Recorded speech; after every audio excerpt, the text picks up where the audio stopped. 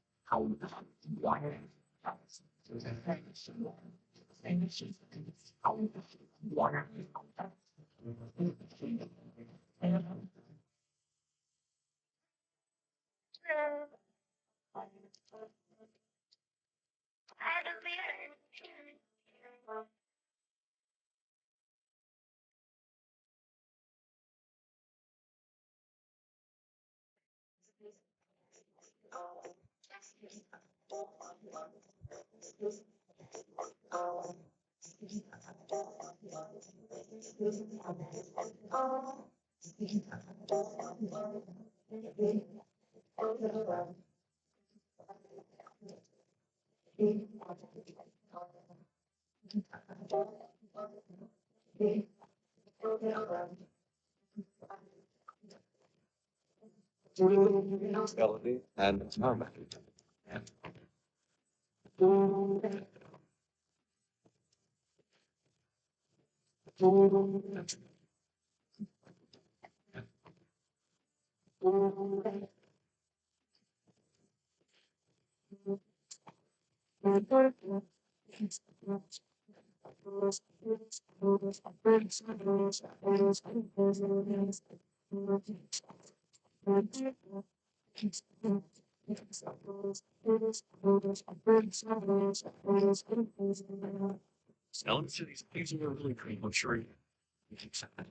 All right, just as a reminder, we need matches 1 and 3 lined up over here.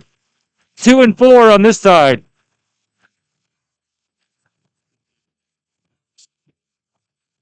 One and 3, 2 and 4. After the 4th match, we'll do our opening ceremonies. So we just need the 2 matches on each side right now.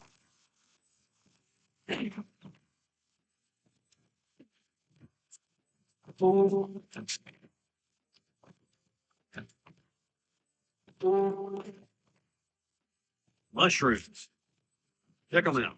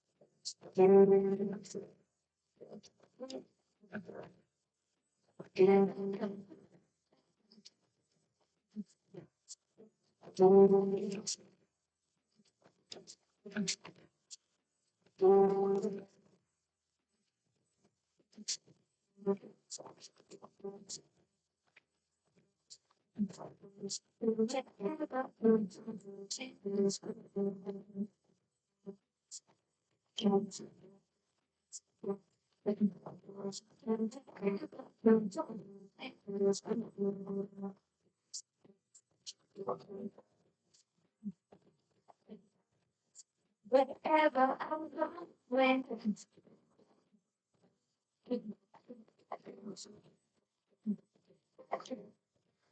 wherever I'm going.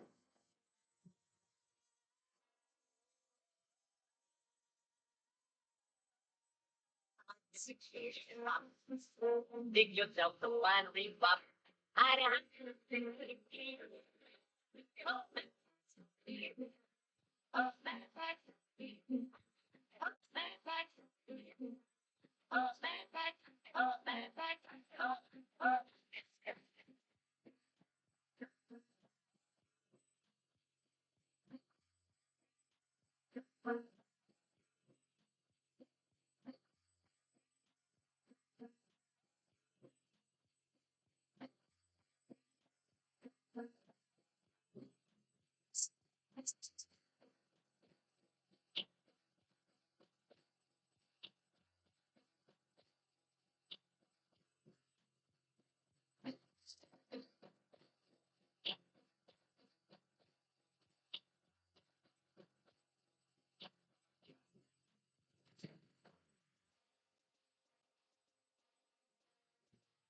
We are missing team 6184. 6184 on field number 1.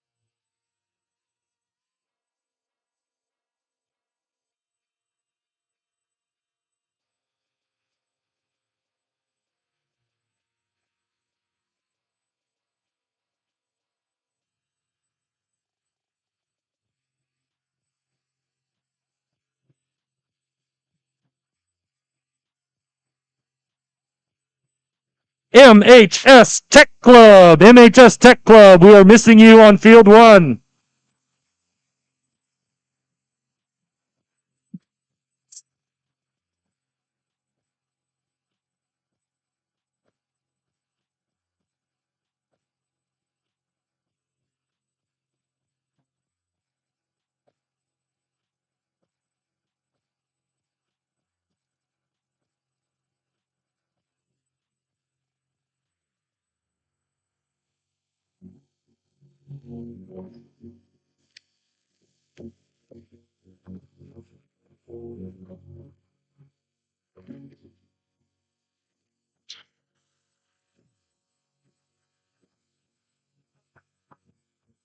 Oh.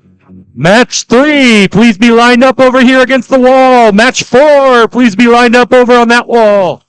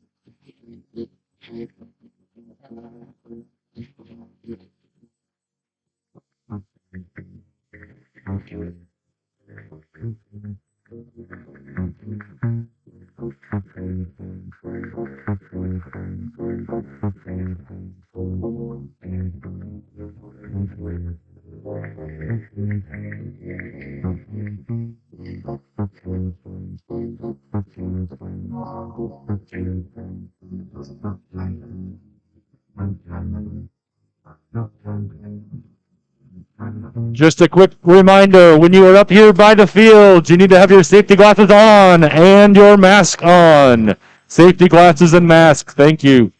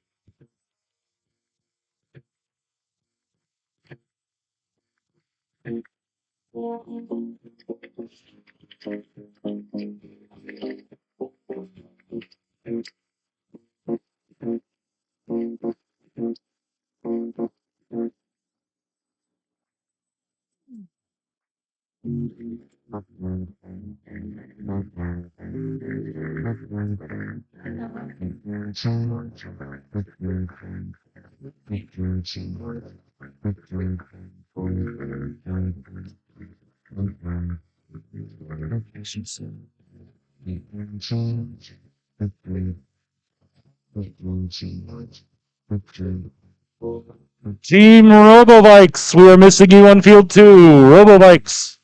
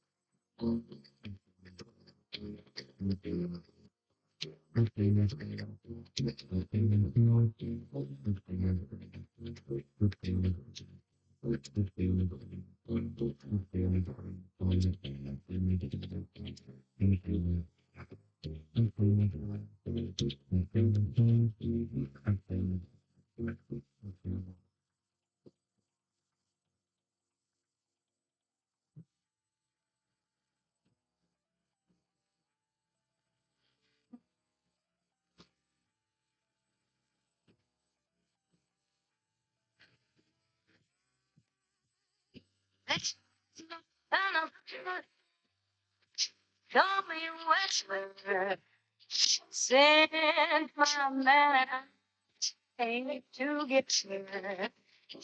Keep draining, but that's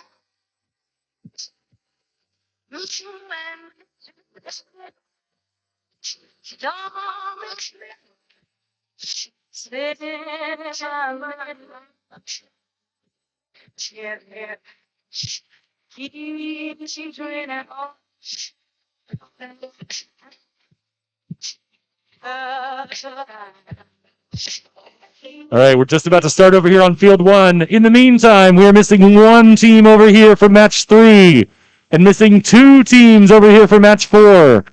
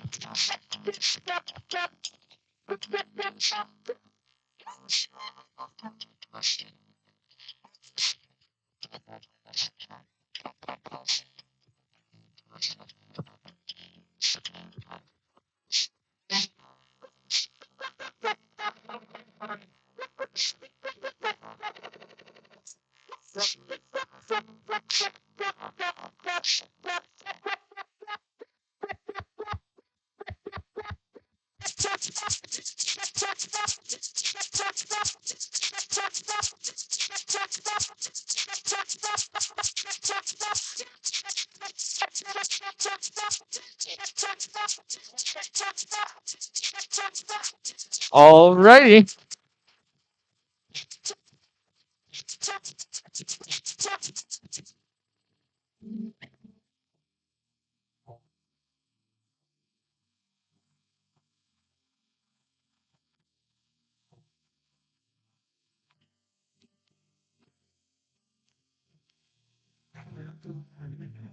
Alrighty.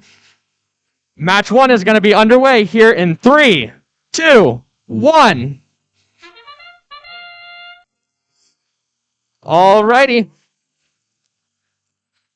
We have team 10001 pushing their team scoring element off of the barcode, and we have 8120 parked all the way in their warehouse.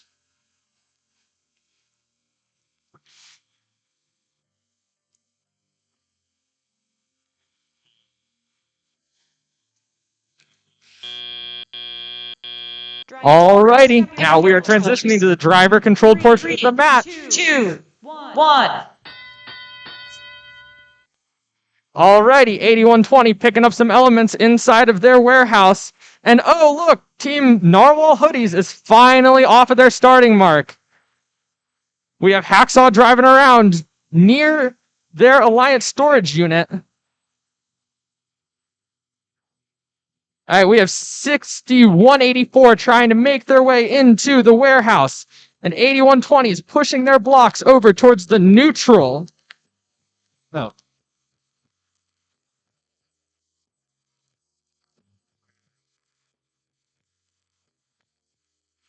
Alrighty, 8120 still struggling to get over the barriers. Looks like we might have a little bit of a collision. Oh, we have Hacksaw placing some ducks inside of their Alliance shipping hub. And oh, look, there's a block scored for the red team. All the teams are still trying to pick up the game elements. Oh, and another block placed in the neutral shipping hub for 8120. Oh, Hacksaw's over here placing another block inside of their Alliance-specific shipping hub and going over into the warehouse for more. And that marks the start of the endgame period, the last 30 seconds. Oh, we have Hacksaw going for some of their ducks, trying to get them on the field. 6184 seems to be stuck trying to get out of the warehouse. However, we do see Narwhal Hoodie moving their way toward the warehouse. It looks like Hacksaw is making good progress on getting their ducks in, and that is the end.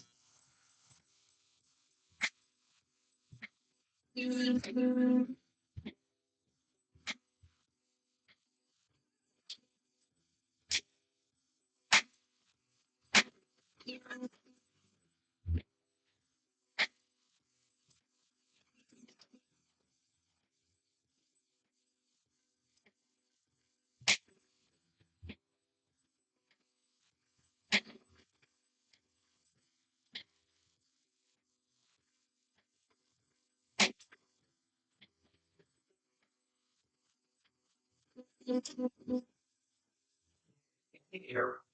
Okay, here, wait.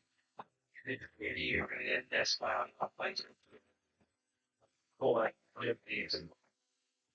Like, what? Just with this time, with it.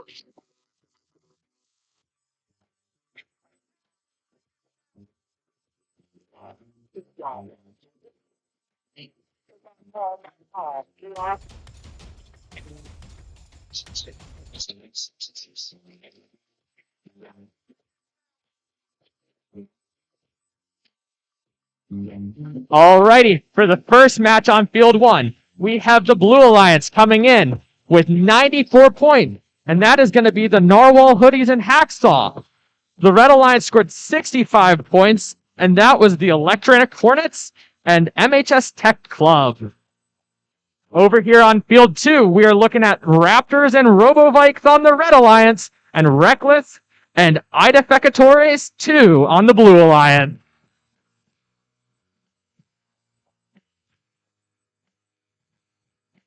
For the randomization, it appears that the ducks are going to be in the middle of each team's barcode.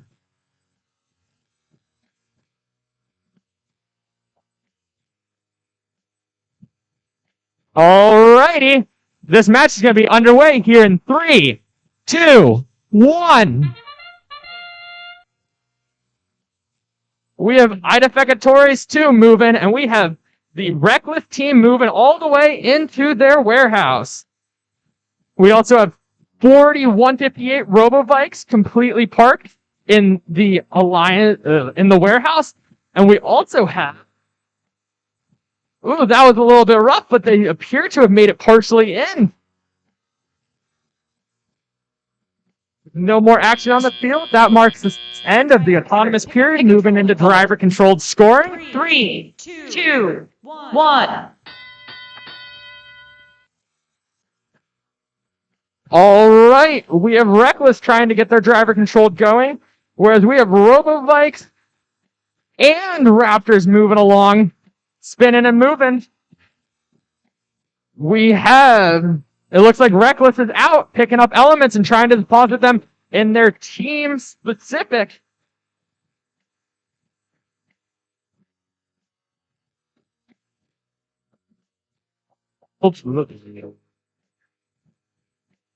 Alrighty, it looks like we have the first block possibly going into the neutral zone for red. 41-518 dropping that in. Whereas 41-261, the Reckless just putting one in the top level of their own shipping. Alrighty, as the teams try to pick up more elements, it looks like Reckless might be stuck on the barrier. Alright, we have 2074 for Ida Fecatores extending their measuring tape, whereas we have Reckless over here depositing another block. We have 45 seconds left in the match. We still have Robovikes going for some more elements into the neutral shipping zone, whereas Reckless over here managed to put another one on the top level. It appears that Ida Fecatores is ready to... Let's see if they do it. They're extending. They're extending. Can they drop it? They're trying. Over here, we have 14-518 placing one on the top level and one on the bottom level as Ida Fecatores attempts to cap. Oh, they do! There's 2 seconds left.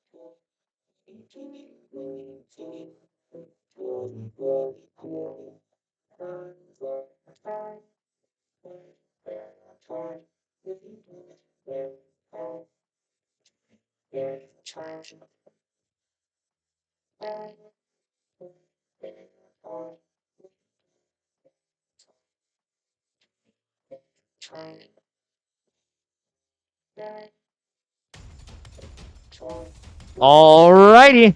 It looks like our match results from qualification match number 2 are in. We have the blue team, which it was Reckless and Idefecatories 2 coming in with 99 points. And we had red team, the Raptors and RoboVikes coming in winning with 126 points.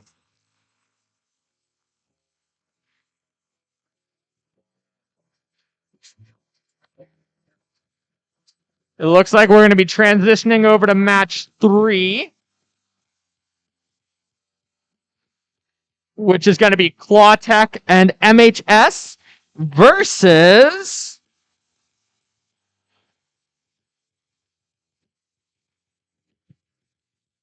we have the Imperial Talons and Centipede. The Ducks are in the middle place. It looks like all the teams are getting ready to go. This match is going to begin in 3, 2, 1. That's the start of the autonomous period. We have 17,440 going to drop a block right away. Same with 13,172. Oh, it looks like we have one completely partially parked in the Alliance storage unit, whereas the others parked in the warehouse. For red team, it looks like we have one in the Alliance storage unit and one that has stayed still. And that 30-second marks the end of the autonomous as drivers transition to their driver-controlled period. 2, 1. Alright, now you see the drivers beginning to control their robots. We have the Imperial Talons over here in their warehouse trying to move around and pick up some blocks. Clawtech's moving in the same way. We have 2165 dropping their first block, attempting to go for that top level. And we have Centipede completely extended. It looks like there might be a little bit of a collision in the blue depot. But here we go. We have Clawtech dropping another block. That marks 2 for their alliance. MHS Tech Club going for another block, with Tech right behind them.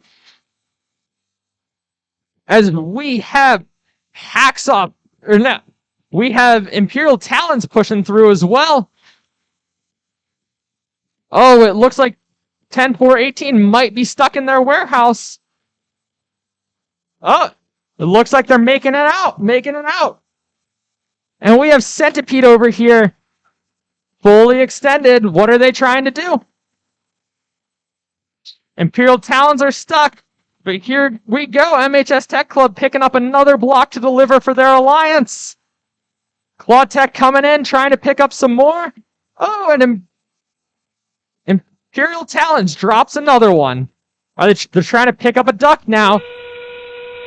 And that marks the last 30 seconds of the game. We have Centipede trying to drop in their ducks for the Blue Alliance. And oh, one robot has completely tipped over for the red team, whereas Clawtech is completely parked inside of their warehouse.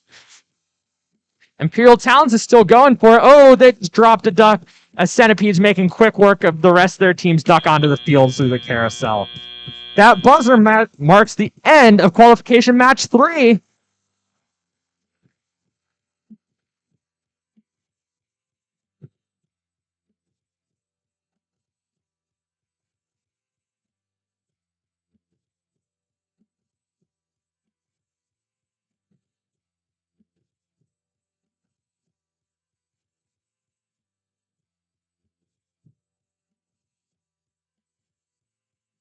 Just a reminder that we'll be taking a break after match 4, the next one on this field, to do an opening ceremony. So if you are not participating in match 4, find a seat somewhere that you can see and you can hear, and we will get started soon after this match.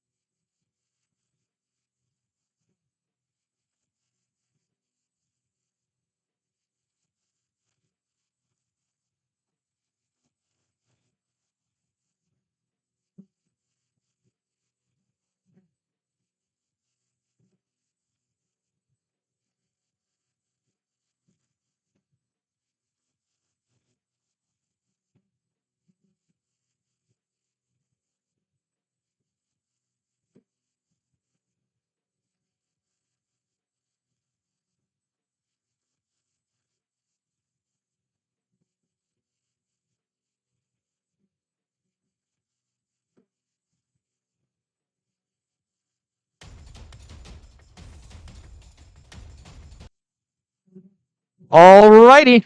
It looks like the results from qualification match 3 are in, with the Red Alliance coming in at 25 points. That would have been teams Clawtech and MHS Tech Club 2. And on the Blue Alliance, we have the Imperial Talons and Centipede coming in with 54 points for the win. We're going to go ahead and randomize for qualification match 4.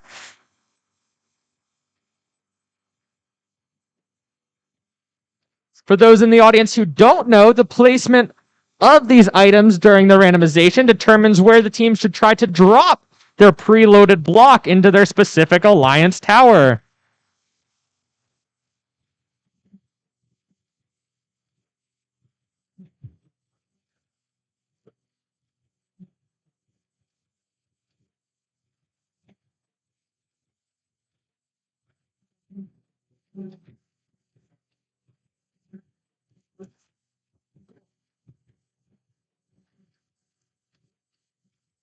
Alrighty, we're going to see qualification match 4 here begin in 3, 2, 1.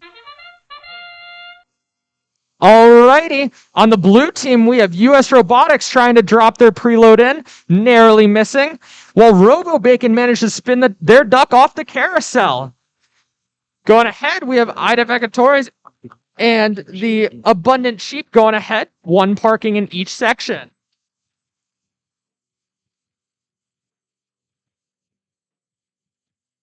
As we are waiting for the autonomous period to end, we are going to transition into driver control. Drivers have 10 seconds to start their programs before they drive. That marks the start of the 2-minute period of driver controlled. We're going to have Robo Bacon trying to move around. Looks like they're getting ready to drop. US Robotics dropping in the neutral zone. We have the original Identificators going for a 3rd level drop here, and they successfully complete it. We have the Abundant Sheep trying to get out of their warehouse, and they do it successfully. US Robotics barreling their way in. We're going to have Robo Bacon attempting to move around, while US Robotics attempts to pick up another block. We have the Abundant Sheep going for a 3rd drop in their top level, with Identificators coming in close behind for 4. US Robotics dropping a 2nd one in the neutral scoring zone, while Abundant Sheep managed to drop another one in the top. Robo Bacon and US Robotics having a little bit of a traffic jam, but I wonder if we'll see the same thing on the Red Alliance here in a second. Oh, Abundant Sheep made it out. Are they going to be able to drop another one? Oh, it looks like Blue is up to 3 in the top of their shipping hub on the level 3. Abundant Sheep dropping theirs on the ground, but Identificator is trying to get out of their warehouse. US Robotics making it out. It looks like they're getting ready to start spinning their carousel in the end game. Alright. Identificator is picking up another one, while the Abundant Sheep go to spin their carousel. That's one duck. Teams are both alliances are managing to drop ducks quickly, trying to spin them off the unpowered carousel with their robots. All right, it looks like Robo Bacon is still trying to pick them up. However, both of their robots are trying to park inside of the warehouse. For Red Alliance, we had one Identificators park in the warehouse and Abundant Sheep in the team scoring zone.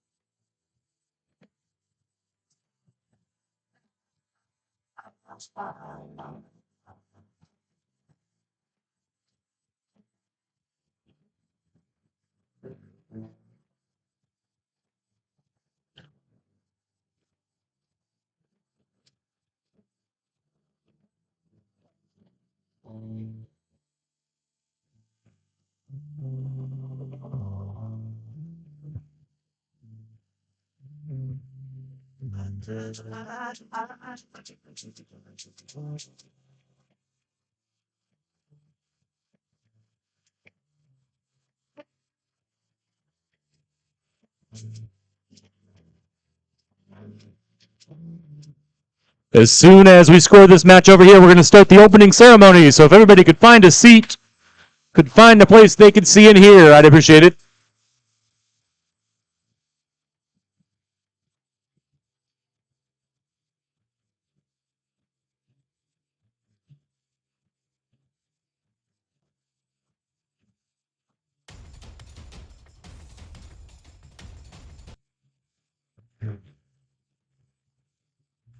Alrighty, it looks like the scores for qualification match number 4 are in.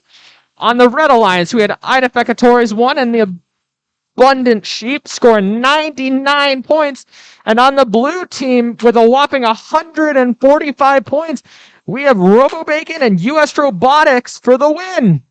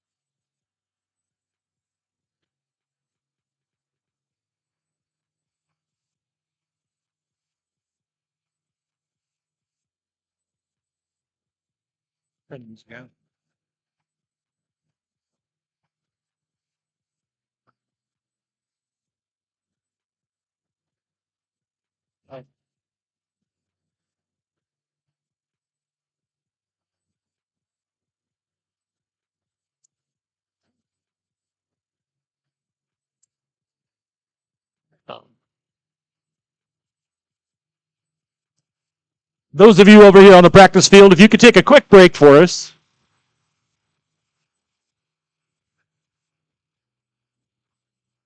You can leave the robots there.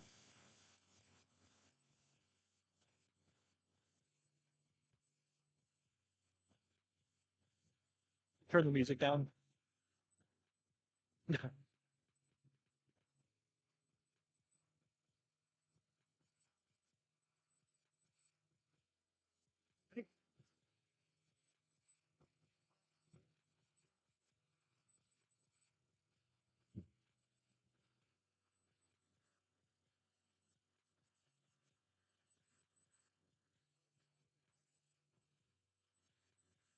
More of an Anagon DeVito guy, but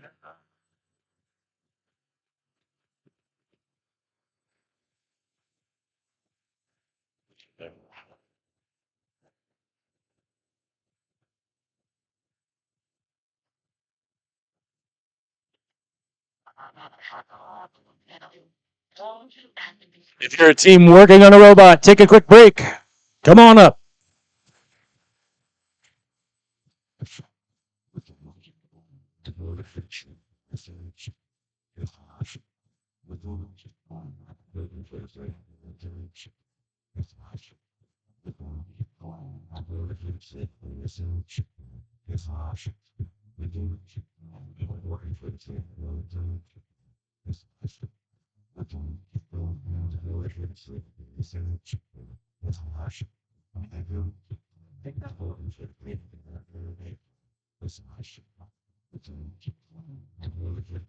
All right, could you turn the music off for just a few minutes?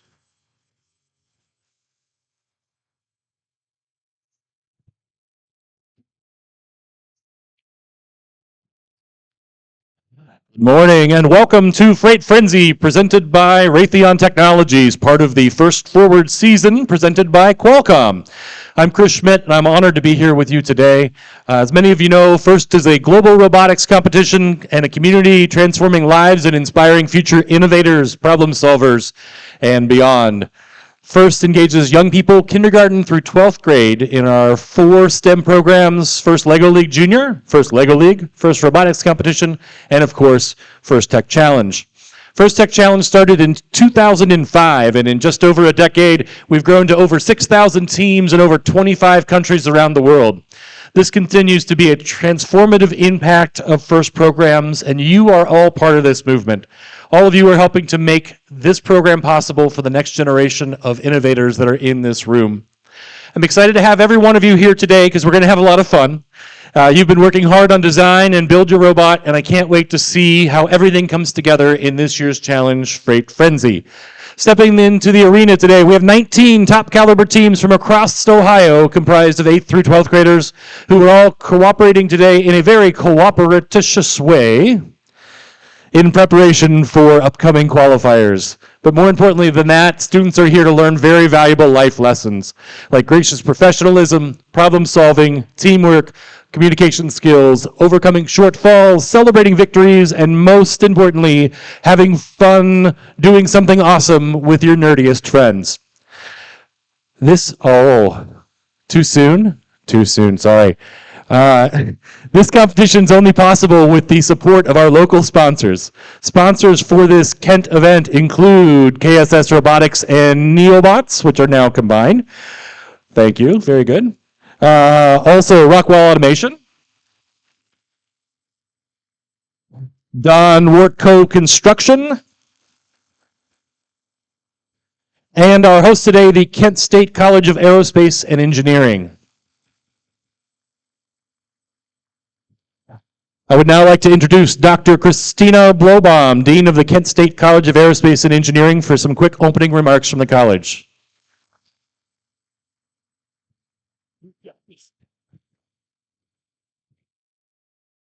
Good morning. Can you hear me? All right. Good morning, teams, coaches, parents, support systems, volunteers, and judges. A lot of folks here, and we really appreciate all of you. My name is Christina Blobaum. I'm the Dean of the College of Aeronautics and Engineering. It's okay. We actually have a flight program and a whole bunch of wonderful aeronautics programs along with engineering programs. And I want to thank you for being here for the first Tech Challenge Freight Frenzy. We're so happy to have you here. And this program, as you just heard, has given you the ability to work with a team to design, build, test, and program autonomous and driver-operated robots. And that's pretty cool. And we know a lot about that in our college, in fact. We think it's cool too. And I want to tell you a secret, and I wish someone had told me this a long time ago when I was your age. This challenge that you're participating in for fun is something you could actually turn into a career. And that's pretty exciting. A career that's fun. I mean, that's really exciting. So a few things that we teach our students as they work hard towards their career of their dreams is to take risks, make mistakes, learn, evaluate, fail, and then try again. And sometimes again, and again, and again. And yes, I did say fail. Failure is really important.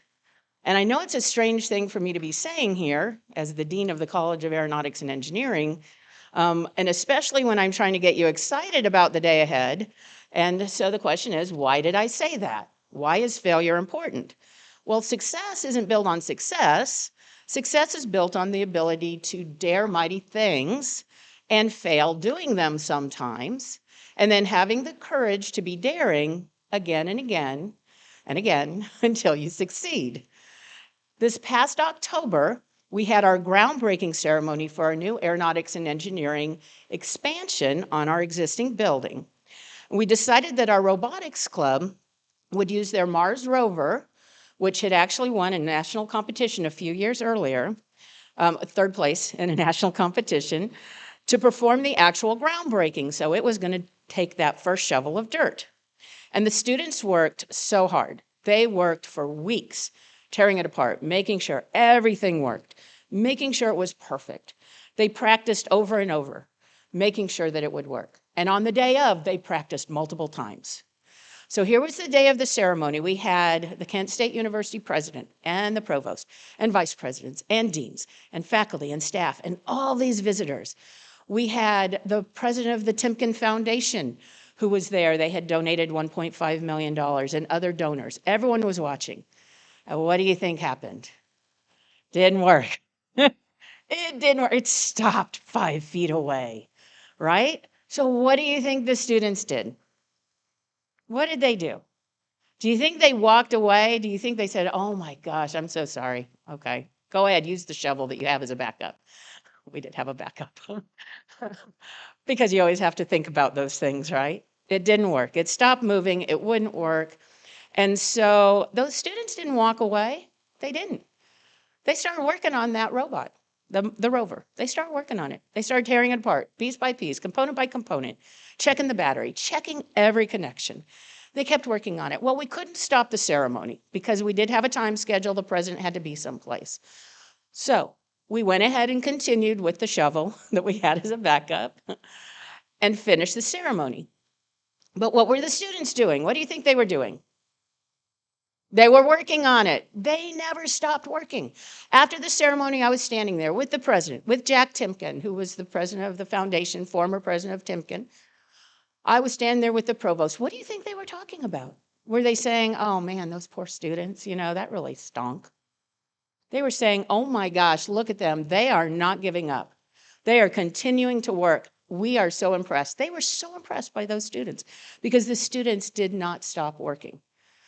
And then, what do you think happened? They got it to work.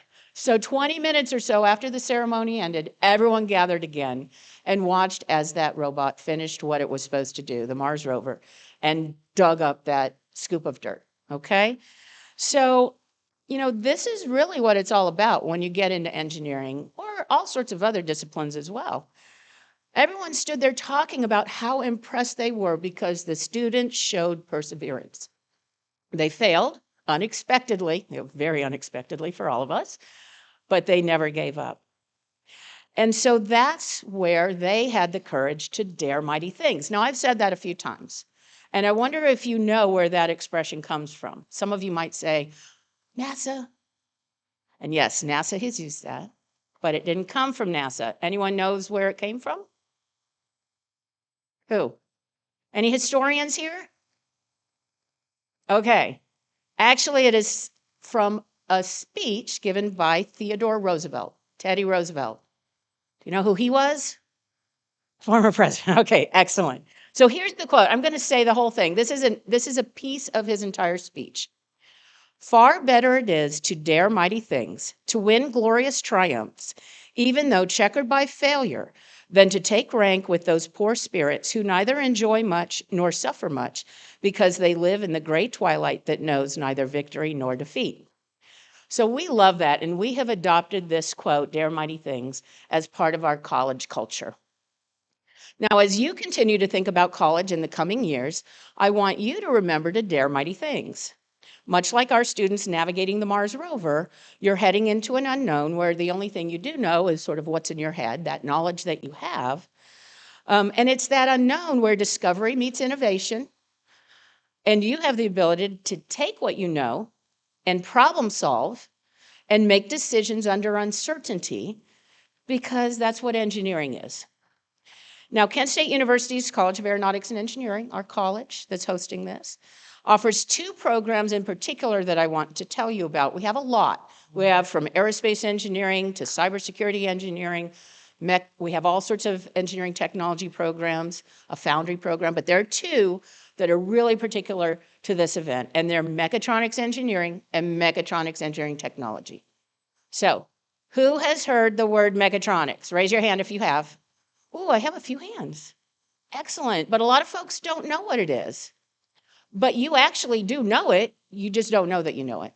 So mechatronics engineering and mechatronics engineering technology have all these pieces and parts that work together. They integrate mechanical, electrical, computer, and control systems. Does that sound familiar? That's what you're doing, right? You have mechatronic systems right there that you're working on. And so we have these two programs that revolves around the design, construction, and operation of automated systems, robots, and intelligent products. And those result from the integration of software and hardware. And that's very much where the future is, frankly, in all sorts of industries. Well, this is an exciting time to be a student in our college. We have that the actual groundbreaking. So we had the ceremony in October, but the physical groundbreaking is happening next month. We're adding 44,000 square foot onto our existing building. And that's big. If anyone has been in our building, it's 80% of the existing building that's being added on. It's like a whole new building. And it's going to add more classrooms and lab spaces for our students to explore, create, and learn. Down in the lower level, we have the bot bunker. And that's a suite of research, teaching, and collaborative labs where our students will have the opportunity to really engage in all of those kinds of mechatronics things that you're so interested in and that you're doing right here. Intelligent, robotic, multifaceted manufacturing systems require minds that basically understand how to integrate all these things like you're doing right here. And so, you guys are exactly the kind of people, exactly the folks who would love mechatronics engineering and mechatronics engineering technology. So we're so excited to know that the future of engineering and robotics is going to be safe in your hands. And I want to thank you so very, very much for being here. And to all of you, each team, every member, good luck. Thank you, everyone.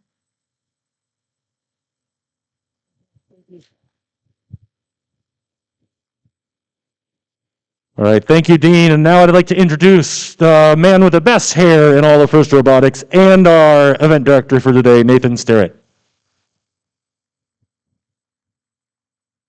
Hello, thank you. Just a couple quick announcements. I think most of you probably got 2 flyers at your table. Neobots and KSS Robotics run an off-season event, the Turtle Friendly. Many of you have attended in the past. We're running it again this year. It's a good opportunity to get together, train your drive teams for next year, have the experience of an off-season event that's just fun and relaxing. It's a good time. We also run a couple summer camps, both for first LEGO League aged kids, LEGO League, and then fun STEM activities, and then FTC camps as well. If you want to learn how to make FTC robots, run a couple camps, and the end result of the FTC camps is make a robot and take it to the Turtle Invitational, or the Turtle Friendly. We also have a good space. If you're stuck, reach out to me and wander down to our space on a Sunday afternoon, and we can get your robot moving forward. We have all the different build systems, all the tools to put together an FTC robot, and a field and good example robots. We also have a couple FLO fields set up if you are associated with FLO teams and they get stuck as well. Just reach out to me, tackle@kssrobotics.org, or you all have my Gmail account from this tournament. Thank you. Good luck, everybody.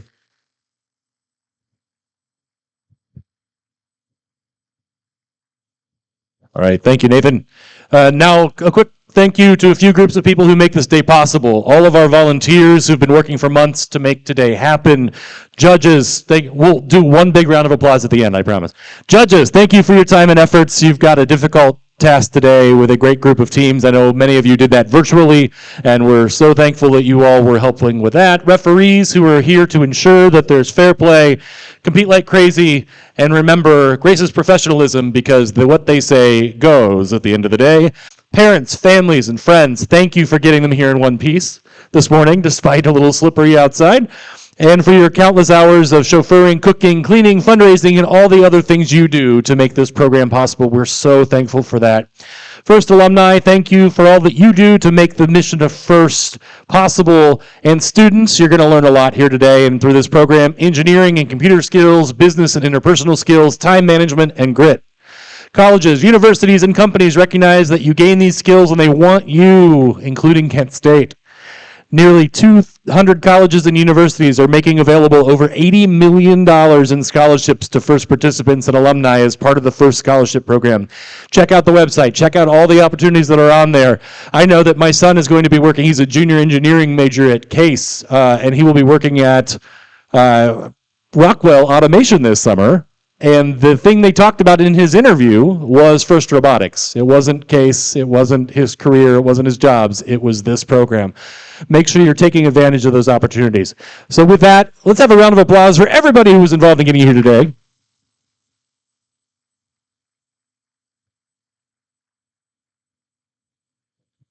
Thank you. All right, here's what the schedule looks like today. We'll run matches through about 12:30, which hopefully is that whole first page if we're all on time. Take a 30-minute lunch break, finish up qualification matches starting at 1, and then go immediately into alliance selection, and where 4 teams will pick 2 partners apiece. These 4 alliances will have a playoff at the end of the day, best 2 out of 3. We'll talk about that later on. Then we'll finish up with the awards ceremony after we're done for the day, hopefully a little ahead of what you see on the schedule, and we will get out of here and head back to your Saturday evening. Those of you that may get a call back from judges, make sure they're going to come find you at your table, or you're going to hear from me if they can't find you. Make sure to take that seriously. That's how we're going to finalize some of the awards today. All right, it's almost time to move boxes. But before we put the robots back into action, ladies and gentlemen, please stand for the national anthem.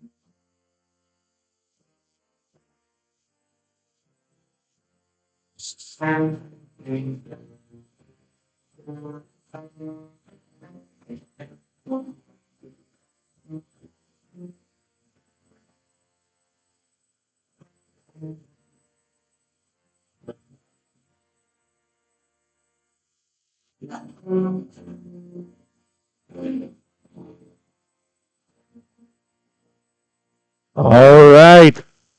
The other voice you'll be hearing today, joining us from all the way from Ada, Ohio, a polar bear himself, Mr. Dominic Hupp is going to be announcing games today, so you'll hear his voice. All right, teams, are we ready?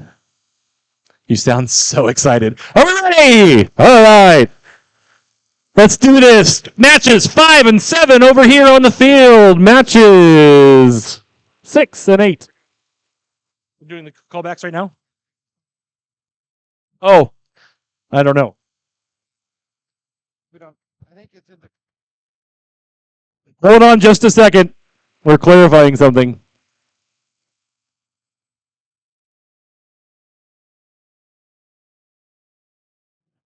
I apologize. We've got a quick change for you.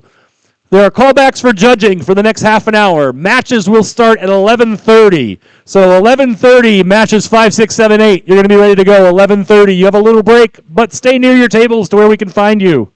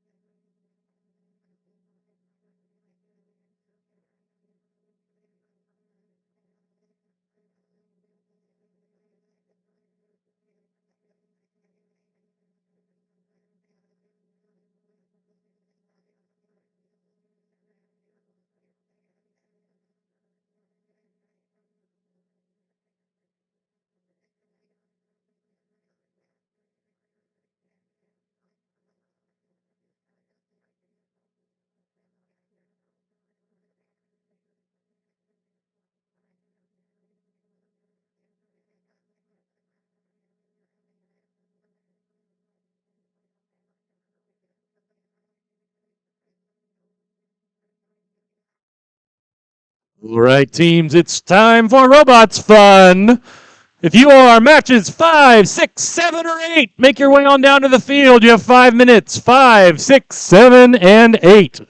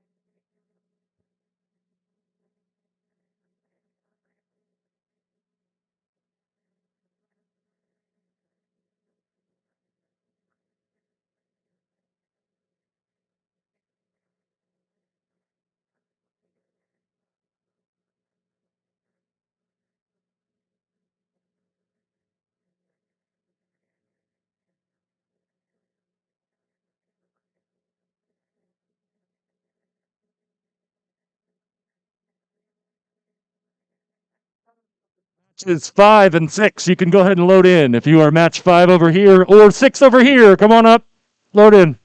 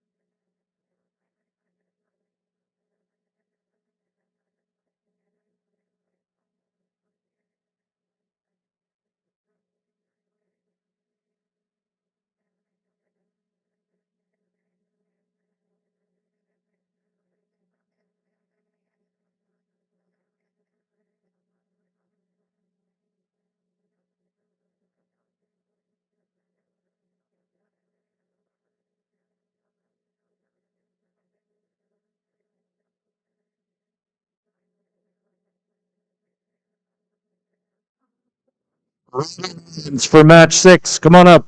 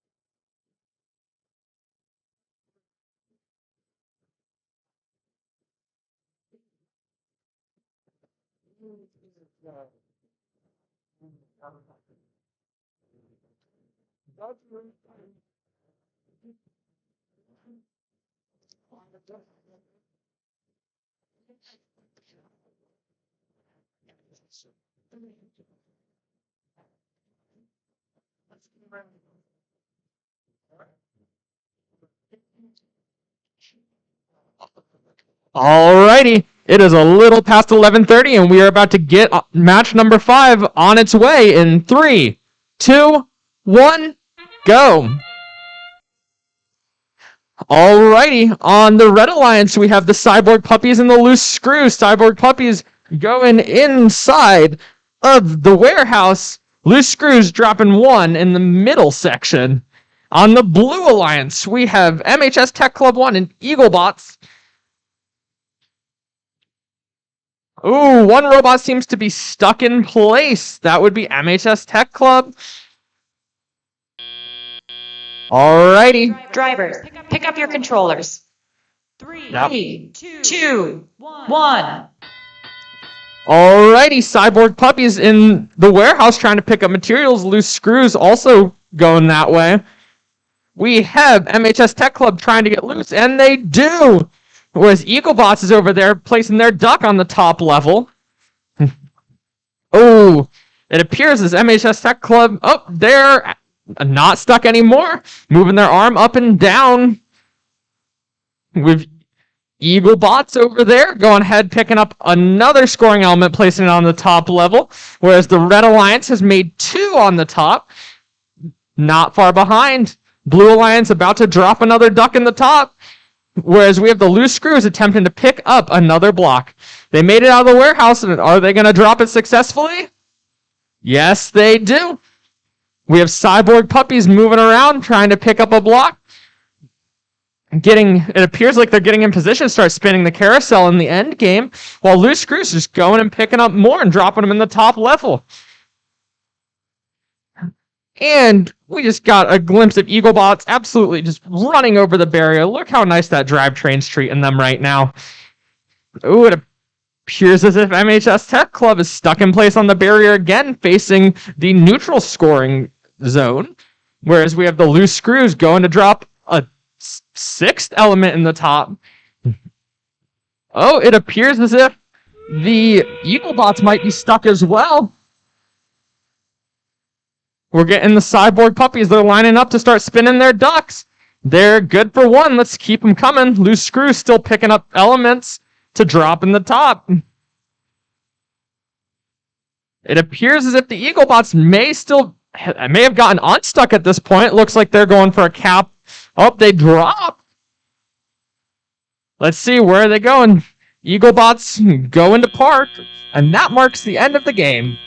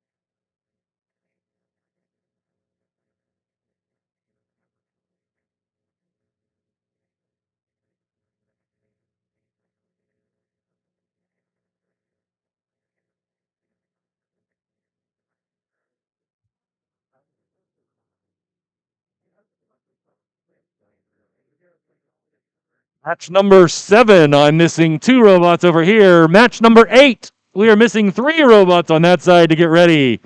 Match 7 and 8, please make your way to the fields.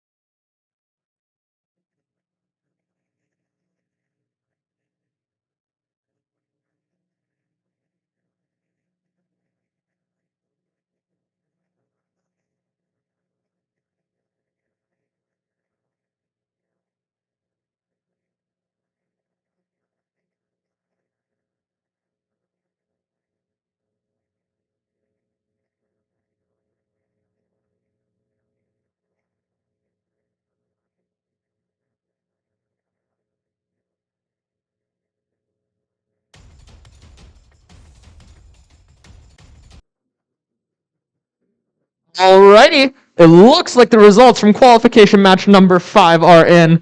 On the Blue Alliance, we had MHS Tech Club number 1 and Eagle Bots with 52 points. And on the Red Alliance, we had Team Cyborg Puppies and Loose Screws with 129 points for the win.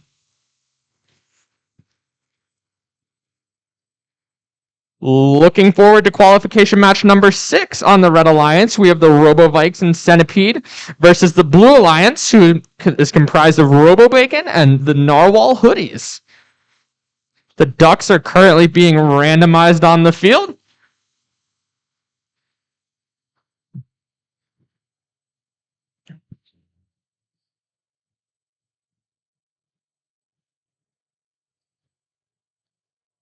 All the teams appear to be ready, so qualification match number 6 will be kicking off here in 3, 2, 1. Alrighty, Robo-Bacon going to drop their preloaded element, and it does land on the top level with Narwhal Hoodies. And on the other side of the field, we currently have the Robo-Vikes.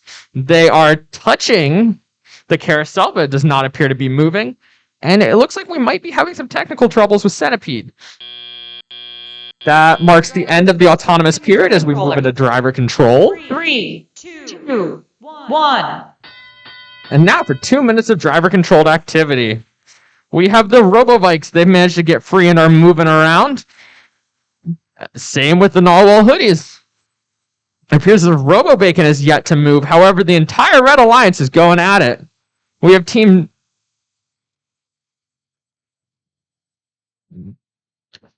We have the Red Alliance going to pick up blocks out of the warehouse, while Robo-Vikes is currently spinning around trying to pick up a mineral. We have the Narwhal Hoodies going ahead in the warehouse to pick up some elements, and we have Robo-Bacon doing the same.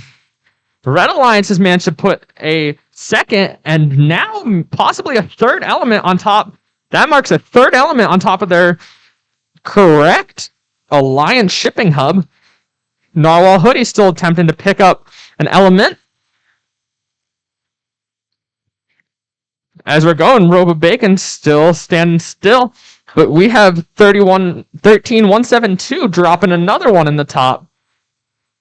These gold elements sure are going fast for the Red Alliance. With 45 seconds left in the match, let's see if they can get a couple more. Blue Alliance still trying to pick up their minerals and facing a little bit of technical difficulties. However, that is another gold block for the Red Alliance in the top. And that marks the last 30 seconds of the game.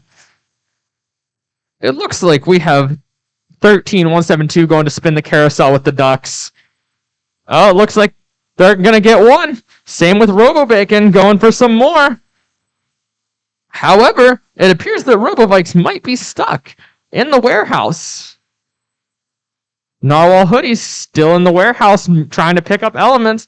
And man, these ducks are going fast for both alliances.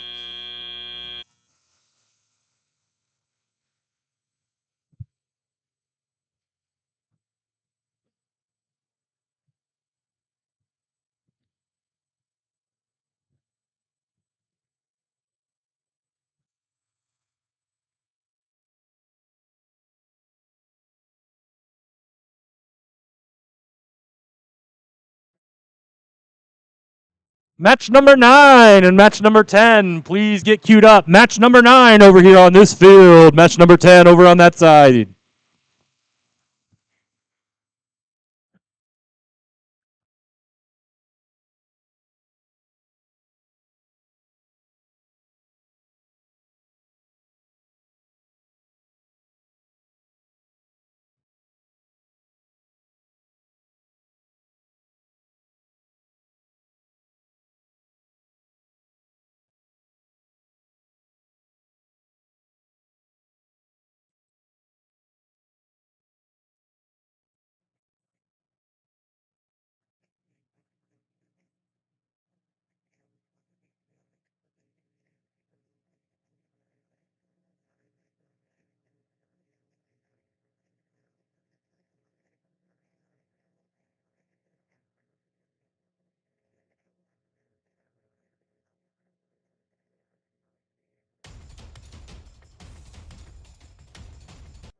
Alrighty, looking to the end of qualification match 6 over here. We have the Red Alliance of the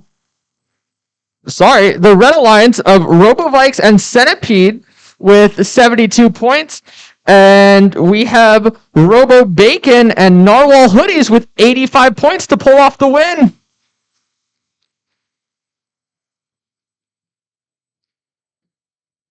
Here over on field 1, we're looking towards the start of qualification match 7 as the teams get set up. On the Red Alliance, we have Reckless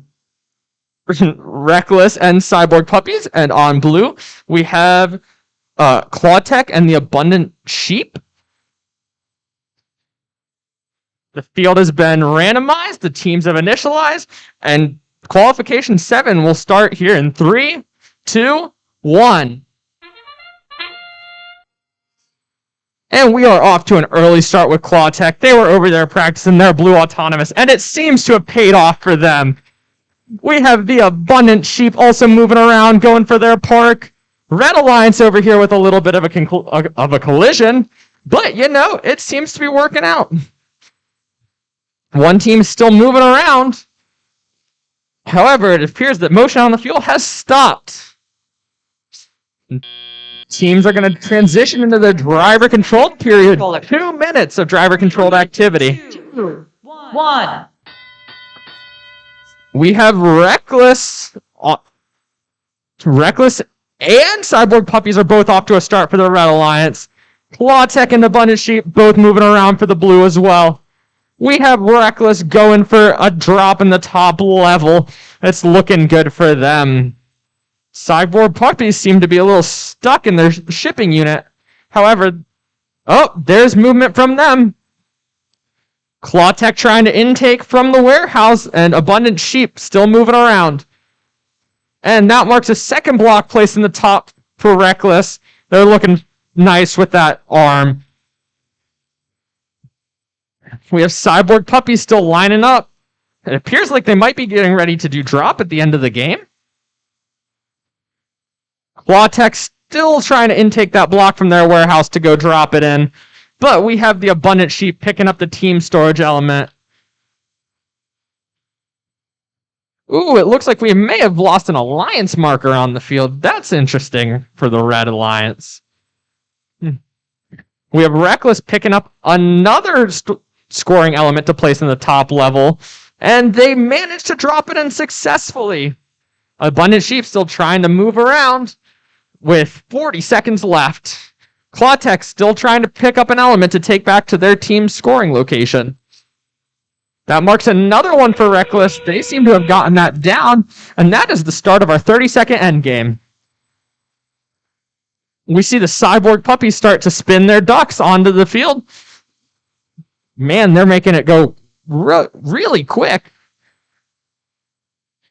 We have Abundant Sheep also spinning theirs, using a wheel on top of their robot. Clawtech attempting to drop a block into the Alliance neutral scoring location.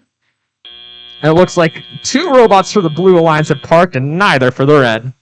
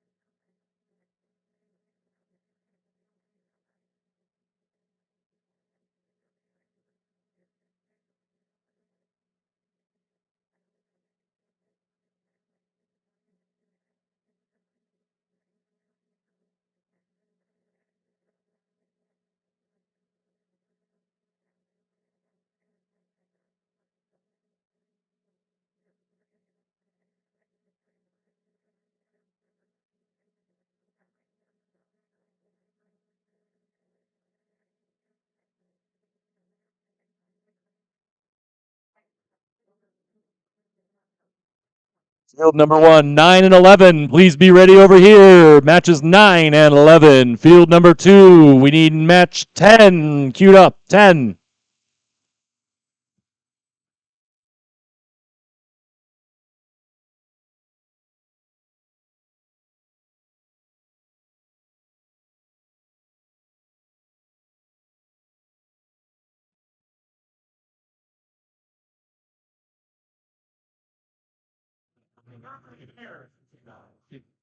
As we are waiting for the scores from Qualification Match 7, we are going to go ahead and randomize Qualification 8. And oh, look! Everything's already where it's supposed to be.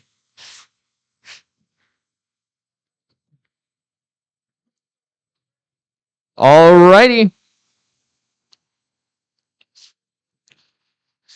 Alrighty, Qualification 8 is about to be underway here in 3, 2, 1. On the Red Alliance, we have the Imperial Talons and Ida Fecatores, the original. Oh no, 2. And on the Blue Alliance, we have US Robotics and Hacksaw. It looks like the Blue Alliance and the Red Alliance both managed to score their duck, while one parked for the blue, both parked for the blue, and one for the red. It seems as if the field is pretty still as we transition into driver control, marking 2 minutes of driver control activity. 1. We see all the robots spring to life, almost all the robots spring to life. We see the Blue Alliance, and we see Hacksaw handedly going to put that duck in the top level. US Robotics attempting to pick minerals up out of their warehouse, and we have Imperial Talons trying to do the same. Maybe getting a little stuck on the barrier, but they'll figure it out. US Robotics dropping in the Alliance neutral scoring location here by the warehouses. And, ooh, Hacksaw picking up 2 blocks and dropping them both. US Robotics picking up another, going for a top-level score this time. Blue is just hammering those onto the top. Are we about to see a 4th? Ooh, we see Hacksaw drop a second one in the middle for the blue. We have Imperial Talon still trying to pick up out, trying to get free of the warehouse. They seem to be a little stuck. And we have Ida Fecatores, too, who seems to be having some connection troubles on the field. US Robotics still going, trying to drop another one in the top. It seems like they're going to make that successfully. Both teams for the blue handily picking up these freight and dropping them in their scoring locations. Imperial Talons seems to be really stuck on that middle section of the barrier, trying to work themselves free. And Ida Fecatoris, too, trying to figure out their connection problems.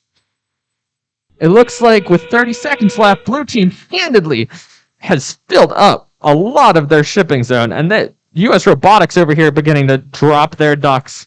Hacksaw picking up another freight piece to drop in their shipping hub. US Robotics making work of those ducks over there. All right, Hacksaw trying to go for one last mineral, or one last freight before the end of the match. Both blue parked completely inside of the warehouse, one of the red.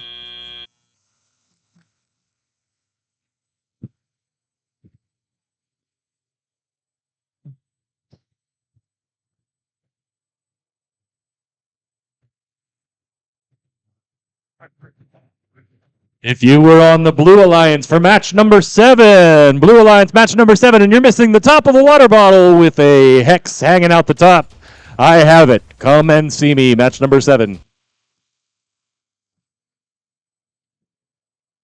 Alrighty, looking to the score, qualification match number 7, which was on field 1, we have the Blue Alliance comprised of Abundant Sheep and Clawtech with 0 net points due to a penalty of -100. But we have the red team with comprised of Reckless and Cyborg Puppies with 88 points for the win.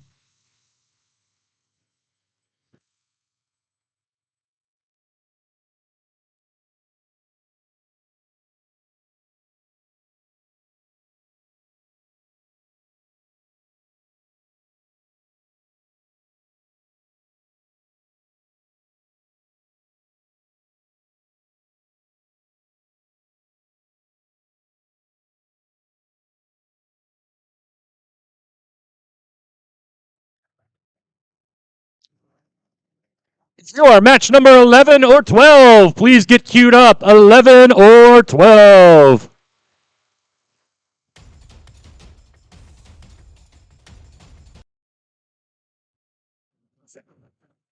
Alrighty, we also have the scores for qualification match number 8 in. The Red Alliance of Imperial Talons and Ida Fecatoris 2 with 23 points, and the Blue Alliance, comprised of US Robotics and Hacksaw, getting the current tournament best of 198 points for the win.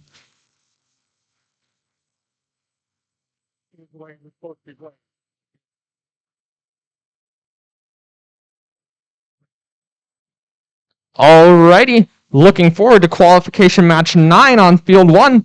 On the Red Alliance, we have the Eaglebots and the Ida Fecatoris original team versus the Blue Alliance of Electric Hornet and the Raptors. Match 9 has already been initialized and has now been randomized. Same position, looking good for that field setup crew.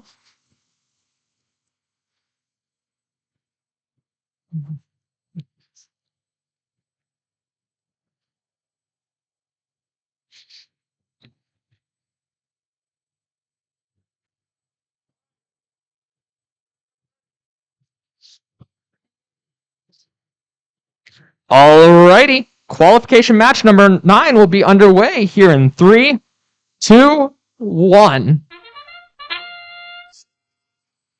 Ooh, it already looks like blue team has a collision, shoving one of their robots into the barrier. But on the Red Alliance, we have Eaglebots placing one in the top and moving over to go drop their duck. Ooh, it looks like their spinner may just not have connected. We have Ida Fecatoris 1 successfully parked in the warehouse, however. Looks like there's been a little bit of a collision stopping blue from moving. Let's see if they can sort that out in driver controlled. 3, 2, 1. 2 minutes of driver controlled have officially started. All the robots off to a handed start. Red Alliance going to drop some minerals in the top level. 8581 attempting to pick up a duck, just narrowly missing. While we have blue having a few collisions over in the warehouse. Extending the dropper and, accidentally dropping their freight back in the warehouse. We have the Eaglebots handedly climbing over that barrier. And we have the Raptors attempting to drop a freight in the top level of their shipping hub. Let's see, they're extended. Can they get the drop? Electric Hornets trying to get over the middle barrier to the neutral zone. And we have 8581 going up, trying for a fifth drop in their top level. We have the Eaglebots still trying to pick up a mineral from inside their warehouse. And for the Red Alliance. And Raptors dropping one in the top. Marks the first top freight scored for the Blue Alliance. All right, it appears the Electric Hornets may be stuck on a mineral inside of the... they actually used the mineral to break free out of the barrier that comprises the warehouse. But we have Eaglebots picking up more minerals. Oh, they dropped it. That marks the start of endgame, the last 30 seconds of the driver-controlled period. It appears as if Electric Hornets might be stuck. Oh, nope, they have dropped one. And it looks like both alliances might be lining up to spin their ducks. Looks like 8581 has frozen, maybe experiencing some connection issues. However, we do have the Eaglebots still managing to score some freight in their shipping hub.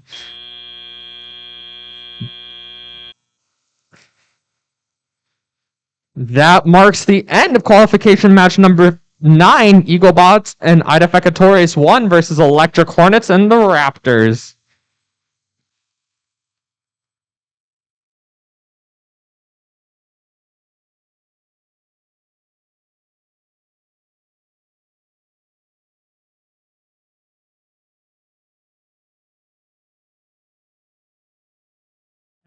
Match number 11, I'm still missing one robot over here. Match number 12, it looks like we're missing 3. Match 11 and 12, please get lined up. Are you still missing one? But before that, match number 10, we are still missing a robot for match number 10. On the Red Alliance. It appears as if it's MHS Tech Club team number 2, 2165. Medina! Where are you?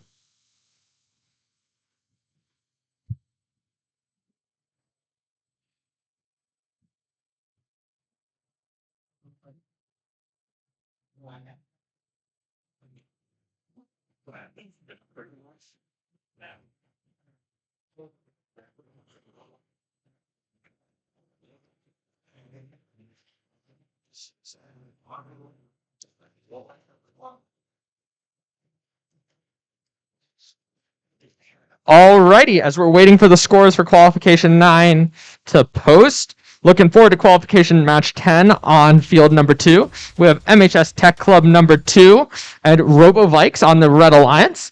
And we have the original MHS Tech Club and the Loose Screws on the Blue Alliance.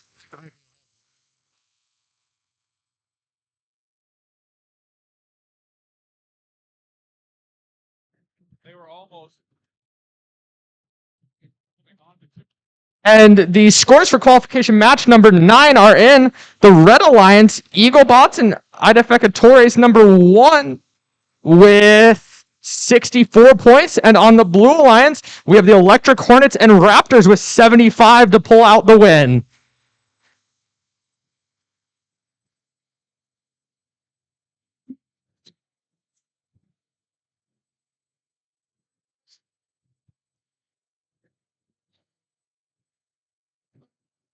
Teams have been initialized, and we are randomizing qualification match number 10. So we're getting ready.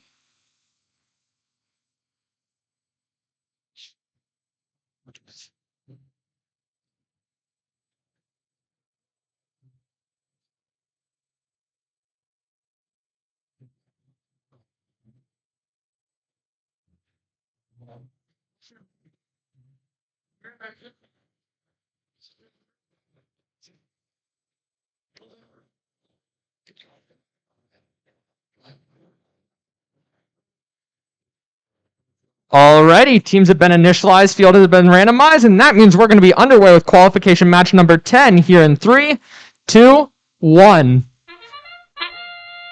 We have loose screws moving, trying to raise their arm up a little bit. It seems they may have missed their carousel. However, they may still be able to drop their block. We have Robovikes parking in the shipping unit. Same with the loose screws. We have MHS Tech Club 1 and MHS Tech Club 2 both staying in place. Drivers, pick up your controllers. 3, 2, 1.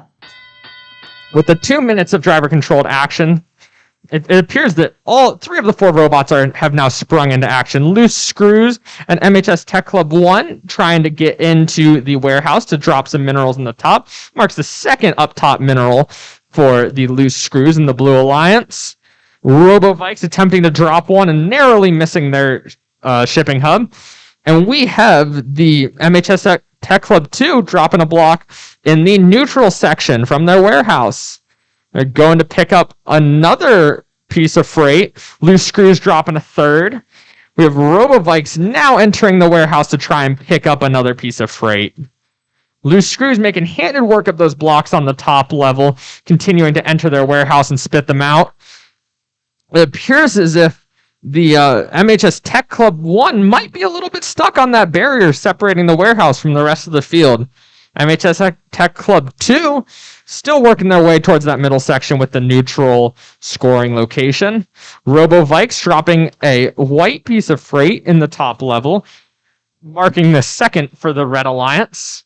Loose screws in the warehouse looking to pick up another piece of freight to drop in the top. And they managed to handedly spit it out like it is no problem. We have Robovikes entering the warehouse to pick up another one, while we're still experiencing a little bit of struggles from MHS Tech Club 1. Alright, that marks the 30-second end game. We have the loose screws spinning the ducks off their carousel, and we have Robovikes attempting to do the same, trying to drop the ducks off. Ooh, one just fell on the floor, but loose screws making handed work of their carousel. It appears that MHS Tech Club 1 is still trying to get free of that barrier, and MHS Tech Club 2 dropping another piece of freight in the neutral scoring location. That marks the end of qualification match 10. MHS Tech Club 2 and Robovikes versus the original MHS Tech Club and Loose Screws. Match number 13. Please be over here queued up. 13 on this side, 14 on this side, 13 and 14. Just a general reminder to all teams, please make sure you place your controllers down at the end of the game after the end game has concluded. Thank you very much in advance.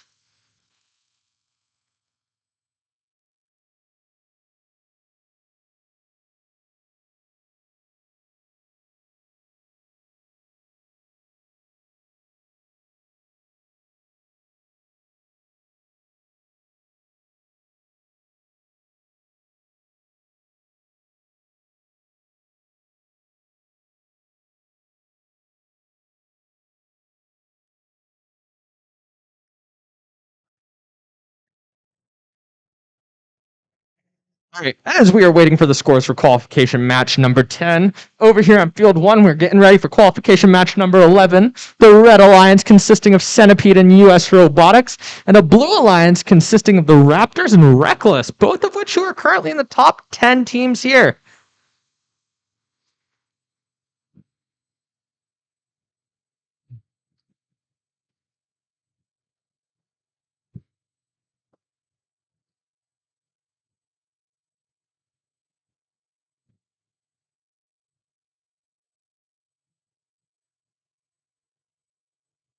Alrighty, they're going to randomize the field for qualification match number 11 on field 1.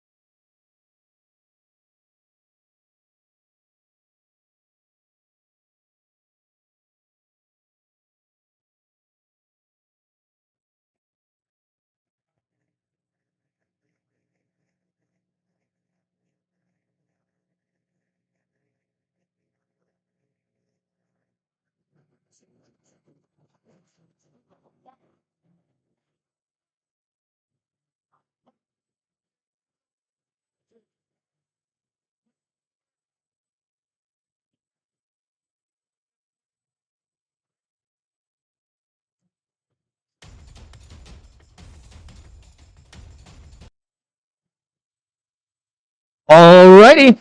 The points for qualification match number 10 have just been posted, and we have teams MHS Tech Club 2 and RoboVikes on the Red Alliance with 73 points, and the winning Blue Alliance consisting of MHS Tech Club, the original, and the Loose Screws with 109 for the win.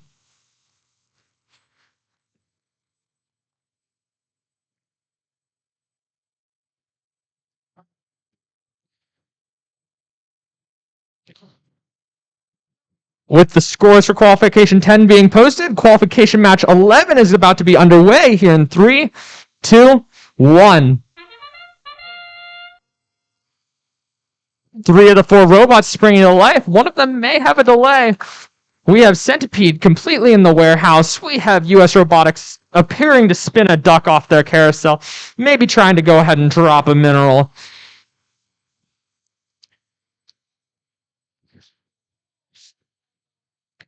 It seems like we have some robots completely in, some partially in the warehouses as well. And that's the end of movement for the autonomous period. Driver, pick up controllers. 3, 2, 1.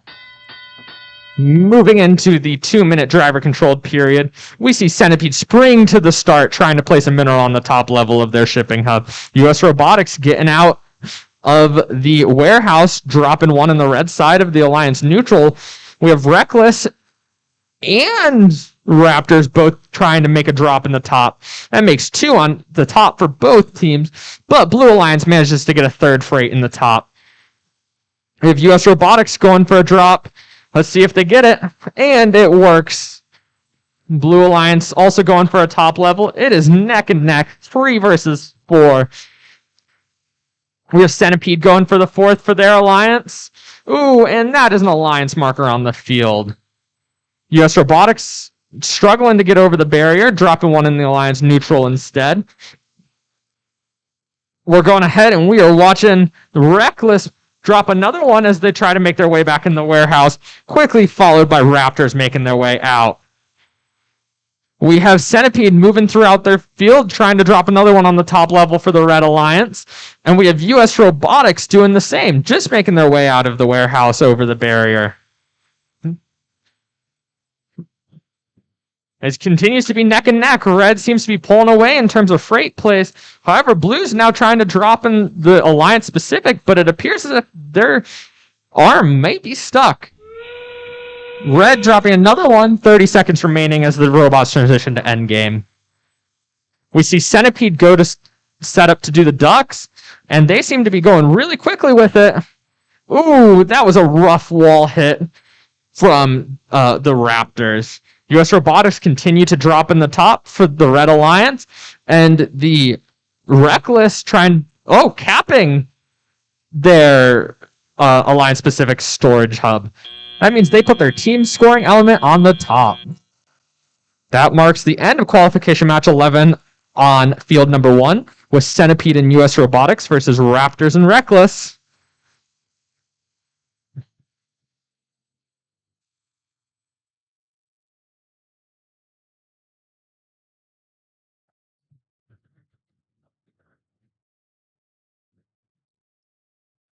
Match 13, please be ready on this side. Match 14 on that side. A quick procedural announcement. We will be breaking for lunch after match 14. If you are after match 14, please go ahead and grab lunch now. Be back. We will start promptly with match 15 at 1 p.m. 1 p.m. for match 15, 1 p.m.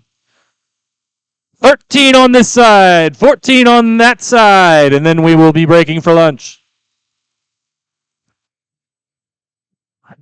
With that announcement, let's look over to field number 2 for qualification match number 12. We're going to have on the Red Alliance the Cyborg Puppies and the Narwhal Hoodies versus the Blue Alliance, Idefecatores 1 and the Imperial Talons.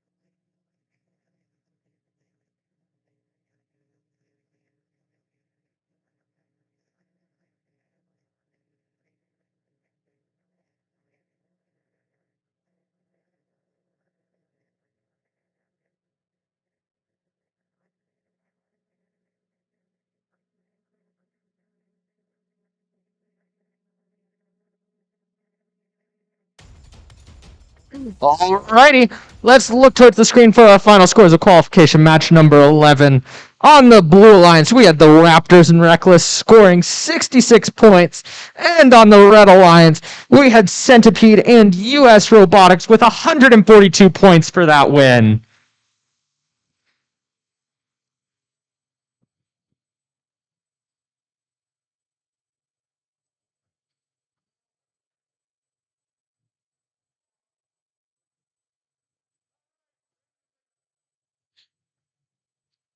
Here on the field 2 for qualification match 11, we are getting the randomization going. We see that field reset crew putting everything in the right places. This looks like our team should be attempting for scoring level 1, the bottom level during autonomous, for the maximum number of points.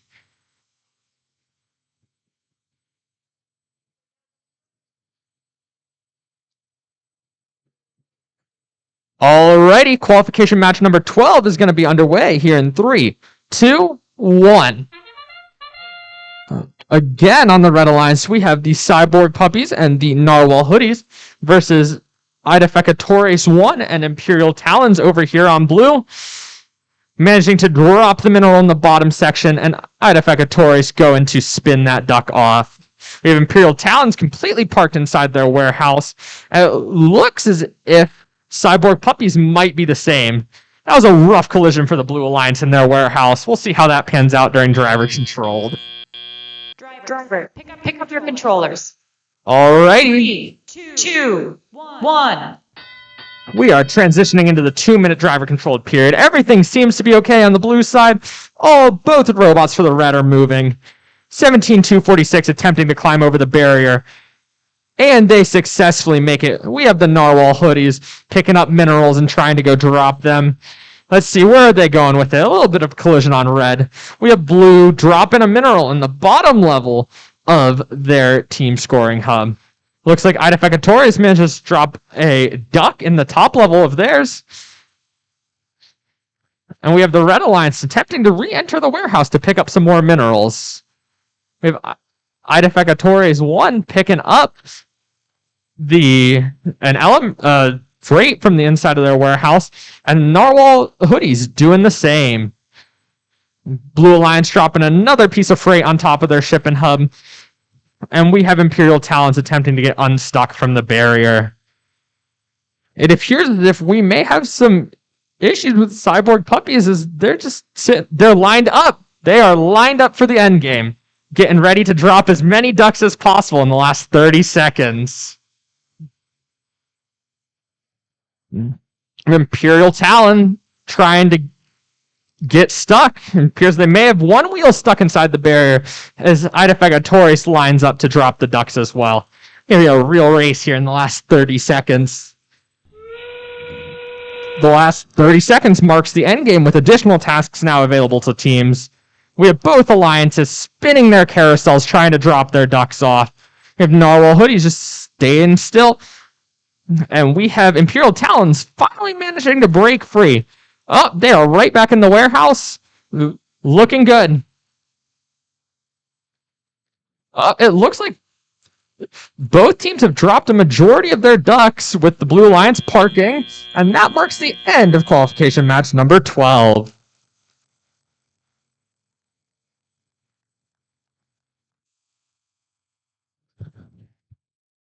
Just a logistics reminder. We will have match 13 over here, match 14 over there, and then we will be breaking for lunch. If you are not in 13 or 14, go eat lunch. We will start with match 15 promptly at 1 p.m. Thank you.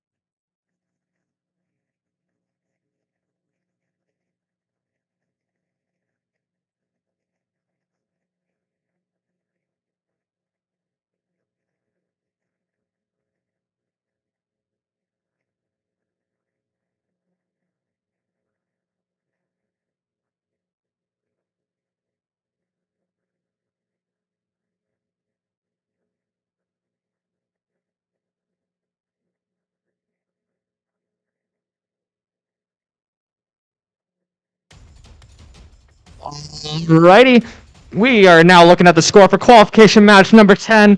The Red Alliance consisting of teams 17-246 Cyborg Puppies and Narwhal Hoodies with 61, and Blue Idefeka Torres and Imperial Talons with 132 for the win.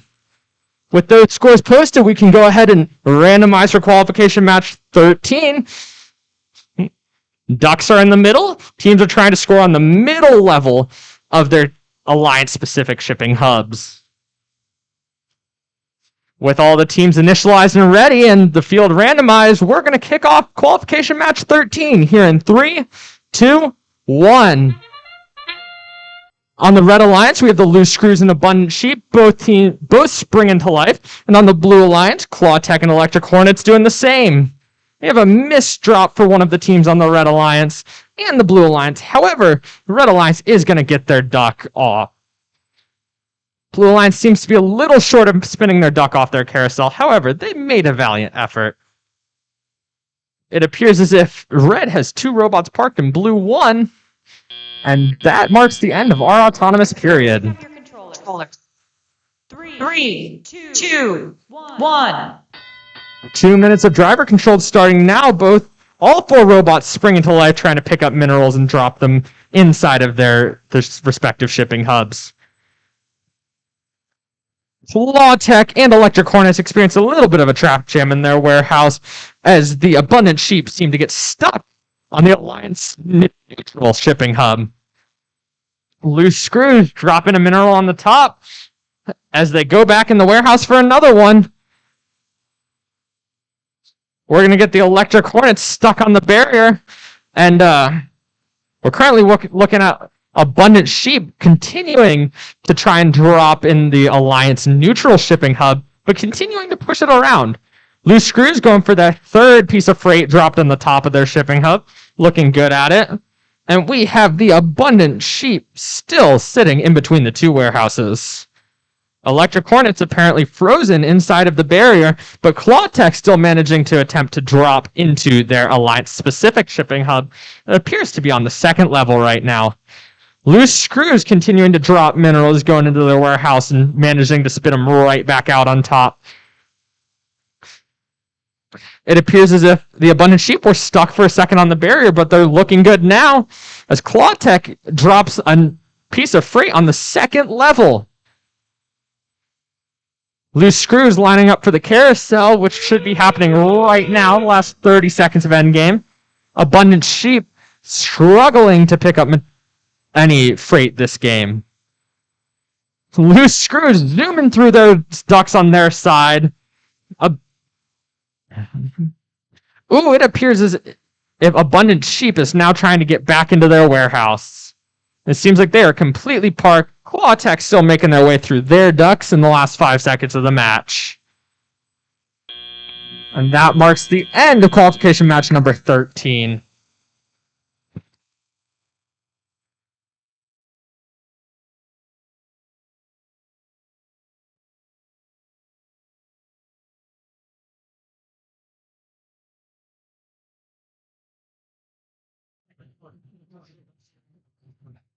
Just as a friendly reminder, please make sure to put your controllers down after the match has concluded.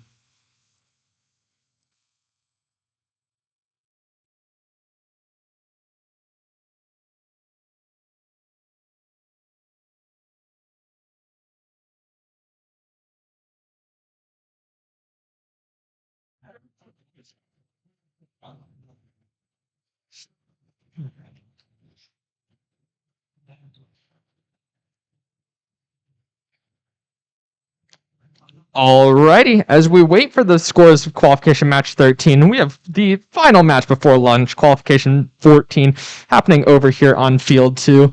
Randomization happening, so that way teams are attempting to score on the lowest level of their Alliance-specific storage hub. On the Red Alliance, we have Hacksaw and RoboBacon attempting to go against the Eagle Bots and MHS Tech Club number 2 on Blue.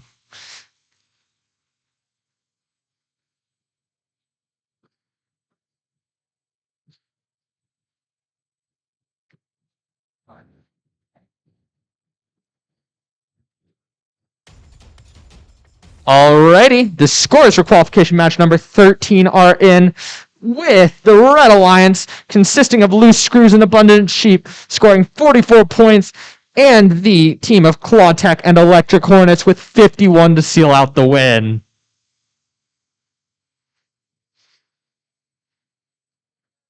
Alrighty, with the final match before lunch, qualification 14, I'll initialize and randomize. They will be beginning here in 3, 2, 1. We see movement from 3 of the 4 robots on the field. And we see what appears to be Hacksaw going to drop their duck, and RoboBacon parked partially in their warehouse. No movement yet from MHS Tech Club 2. And we seem to have Eaglebots parked in the warehouse as well. Blue Alliance did manage to score 1 piece of freight in the top level of their Alliance-specific shipping hub. 3, 2, 1. 2 minutes of driver control now as all 4 robots spring to life. We see 20165 going to drop in the top level, and they do make it in the bottom. Still worth a few points. We're going to have the Eaglebots going to pick up a piece of freight from inside of the warehouse, and we see Hacksaw pick up a duck off the ground and drop it in their top level. Maybe some issues from RoboBacon. They may be stuck inside the barrier. No movement from them since the end of the autonomous period. We're seeing Hacksaw continue to go for those minerals to drop. Ooh, and movement from RoboBacon. They are extending their arm. They seem to be out of the barrier now. Are they going to be able to drop? Yes, they are. We see Hacksaw pick up a mineral, or a piece of freight, go to drop in the top level. And we have Eaglebots with a piece of freight, trying to pick up a duck right now, actually. That is the 4th piece of freight in the top for red. See, this might be the 2nd for blue. We have MHS Tech Club number 2 making short work of the Alliance neutral zone, trying to tip it their way for the end game. And Eaglebot's going for another drop in the top. Same for Hacksaw. Hacksaw is now lining up for the carousel at the end game. We may be seeing some issues with RoboBacon. They seem to be stuck inside of the barrier. MHS Tech Club 2 put down and is picking back up a piece of freight, trying to go drop it, as one team for either alliance is going to try and spin the carousel. The team of Hacksaw over there is making short work of those teams' ducks, dropping them on the ground. And we see Eaglebots not far behind. MHS Tech dropping and parked inside of the warehouse, making 1 park for this game.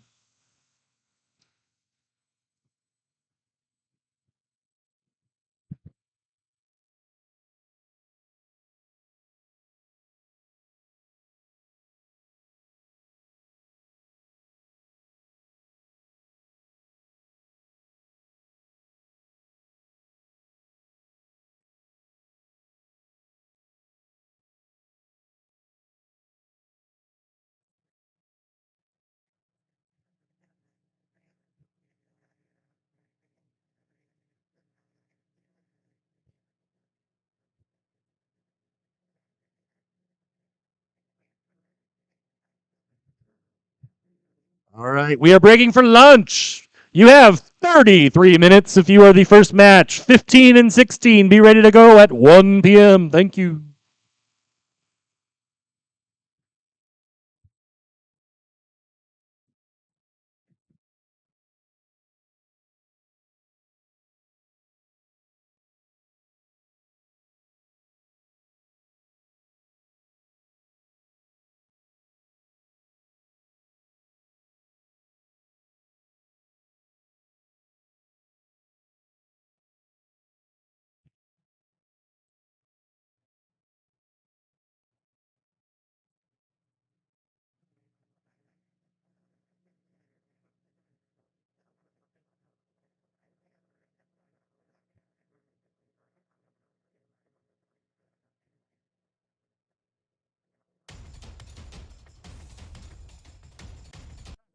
Alrighty, the score for qualification match 14 on the Blue Alliance with 36 points, and the Red Alliance handily scoring 109 to pull out the win for the first half of our qualification matches.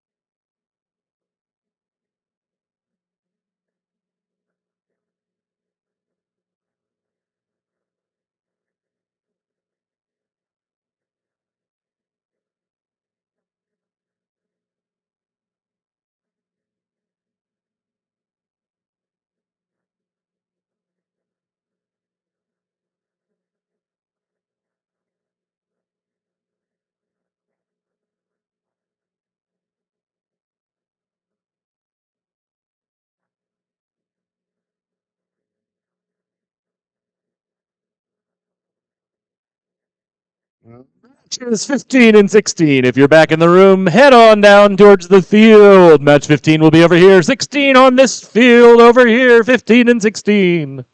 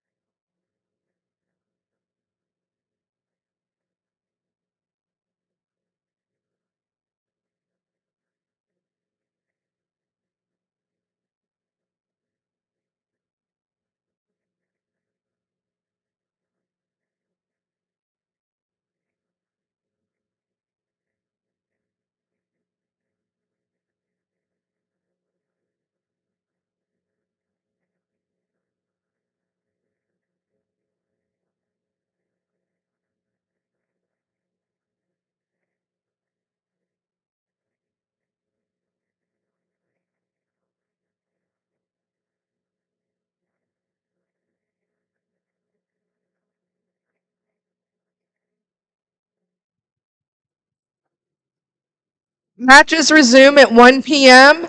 If you are competing in match 15 or 16, you should be at the field at this time. Thank you.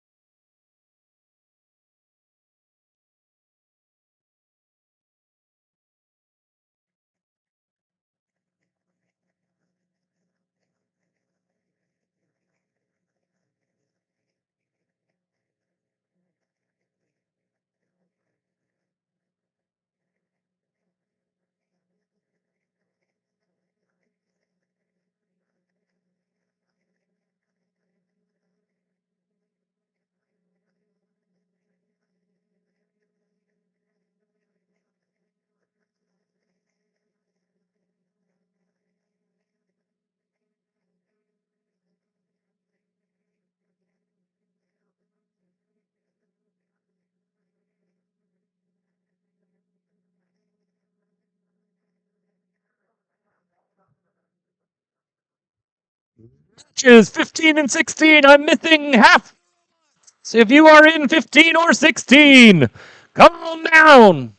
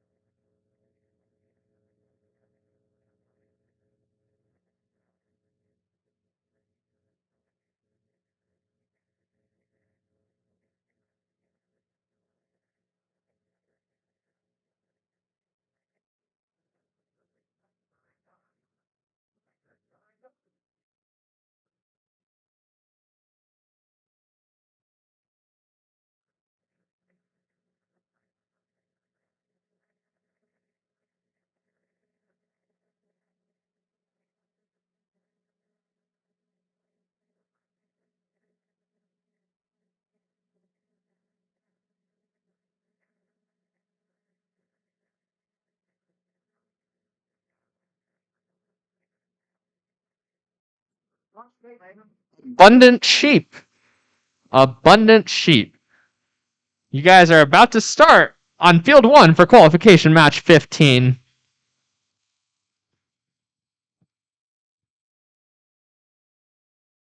They're grazing. I like it. You are running out of an abundance of time. The sheep.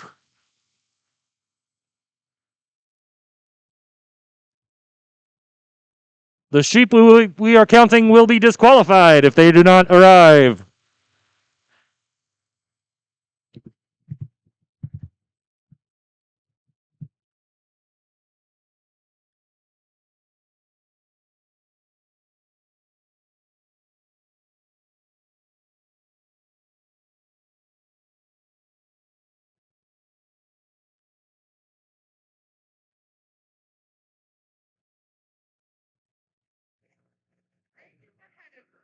Exactly.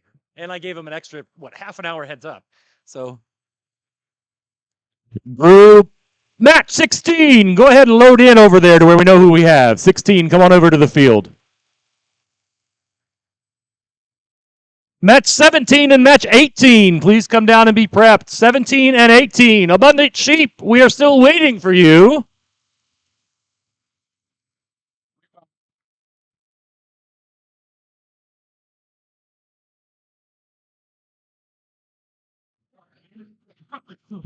Abundant sheep, you're going to the wrong field. Come over here. Hey, turn around. There we go.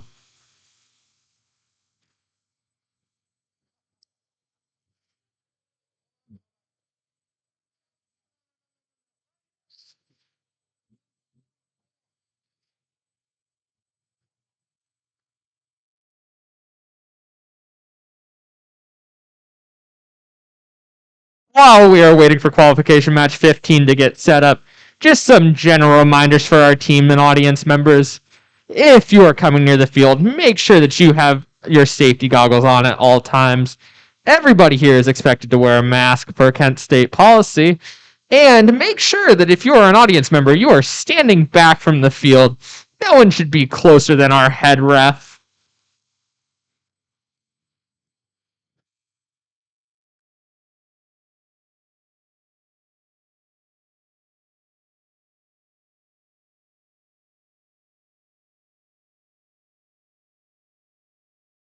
And as we are getting set up for qualification match 15, kicking off the second half of the day,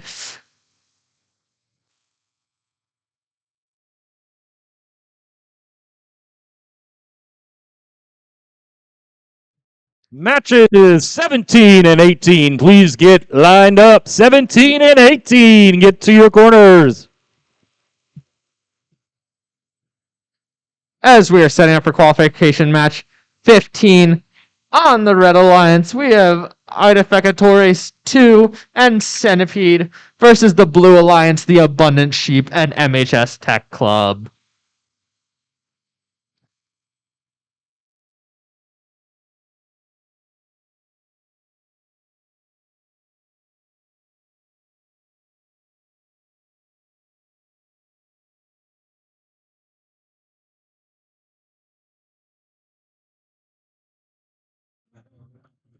All right, all the teams have been initialized. We're looking towards the randomization in the middle, making it easy for our field setup crew.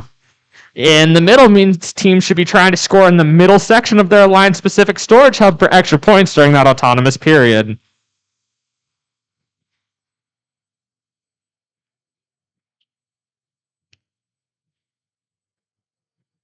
Alrighty, all the teams have been initialized. Field has been randomized. We are going to kick off qualification match 15 here in 3, 2, 1.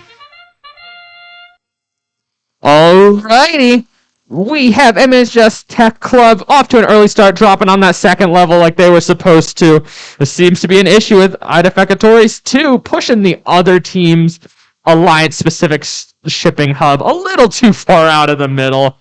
We have Centipede slamming into the warehouse for a complete park and a duck pulled off of their carousel. It seems like the field is pretty much slowed down for the end of the autonomous period. Driver, pick up your controllers. 3, 2, 1. Alrighty, all the 3 of the 4 robots seem to spring to life. Maybe an issue with Centipede. They've managed to get out of the warehouse but have now stuck.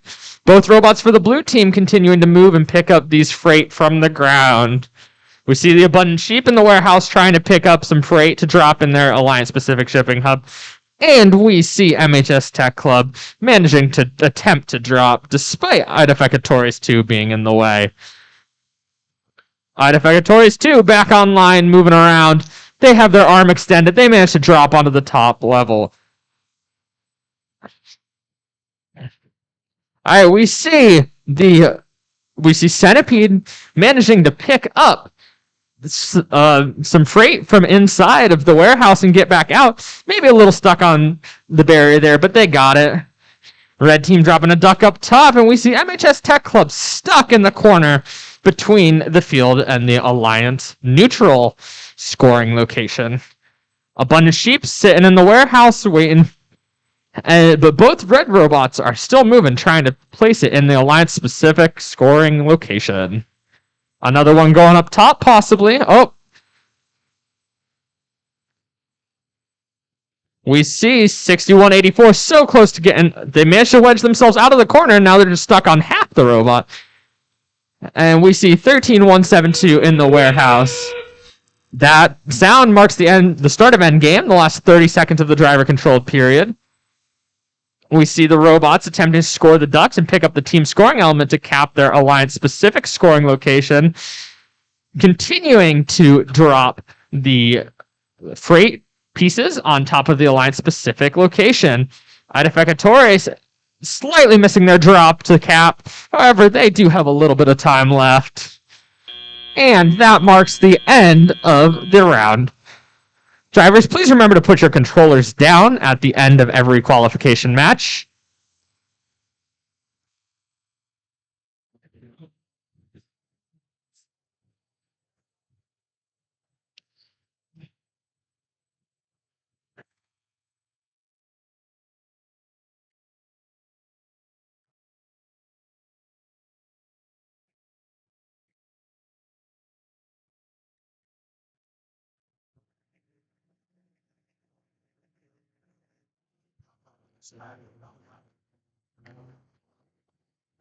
As we are waiting for the scores for qualification match 15 to post over on field 1, took a little bit of a look over at what's going to be happening here on field 2 in just a moment.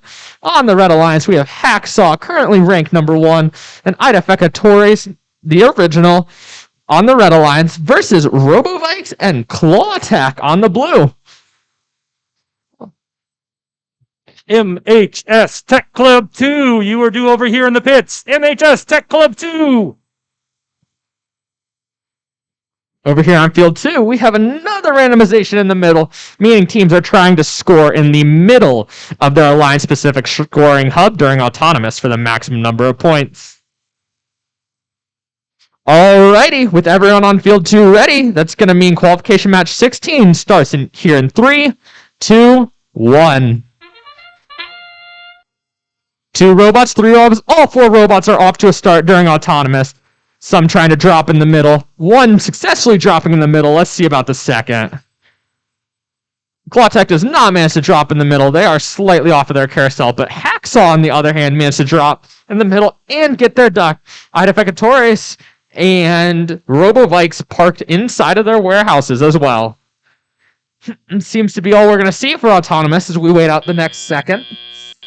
Driver, pick up your controller. 3, 2, 1. Alrighty, here's time for an action-packed 2 minutes of driver control. We see all 4 robots up and moving, one struggling to get out of the warehouse. However, Idefecatores dropping in the top level with the Hacksaw dropping the duck in right behind them. We're currently seeing Clawtech trying to pick up a freight to drop inside of their scoring location. And we see Robovike still trying to get out of that warehouse. Hacksaw's in the warehouse digging deep to try and find a freight piece, and they do. Idefecatores dropping one on top for the Red Alliance.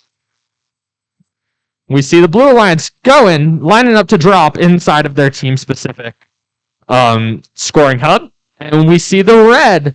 Oh, Robot almost tips over, but successfully recovers. We see Idefecatores going to drop another one, and we see the Hacksaw tilting the Alliance neutral in their favor. Hacksaw is going ahead. Both Red Alliance robots are in the warehouse now, trying to fight for a little bit of space as they pick up their minerals. But on the blue team, we have Clawtech and Robovikes trying to place more minerals on their Alliance-specific. Robovike seems to be a little stuck, but Clawtech seems like they might be able to manage to get through into their warehouse. Hacksaw with another on the top. Idefecatores dropping their Alliance marker on the field in the warehouse. Interesting choice. But they do have a piece of freight. That noise marks the last 30 seconds of the game, known as the end game, where additional tasks are now available to each team. We see Hacksaw handedly working through these ducks, trying to drop them off their carousel onto the ground. Idefecatores using a tape measure to try and pick up their team scoring element. With this team scoring element, if they can successfully place it on top of the Alliance-specific scoring hub, there is some additional points with that. Clawtech manages to make it entirely inside the warehouse, and Idefecatores managing to make it partially in there at the end.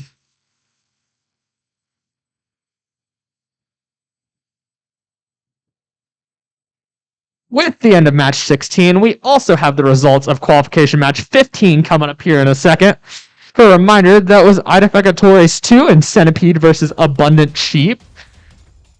And in qualification match 15, the Abundant Sheep and MHS Tech Club 1 manages to pull it out with 40-0 win.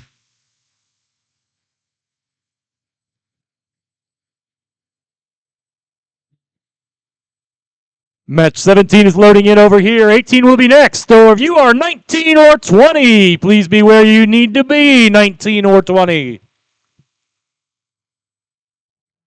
Shifting our attention back over to Field 1 for qualification match number 17. On the Red Alliance, we have the Electric Hornets and the Cyborg Puppies.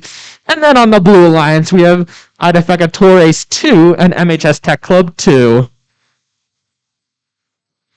Cyborg Puppies, we are currently about to start your qualification match, so we would appreciate it if you could head on down to Field 1.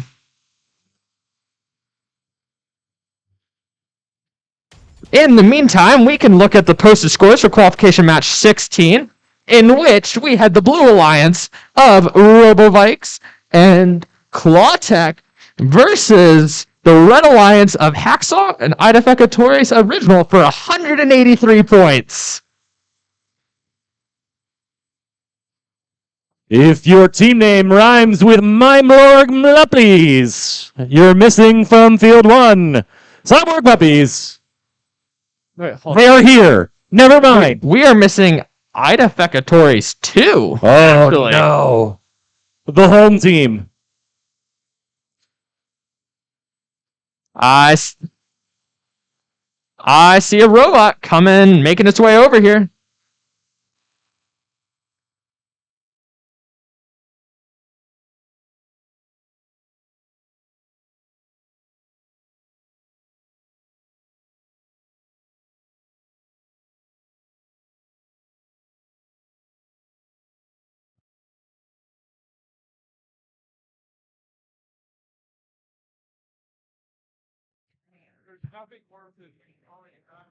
Match 19. Please get queued by field 1. Match 19.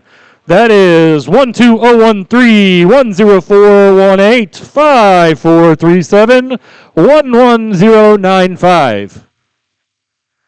Bingo.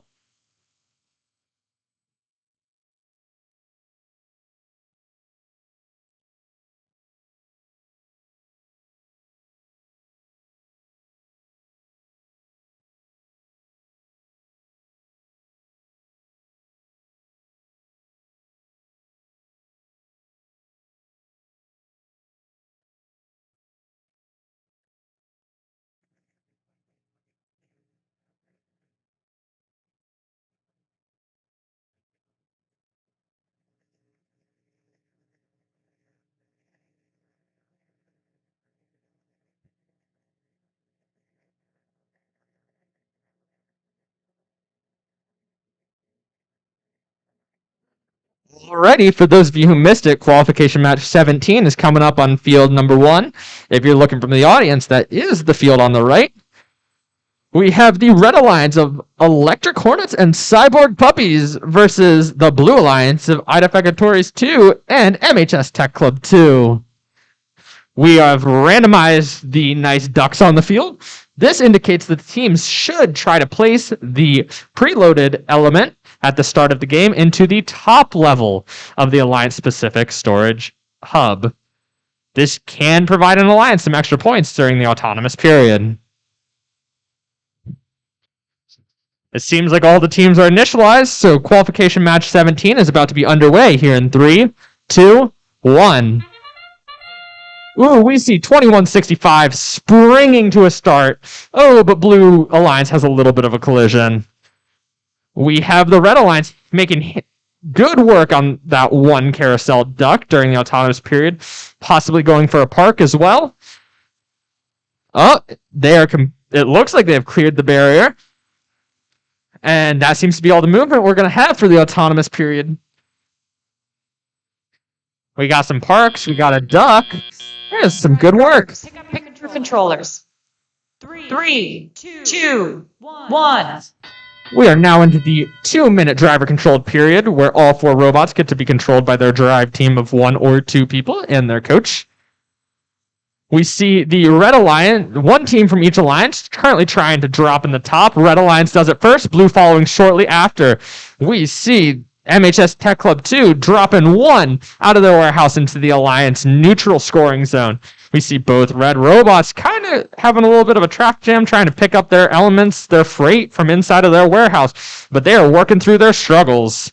We see Ida Fekatoris 2 dropping a duck in the top of their Alliance-specific shipping hub. That's 2-1 in terms of placed elements. They're currently going for one of the spherical elements. Can Ida Fekatoris 2 make it a third? Yes, they can. Red's still struggling a little bit, having a little bit of a traffic jam in their warehouse, but we continue to see Blue Team work really well together. That's a 4th in the top for the Blue Alliance, and we currently see MHS Tech Club trying to pick up 1 more. Appears like they might be going for the Alliance neutral. That's another one dropped up top for Blue Alliance. We see one of the robots for Red just completely leave the warehouse, and they are now on the other side of the field. 17246 is moving. It appears as if they might be lining up for the end game. Alrighty, trying to get their wheel lined up to start spinning their carousel. We are now officially in the end game. We see both teams trying to make work of their ducks, spinning their carousels, dropping as many ducks as possible. We see 8120 continuing to move around. That'd be Electric Hornets on the Red Alliance. They're over on the blue side. We see both alliances making work on their carousels. However, Unofficial has cleared a majority of their ducks at this point, and they're trying to pick up their team scoring element. If they can pick this element up and drop it on the top of their alliance-specific scoring hub, that would have been extra points. The teams have put down their controllers, and that marks the end of qualification match number 17.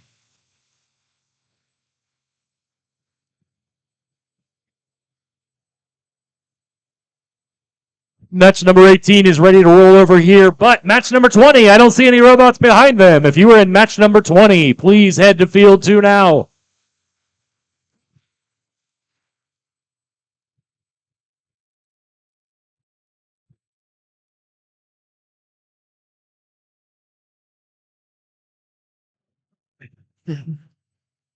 As we are waiting for those scores to post on qualification match number 17, take a second to look at the screen for information about qualification match number 18. It's happening on field 2. The Red Alliances consisted of the Narwhal Hoodies and the Eagle Bots. They're currently going up against US Robotics and Reckless.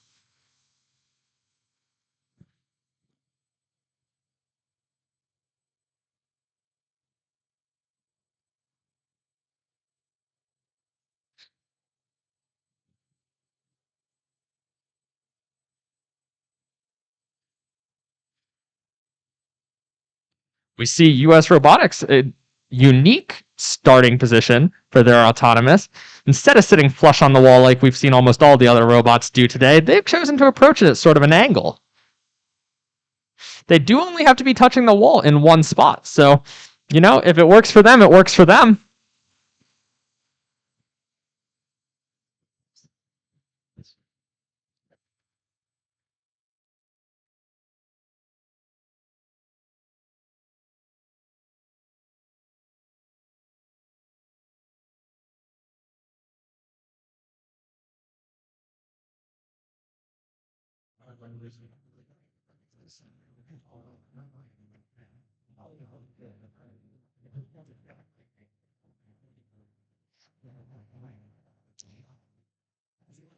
Alrighty, the scores for qualification match number 17?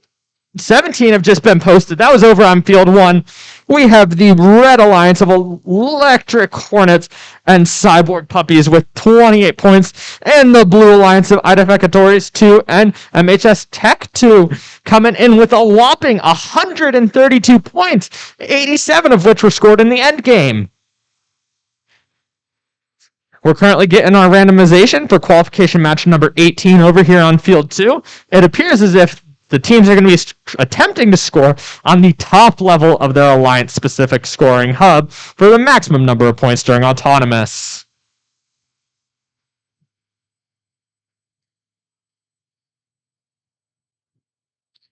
We're making sure all the game elements are lined up before the start of this match.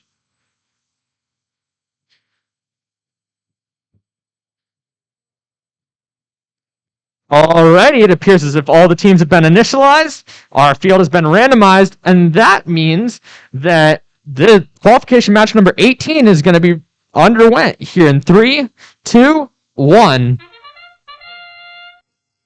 We see 1 robot, 2 robot, 3 robots spring off to the start. We have Reckless going immediately for their warehouse. We see US Robotics attempt to drop their preloaded freight piece. However, they do manage to drop it just a little bit short. We have Eaglebots, who is dropping their duck, managed to get it off the carousel and on the field, and they're attempting to park in their shipping unit. We have a complete park in the warehouse for Blue Alliance. We have 1 parked in the shipping unit for Red. 3, 2, 1. Ooh, there was a little bit of a jump to a start for the Narwhal Hoodies there. A little bit of preemptive excitement coming from their team. And there goes some pictures onto the field for the Blue Alliance. So this is shaping up to a very interesting match so far. US Robotics picking up one element, dropping it in the top level. Slightly following Red, who just dropped an element and a duck.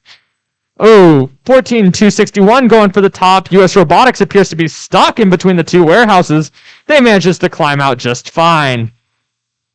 They're trying to drop it. Oh, they drop it in the blue side of the Alliance neutral scoring location. We're continuing to see the Red Alliance pick up these freight elements and drop them in the top as they're supposed to. It appears as if they have made it to 2 ducks and 2 freight pieces. Blue Alliance is fallen shortly behind with 3 freight pieces, and we have Reckless currently trying to make it a 4th. And here we go. Blue Alliance has tied it up, 5 versus 5 in the top, but we do have Reckless coming. Eaglebot, dropping another one for Red. US Robotics in the warehouse trying to get out. Almost got stuck on a block, but made it successfully. And we have Reckless trying to pick up their team scoring element. Just a reminder, this team scoring element can be placed on the top of the Alliance-specific shipping hub during the end game for extra points. US Robotics going to drop another one, and that noise marks the last 30 seconds known as the end game. Additional tasks are now available to each Alliance, and let's see what they go for. We currently have the Narwhal Hoodies still attempting in their warehouse to pick up blocks and score them, and we have the Eaglebots trying to get their ducks off of the carousel. On the other side, we have US Robotics handily making work of almost all of their ducks during the end game. That marks the end of qualification match number 18, Narwhal Hoodies and Eaglebots versus US Robotics and Reckless. Match number 20. Please be lined up over here. I only see 1 of 4 robots. Match number 21. I see 0 of 4 robots. Head over here, 21. As we wait for the scores for qualification match 18 to be posted, let's take a look over onto field 1. This is where qualification match 19 will be held, and we will be seeing teams RoboBacon and Imperial Talons on the Red Alliance going up against the Raptors and the Loose Screws on the Blue Alliance.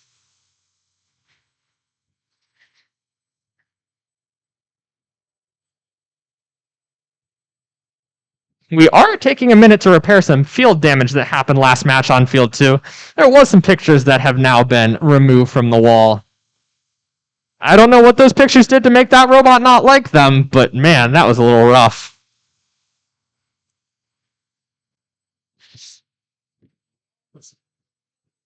Alrighty, all the teams have initialized on field 1, so we're going to go ahead with our randomization. This is another match where each team is trying to score their preloaded element on the top level of their team-specific shipping hub for extra points during the autonomous period. She's ready. Alrighty. We're going to undergo qualification match number 19 here in 3, 2, 1. We see one robot off, RoboBacon off to a good start, raising their preloaded element up, up, up. Are they going to be able to drop it? They do drop it in the top level. We have Imperial Talon going to park in the warehouse. Loose Screws is currently trying to line up. Oh, they missed their carousel drop, but they do manage to score their preloaded freight piece in the top of their Alliance-specific hub and go park.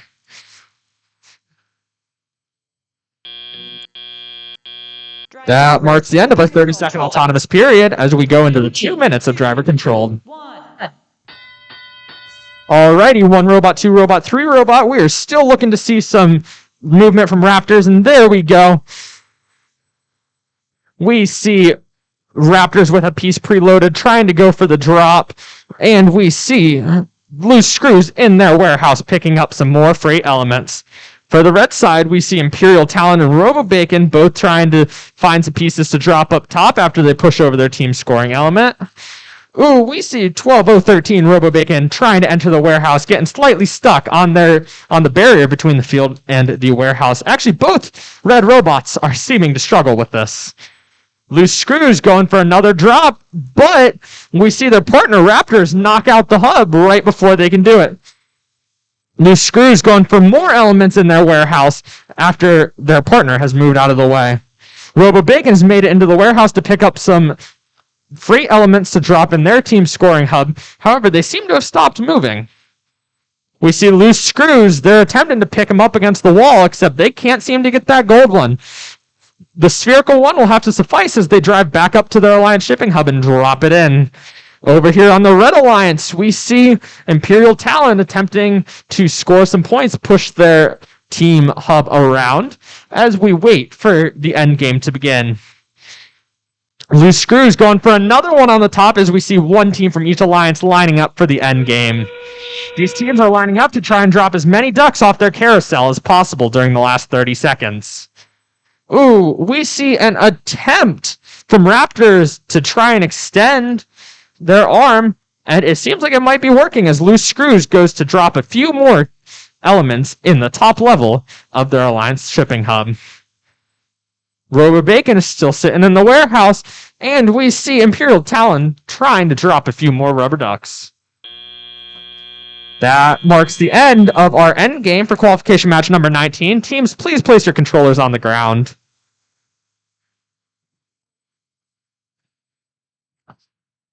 Speaking of the end of qualification match 19, rumor has it that the scores for qualification match 18 are in.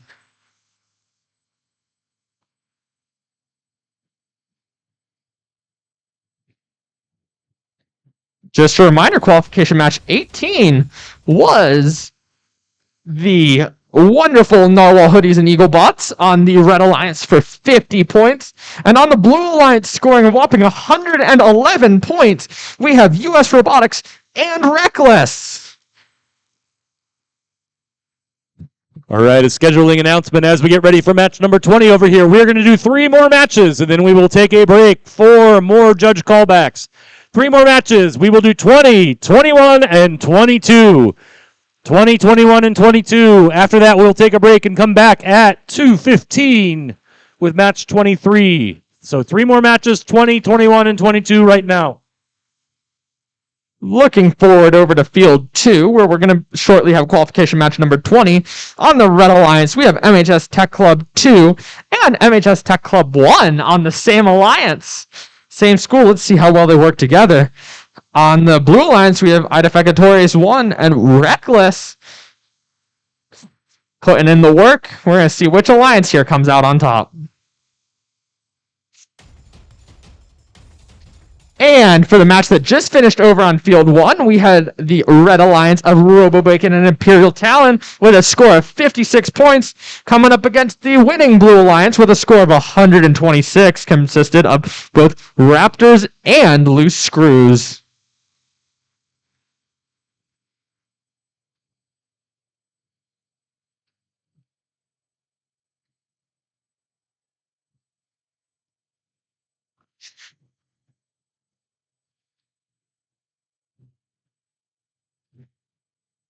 Alrighty, we are just waiting for one more team to finish initialization before we can randomize the field. All the teams must be initialized before randomization because it is up to their robots to figure out where the rubber duck is.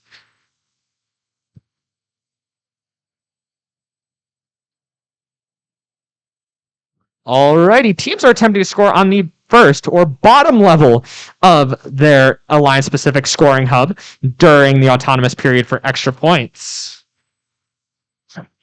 It does look like all the teams are ready. The field is randomized, so let's kick qualification match 20 off here in 3, 2, 1. Idefecatories off to an early start, going to drop. Oh, they managed to drop theirs on the bottom real nicely. They're currently against the wall. Looks like they're going over to the carousel, lining themselves up. Possibly, are they going to be able to drop their duck off the carousel? It does look like they're going to be able to. Reckless going straight into the warehouse for some extra points. Idefecatories possibly getting stuck, ramming their partner, but appearing to make it completely in. We have both MHS Tech Clubs. One has moved, one is standing in place with this preloaded element. That marks the end of the 30-second autonomous period as we go into driver-controlled. It's time for 2 minutes of fast-paced driver-controlled action as we see all 4 robots spring to life. It looks like the Blue Alliance is doing good after that collision. MHS Tech Club 1 is in the warehouse trying to pick up a block so that way it can score. If MHS Tech Club 2 putting the first mineral on top for the game. Closely after, we see Reckless putting one on top for the Blue Alliance as Idefecatoris attempts to pick up a duck from the middle of the field, which they do manage to get successfully. Reckless going for another drop on the top. They're making it with Idefecatoris attempting shortly after. We see MHS Tech Club going a little early on their ducks. They, no ducks. And then we see this other team, MHS Tech Club 1, they're a little stuck on the barrier right now. This seems to be a recurring issue, but they have managed to get out before. I wonder if their partner school can help them a little bit. There we go. Giving a little bump and shove, got them going. Idefecatoris and the Blue Alliance managing to drop more on the top. And we see Reckless with a white shipping element currently out of the warehouse trying to drop it on top. That is another one. We see possibly a second one for the Red Alliance here in a second. And there we go, putting it on the second level. Idefecatoris dropping it on the top level of their Alliance-specific shipping hub. And we see 33 seconds left in the game. Alrighty, we see MHS Tech Club dropping another one in the top. That marks 2 in the top for the Red Alliance. And we see MHS Tech Club in the end game trying to show us that spinning carousel action that they've wanted to all game. Idefecatoris using their tape measure not only to drop their team-specific scoring element, but to try and park in the warehouse in the end game. It seems like all the robots are trying to make some final attempts before the end of the match. However, that is the end of Qualification Match 20.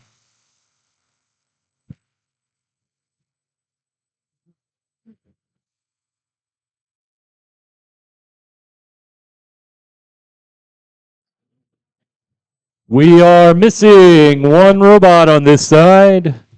Match, there we go, 21. As a reminder, match 22 will be our last one before a break. Teams, you need to stay by your tables to where the judges can find you. 2 more matches and then a break. Stay by your tables.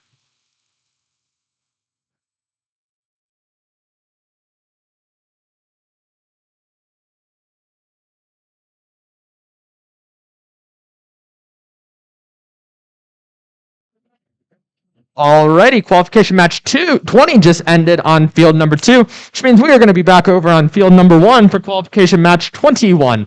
On the Red Alliance, we have the Eaglebots and the Abundant Sheep going up against the Imperial Talons and Robovikes on the Blue Alliance.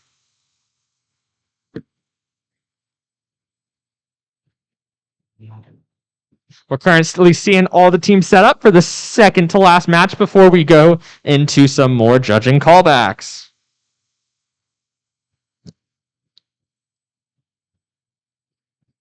All 4 teams out here looking like they're going to have something to prove this match. I think it's going to be a very interesting matchup.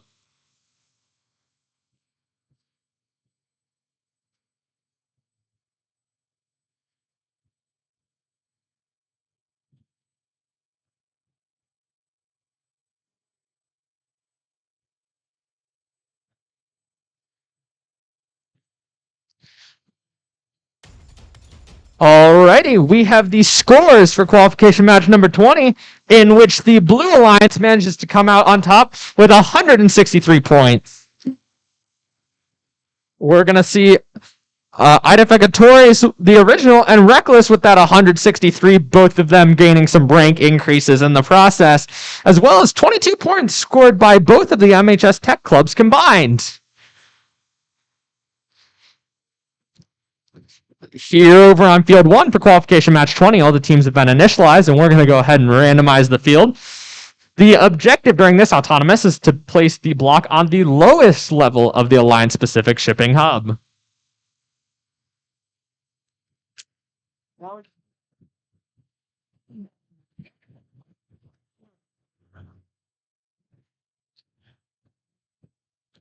For those of you who do not remember, there is a lovely question box marked in white. So, if you have questions, as long as it's within...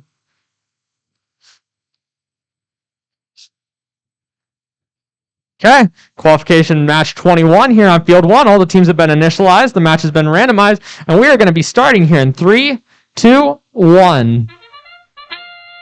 Eagle Bots and Abundant Sheep both off to a start, trying to place their scoring elements. One places it in the middle, one places it on the floor. On the blue side of things, we do have a miss. However, we do have a partial park inside of the warehouse. We also have a park in the team shipping unit.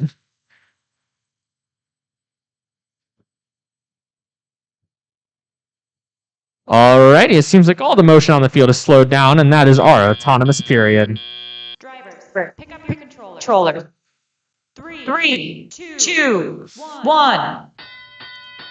We have 2 minutes of driver control on the Red Alliance. Eagle Bots is currently in the team-specific scoring unit, and we have Abundant Sheep trying to make its way out with one of the white scoring elements, placing it up on top, looking good.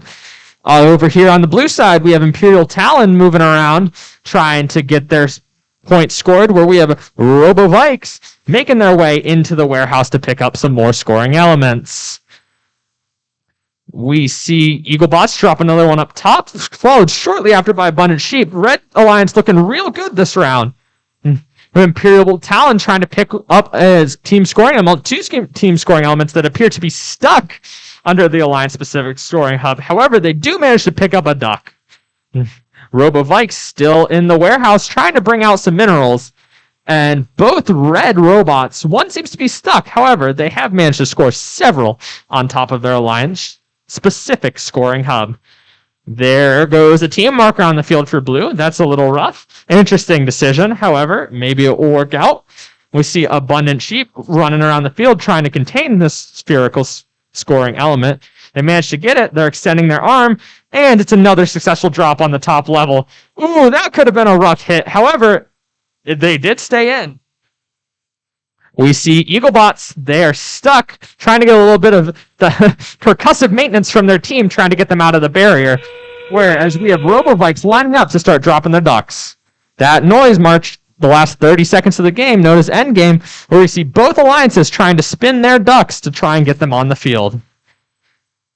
Imperial Talon seems to be stuck in the barrier between the field and the warehouse again.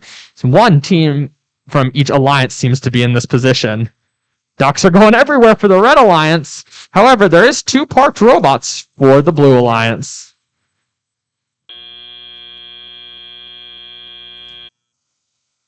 And that marks the end of qualification match number 21. Eaglebots and Abundant Sheep versus Imperial Talon and Robo-Vikes.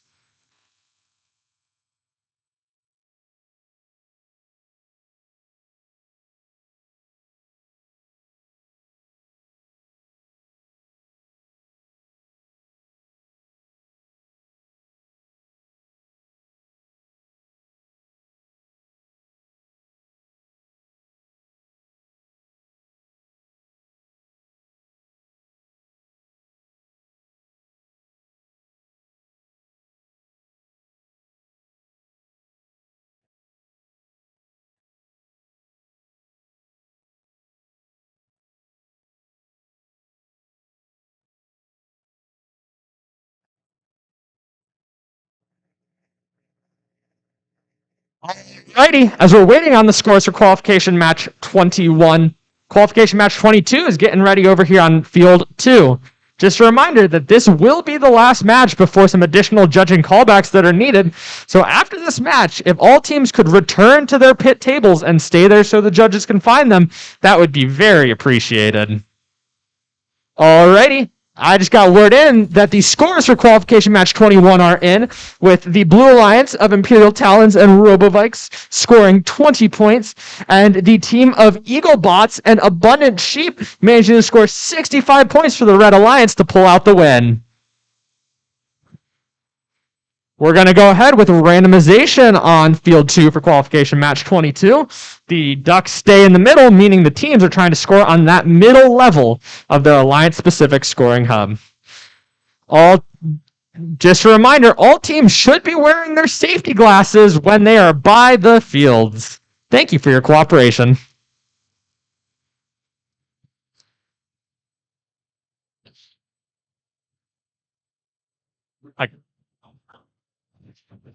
There was some issues with some teams, so we are going to have to go ahead and re-randomize. However, the Ducks stay in the middle.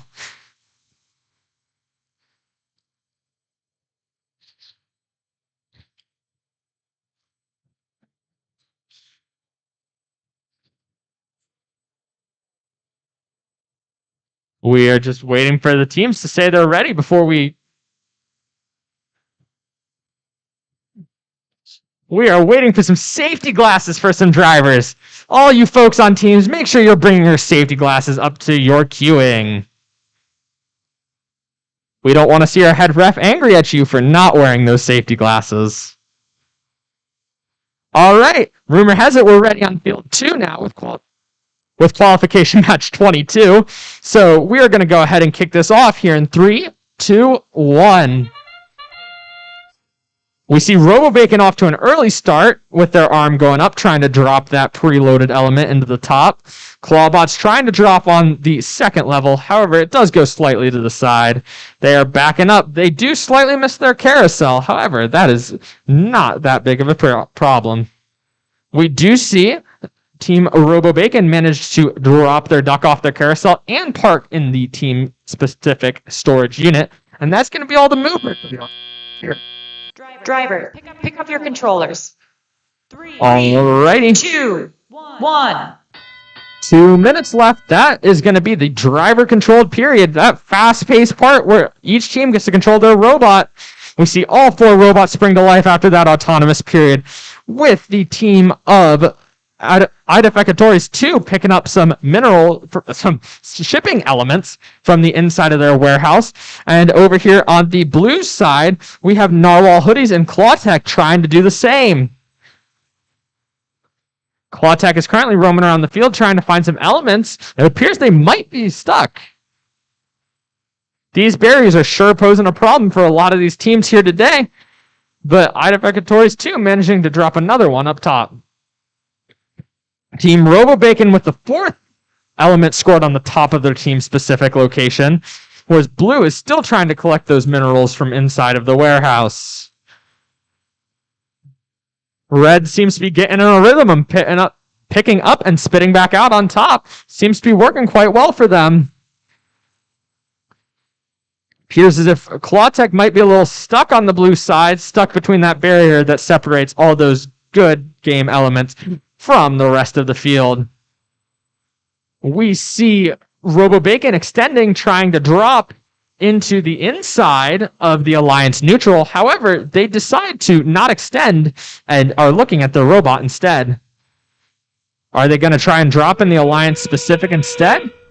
And that noise marks the last 30 seconds of the game, known as the end game, where extra point opportunities are available to those on each team.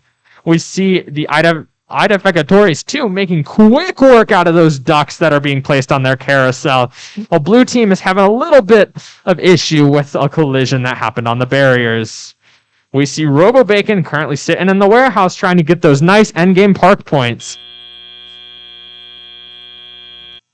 That marks the end of qualification match 22, which is the last qualification match before some last judging callbacks.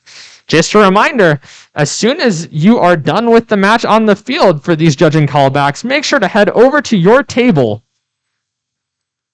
All right, we will start match 23 and 24. Match 23 and 24, you need to be loaded in at 2:20 p.m. 2:20, you have a half an hour, 2:20.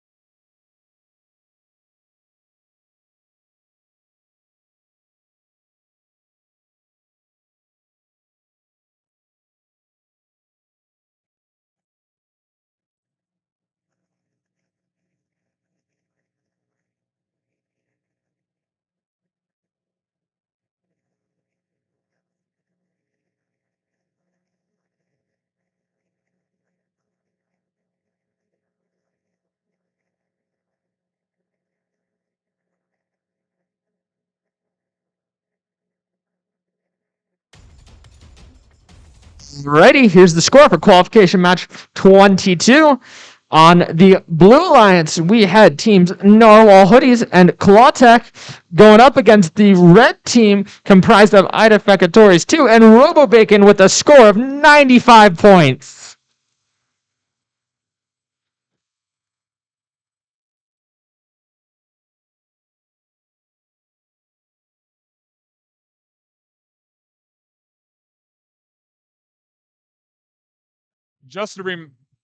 Come on. Yeah, now it's on. Just a reminder that it is Kent State University's policy that you have masks on in the building. Just a reminder, it is the university's policy that you're wearing masks inside the building. Thank you.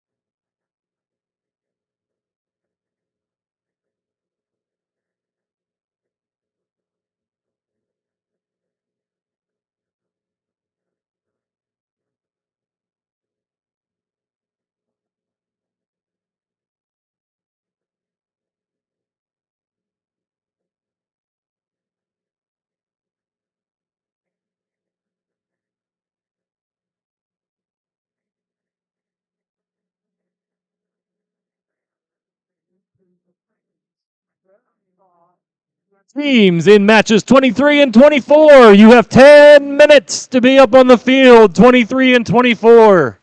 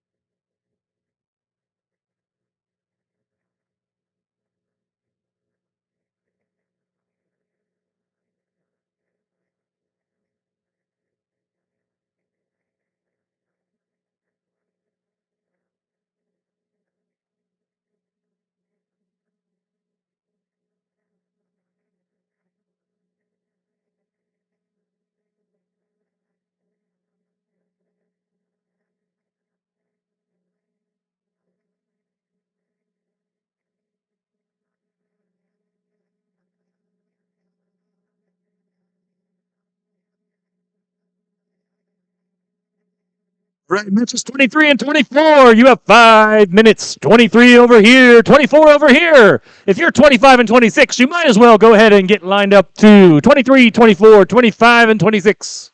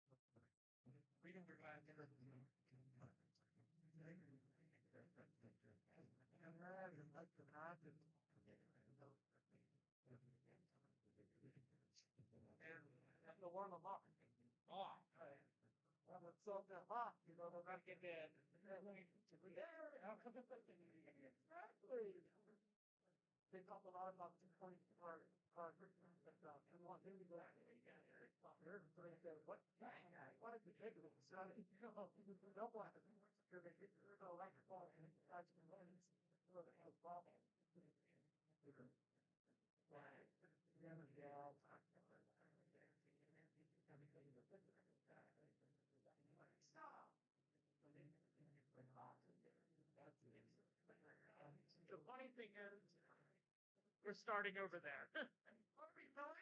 I do believe. Say that is over there. Did we? Did I not cross it? No, you're right. You're right. Sorry. I'm staying across. 100%.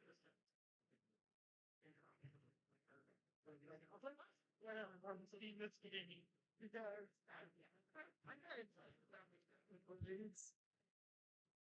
My friends over here from Hacksaw are setting the curve, so if you are going to be on this field with my friends from Hacksaw, you are 11095, 13172, 5437. I need those 3 teams. You've got 2 minutes.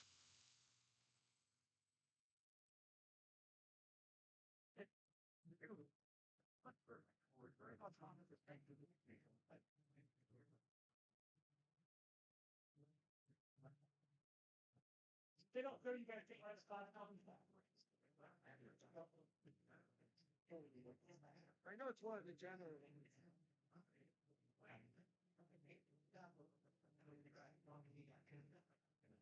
No, exactly. That's been old.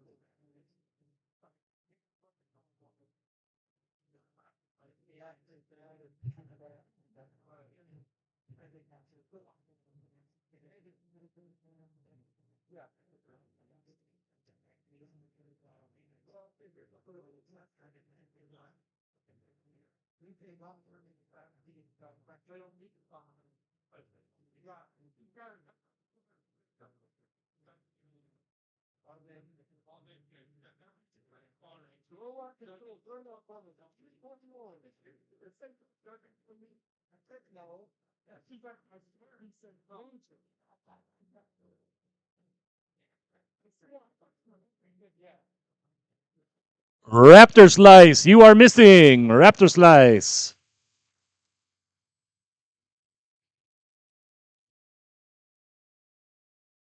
She got too big. Why? Avoiding asks. Oh, my son. Stop it. I don't even fall. Yeah.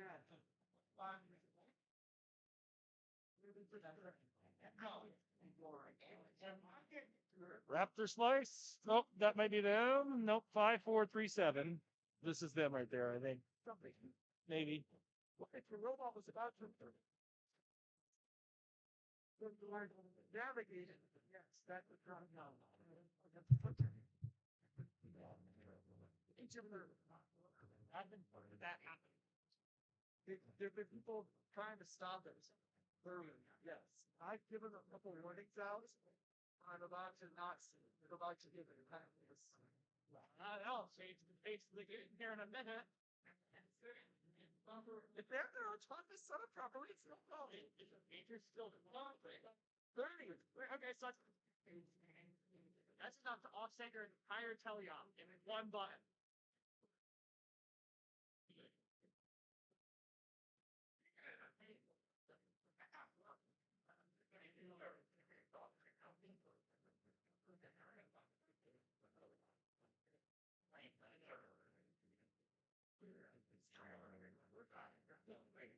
Right there. All right. Dizzy.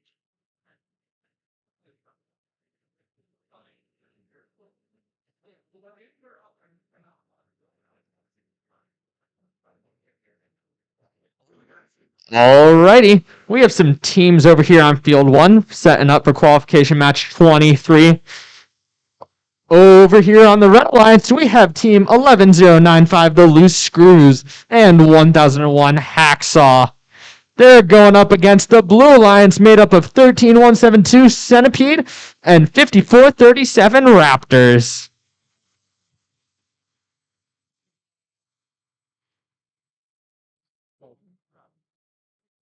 Okay.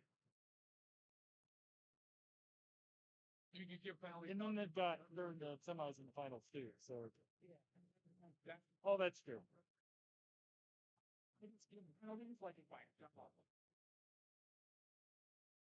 Cruel. Cruel you.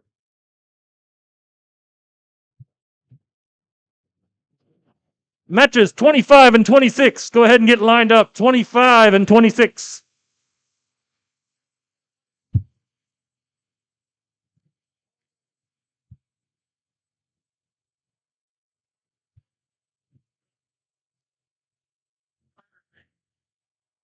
Just a reminder to all teams, when you're coming up to the field for your match, please make sure you are wearing your safety glasses. Reminder to everyone, Kent State requires that you wear a mask at all times. Over here on field number 1, qualification match 23, we're going to randomize the ducks to the middle, meaning the teams are trying to score on that middle level of their alliance-specific shipping hub. With all the teams initialized and all the ducks randomized, it looks like we're going to be good to go on qualification match 23 here in 3, 2, 1. See movement from 1, 2, 3 robots. Loose Screws still having some issues. Hacksaw managing to drop in the middle, and Centipede dropping on the top. Hacksaw has now moved over to the carousel, spinning, getting their duck into the field, and then parking in their shipping unit. Loose Screws appear to be partially inside of the warehouse, where both robots for the Blue Alliance seem to have made it in their warehouse as well. It's going to be the end of the motion for the autonomous period. Drivers, pick up your controllers. 3, 2, 1. We are going ahead for 2 minutes worth of driver controlled in this qualification match number 23. Loose Screws in their warehouse already picking up a spherical mineral and going to drop it on the top. Hacksaw has managed to pick the duck up from the carousel and drop it on top. Over here on the Blue Alliance, Centipede has made it out of the warehouse, and Raptors is still trying to pick up some of those elements. We see Centipede make one drop on top as they are trying to get back in. Hacksaw is now inside the warehouse trying to get those elements out of the corner as Loose Screws are fighting to get over that barrier.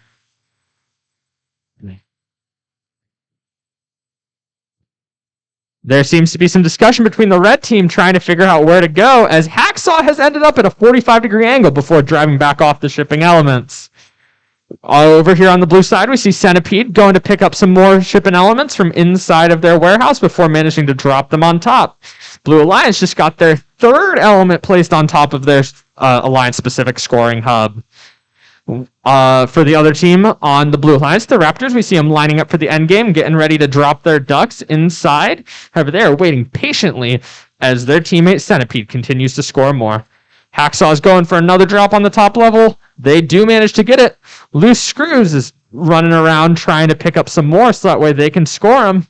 It's interesting to see how these Mecanum wheels get over these elements so easily. Hacksaw is also lined up for this 30-second endgame starting now. As both teams start to try and put their ducks in, Hacksaw is making handed progress. Loose Screws going to pick up some more shipping elements, some freight elements from inside of their warehouse to score for their team.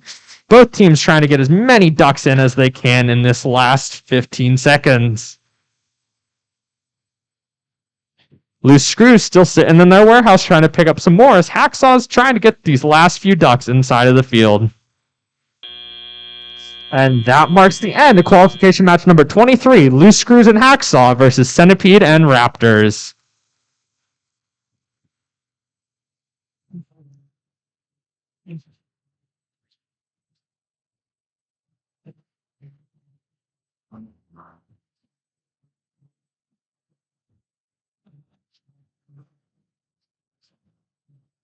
As we wait for the scores from qualification match number 23, we can look over to field 2 for qualification match number 24 out of 29. On the Red Alliance, we're going to have Robotics and Electric Hornets going up against the Cyborg Puppies and Robovikes. Matches 25 and 26 should be ready to take the field right now. 25 and 26.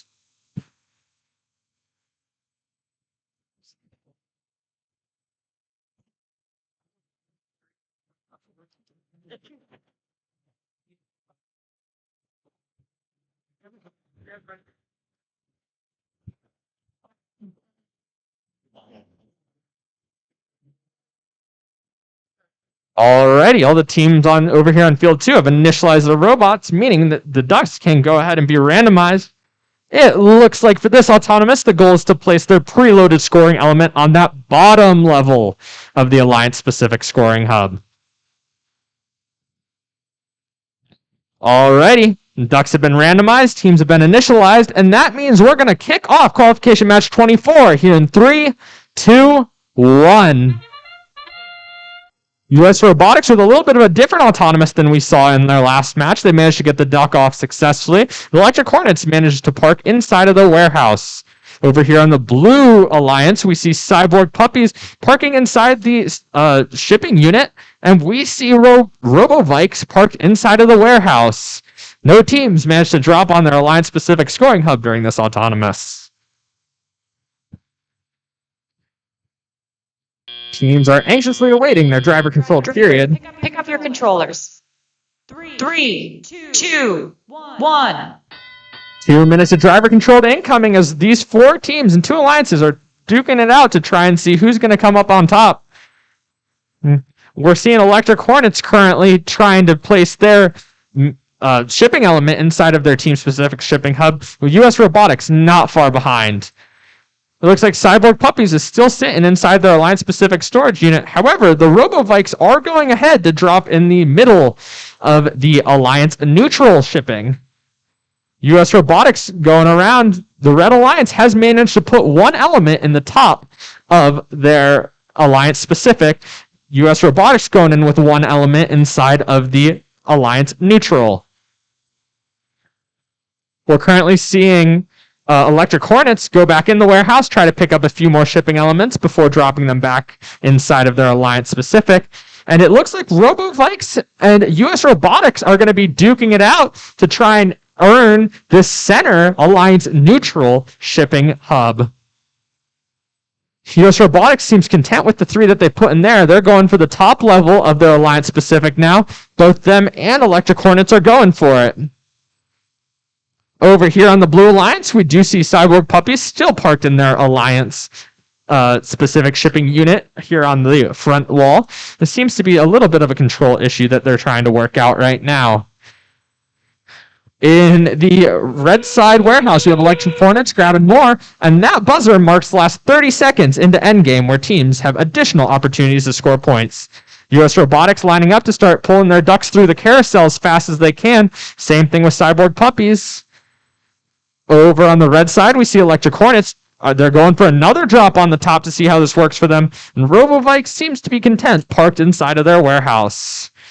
Electric Hornets is still going for it, but it looks like they have stopped to try and park. Same with US Robotics. That marks the end of qualification match number 24, US Robotics and Electric Hornets versus Cyborg Puppies and Robovikes. In terms of qualification match number 23, this one was a close one. On the Blue Alliance, we had Centipede and Raptors going against the Red Alliance, Loose Screws and Hacksaw, who managed to pull ahead with just a 21-point lead. If you are Team 8581 or 20744, we are about to start without you over here on Field 1. 8581 and 20744.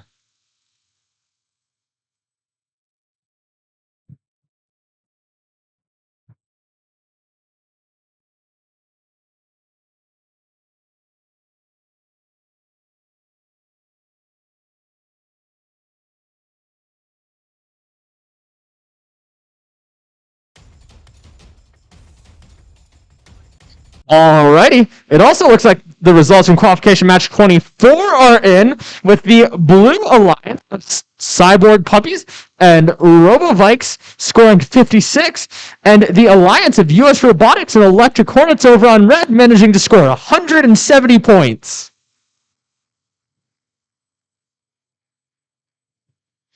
We're heading back over to field number 1 here on the right for the audience members for qualification match 25. We're going to be looking at the Loose Screws and the Eaglebots versus Idefecatories 1 and Idefecatories 2.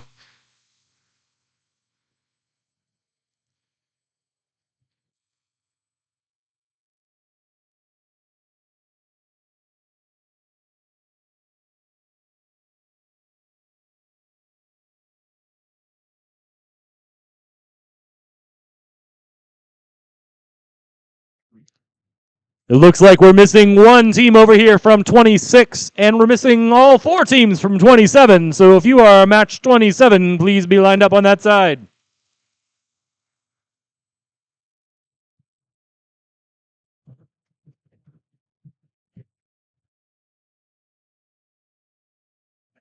Alrighty, over here on field 1, the teams are getting initialized right before the randomization.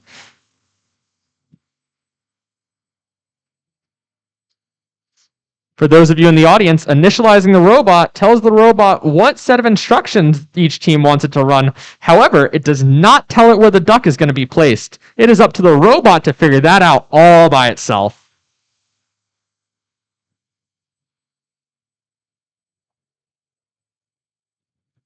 It looks like all the teams are initialized, so that's going to call for a randomization.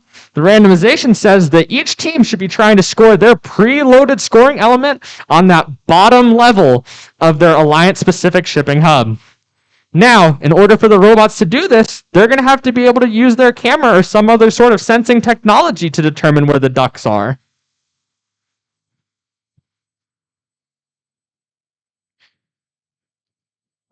Alrighty.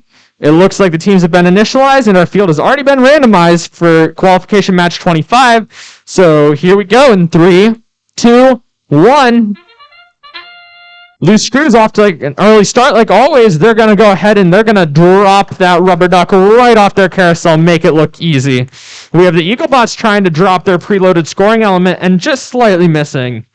We have Idefecatories 1 going for their carousel, slightly missing, but Idefecatories 2 making their park inside of the warehouse. Is this going to be like a rough collision? Yes, it is. Visually, that appears like they're both in for the Blue Alliance. 3, 2, 1. 2 minutes of driver controlled as these teams try to duke it out. Are both teams on the Blue Alliance fine? It appears so. Loose Screws are going right into that warehouse to try and pick up some more as the Eaglebots have already been in there. Eaglebots, first one's out with some teams with some scoring elements, making a drop on the top. Loose Screws coming shortly after. Both of the red drops successful for their first time out of the warehouse. Over here on the Blue Alliance, we have Idefecatories 2 managing to drop 1 in the blue side of the Alliance neutral shipping hub, trying to tilt it in their favor. Idefecatories 1 just managed to move out of the warehouse for the first time. They're looking good, trying to pick up that rubber duck and drop it. The Red Alliance is making quick work out of these elements that they're finding on the ground after putting another one on top, but dropping one off in return. Idefecatories 1 for blue picked up another element, trying to drop it on that top level, and they do get the drop successfully.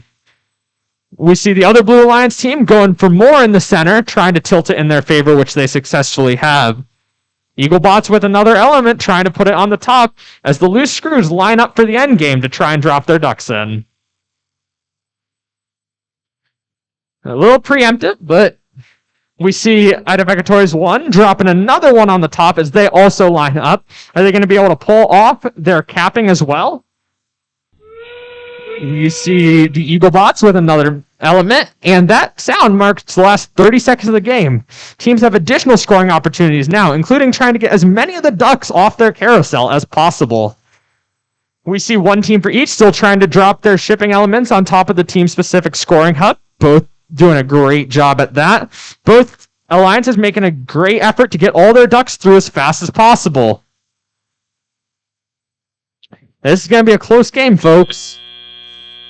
That noise marks the end of qualification match number 25, Loose Screws and Eaglebots versus Ida Fecatoris 1 and Ida Fecatoris 2.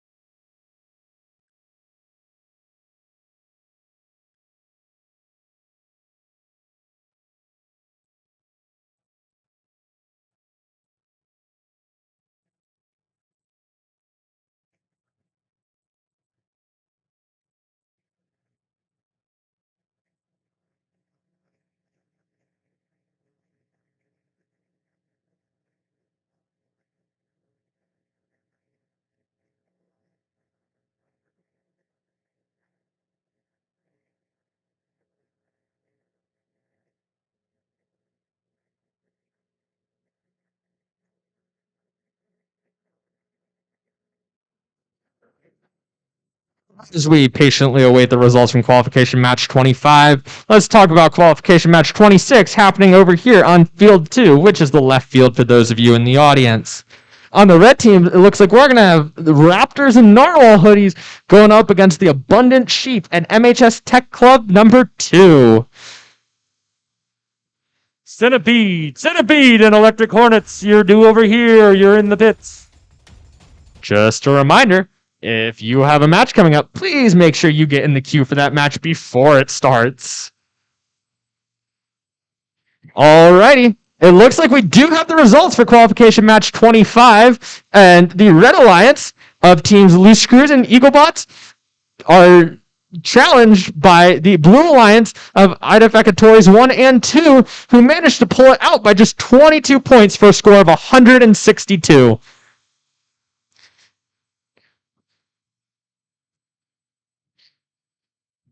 Also, math clarification, that is 18 points and not 22 points. It's a number. Over here on the blue field, we are looking at the teams getting set up so that way they can initialize before we randomize. This randomization is going to determine where each team has to place their preloaded element during the autonomous for some extra points. Because of where the ducks are, it looks like teams are trying to go for that very top level on their team-specific scoring hub during the autonomous period.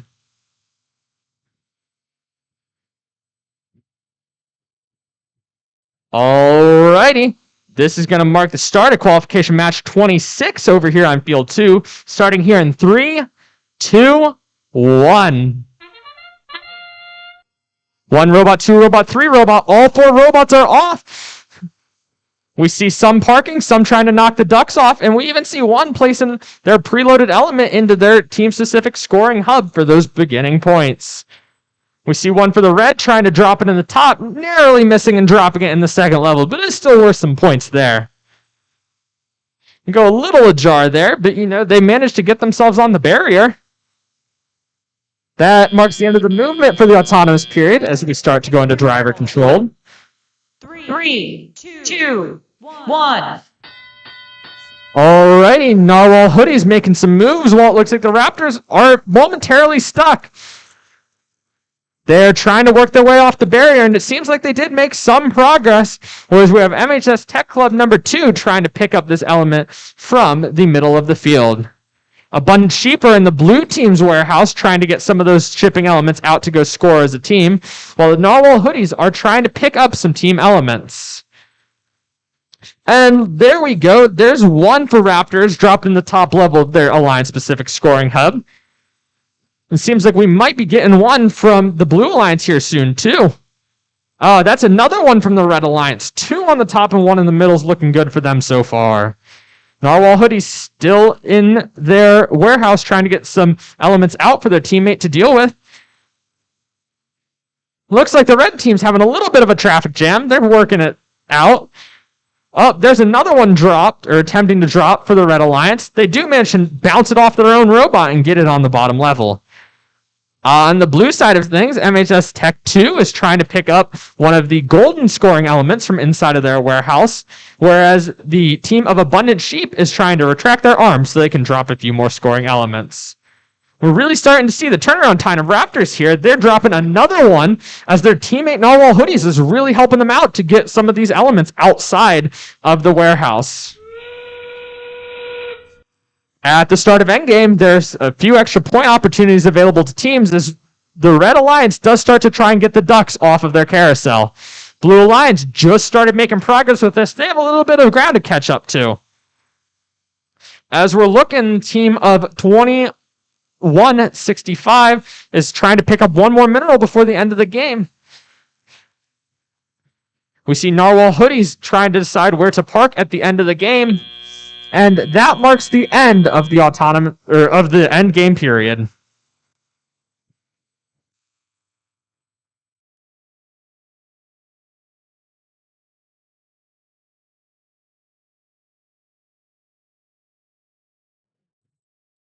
Team Centipede, we are missing you. Team Centipede.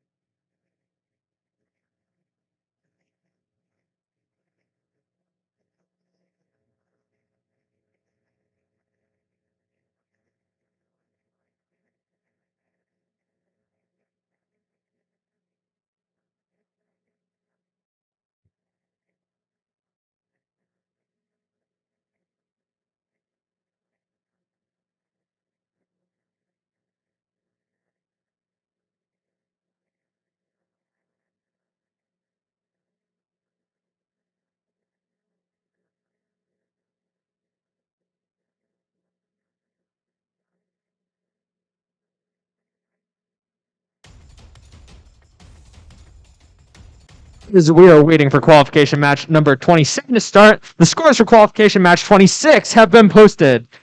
For the Blue Alliance of the Abundant Sheep and MHS Tech Club 2, it was close. However, the Red Alliance of the Raptors and Narwhal Hoodies managed to pull it out right there in the end.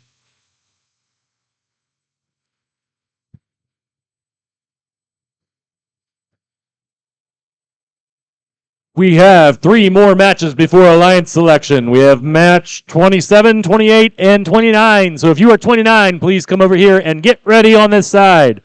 After the last match, we'll take a 10-minute break for Alliance preparation before we do the ceremony. 3 more matches.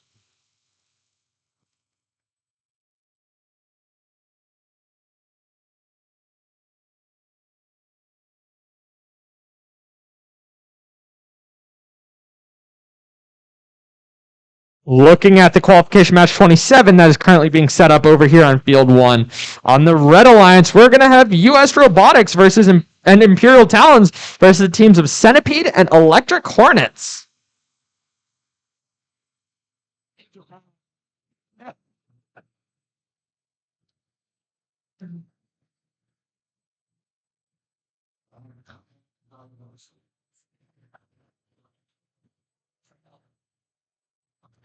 At this point, we're just waiting for teams to initialize their autonomous before we randomize the field.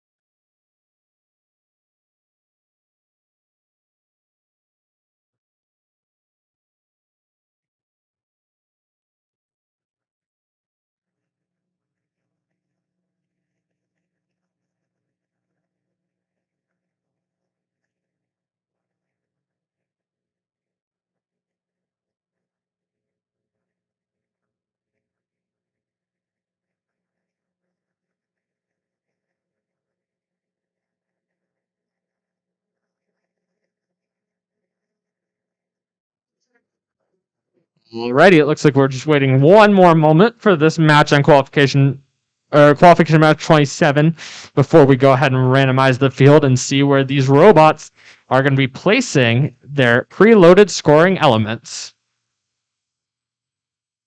The purpose of the randomization at the start of the game is to move these ducks into one of three positions. Based on where this duck is, each robot will have to use their preloaded golden cube to try and place it on the correct level of the circular structures that you see in the middle of the field.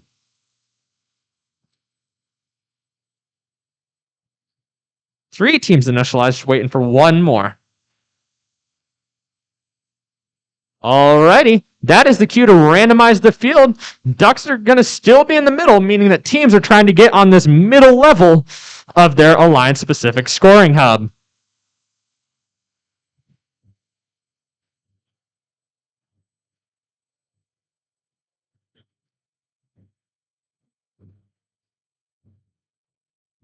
Alrighty, we are having some technical difficulties. We might need a re-randomization here in a minute.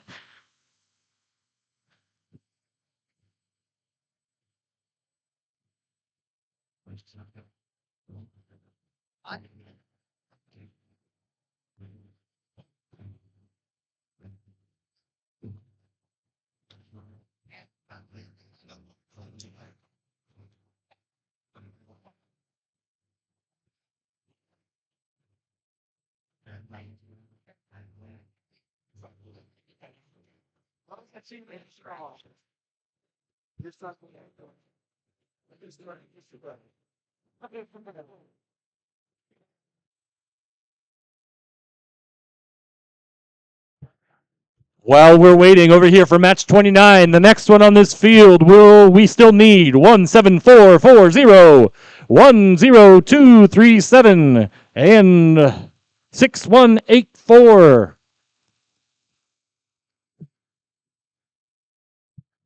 Alrighty, after some technical difficulties over here on the Blue Alliance, we are going to get a re-randomize. However, that 1 in 3 chance still is in the middle.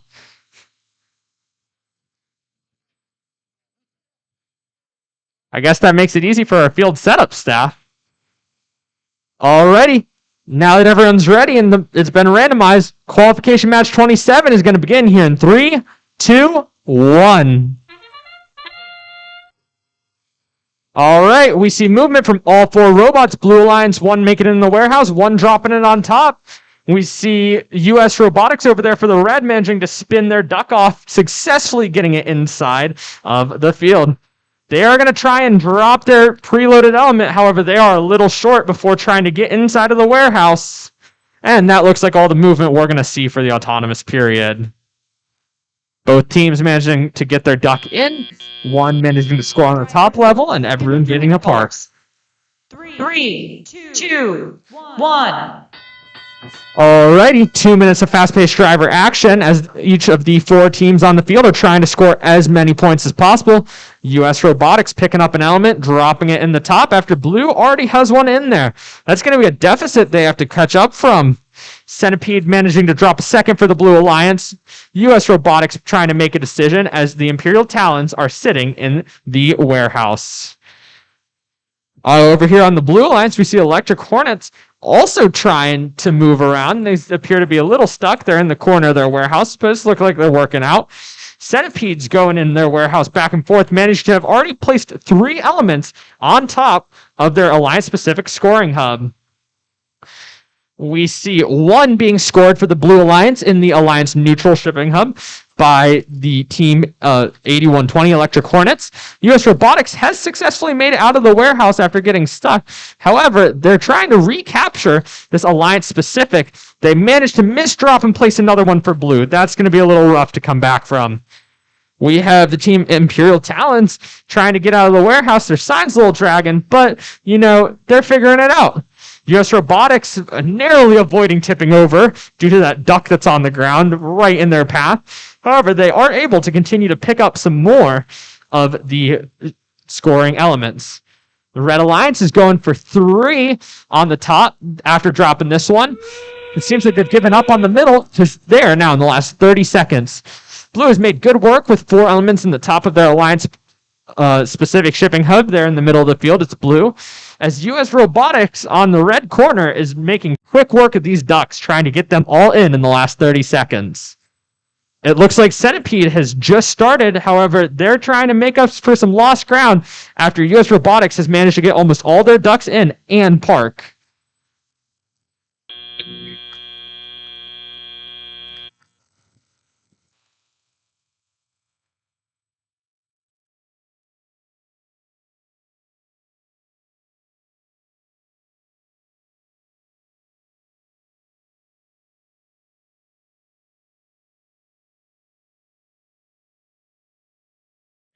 Alrighty, that marks the end of qualification match number 27, which was US Robotics and Imperial Talons versus Centipede and Electric Hornet.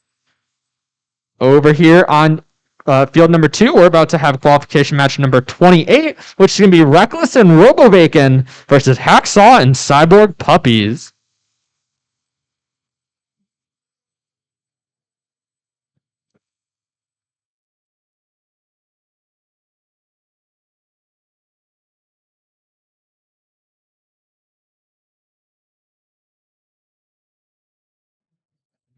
Alrighty, over here on field number 2, qualification match number 28, the randomization says that teams are attempting to score on that top level of the Alliance-specific scoring hub during the autonomous for some extra points. So quick turnaround, it looks like all the teams are initialized, and since the field's already been randomized, we're good to go with qualification match number 28 here in 3, 2, 1. Robot off. It looks like Cyborg Puppies is starting their autonomous. Hacksaw is just kind of sitting there. Oh, there we go. Movement from Hacksaw. We have seen all 4 robots move during this autonomous. They did have a missed drop, but over here on the red side, we do have Reckless managing to spin their duck off and park in the Alliance-specific red shipping unit, the square on the front side of the wall. That looks like all the movement we're going to see during the first 30 seconds of the game as each of the robots have completed their autonomous. Pick up your controllers. 3, 2, 1. We're going to go ahead with 2 minutes of Alliance versus Alliance, team versus team, trying to get as many points as they can. Over here on the red, we have one team coming in and one team coming out of the warehouse. However, the red team that came out of the warehouse did lose their scoring element. Over here on blue, we have Hacksaw trying to pick up a duck and successfully dropped it in the top. We have Cyborg Puppies lining up for the end game, trying to get those ducks, as many as possible. Over here on red, we have Reckless drop a third in the top, and they're followed right by RoboBacon, who's trying to go for another drop in the top. Sorry, I was mistaken. It looks like RoboBacon is trying to score in this backside Alliance neutral, trying to tip it in their favor for the end game. But coming out of the warehouse, we do have Reckless going for another drop on the top. It seems like they are going to successfully get it. It looks like 4 elements on each. 3 and a duck for the blue and 4 for the red. Hacksaw is going for another on the top as RoboBacon for the Red Alliance lines up for that endgame duck drop. One team for each alliance is still trying to get as many blocks as they can from the top. It looks like Reckless for the Red Alliance and Hacksaw for the Blue Alliance are trying to get as many as possible during these last 40 seconds. Alrighty. It looks like Reckless is lining up, trying to get in line with their Alliance-specific shipping hub. Oh, they have picked up their team scoring element. Are they going to try and put that on top of their Alliance hub for some extra points? It appears as if they are. Hacksaw is trying to drop and get some in this Alliance neutral shipping hub for some points at the end of the game, trying to get it to tip and be unbalanced in their favor. It does look like Red missed their drop of the team scoring element. However, they still have several on top. They've made quick work of as many ducks as possible, with one falling off at the last possible second.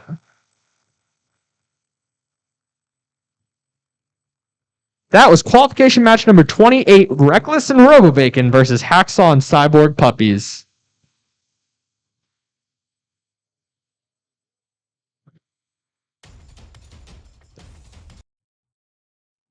In terms of qualification match number 27 that just ended up wrapping up on field 1, it looks like the Red Alliance of US Robotics and Imperial Talons was taken down by Centipede and Electric Hornets with a score of 120 points. Looks like we're getting ready for match 29 out of 29, which can be Clawtech and US Robotics versus MHS Tech Club 1 and Raptors on field 1.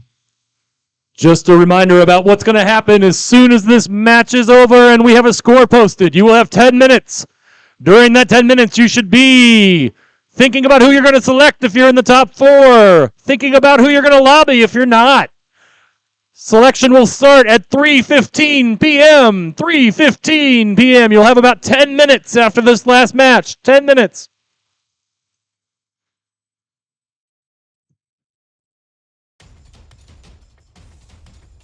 And the scores for qualification match number 28 over on field 2 are in as well.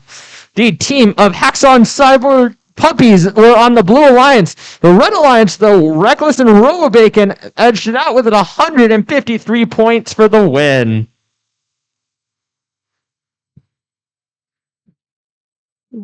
Over here on field 1, we're getting ready for the last qualification match of the day before we go into Alliance selection. It looks like the robots are attempting to fit inside the size constraints and initialize. Once all the robots have been initialized, we can go ahead and randomize the field one last time.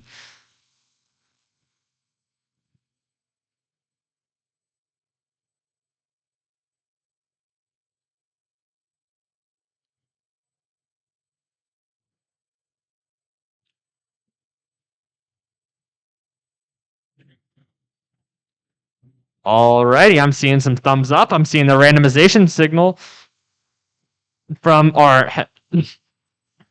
Thank you, Mr. Headrath. Thank you. It looks like the field has been randomized. All the teams are going to be trying to score on that bottom level of the Alliance-specific shipping hub during the Autonomous for some extra points.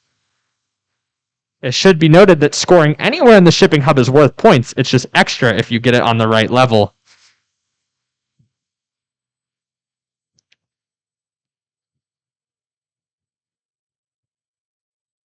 Alrighty, for the last qualification match of the day, qualification match number 29, we will be off in 3, 2, 1. Alright, we see movement from 2 of the robots. We see US Robotics dropping that duck off of their carousel. We see Clawtech is standing still, but US Robotics is trying to drop their element, and they do manage to make it on the bottom. It's going to be worth some extra points because of where the ducks were.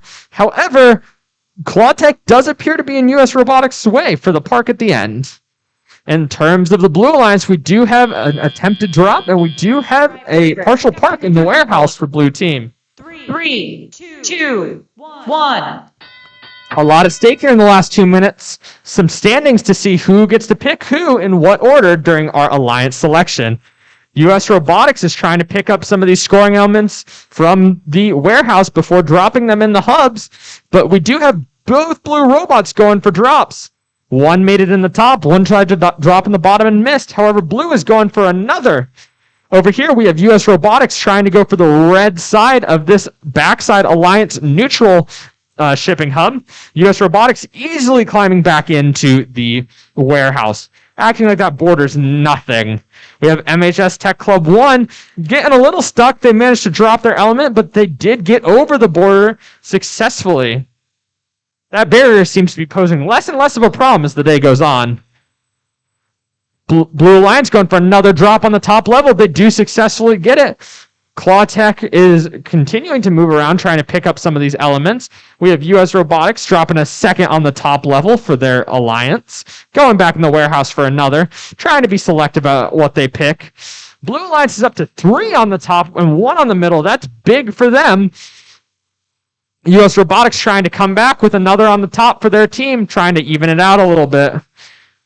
Clawtech's going to pick one up. And they are going to try and drop it in the middle level. Oh, it does fall on the ground.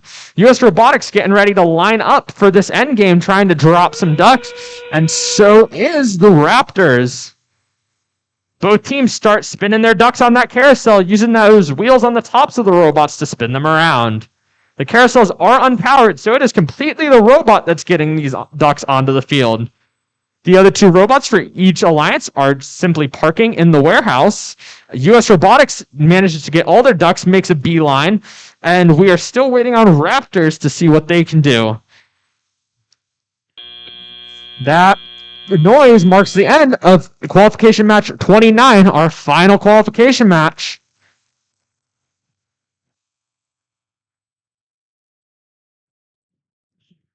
All right, while we're getting these all tallied up, can we have a big round of applause for all of our teams? Good job, guys and gals. As soon as this is posted, you'll have 10 minutes. At the end of that 10 minutes, I need one representative from each team. If you're a top four in the middle here with me, if you are not, you're going to be over there. One representative from each team at 3:15 p.m.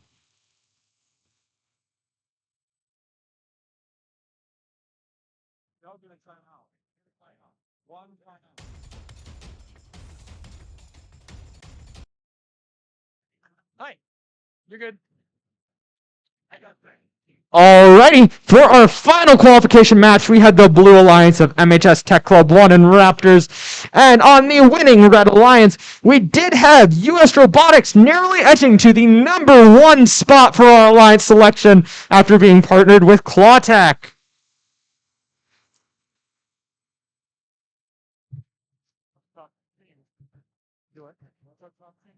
Yeah, there's 3 teams in this. Depends on where you are.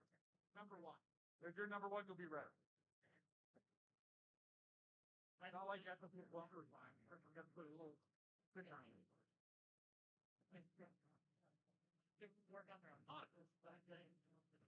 That does make it some difference. But they will be red. If they're number 1, they'll be red all the way through. Until they lose. Yeah, exactly. Well, technically, always be red.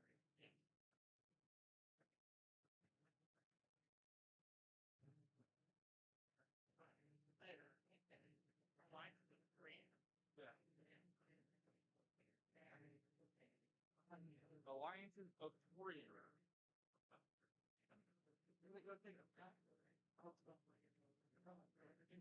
Enjoy the fresh air. I have no idea. When do we start now? More matches. No, you're for once. Oh, you're stupid. Okay. Where did I end up? I ended up like 12, 13. I don't know. I want to see where we can go. Top after like 50, you haven't done it. 14. That's like I can't say.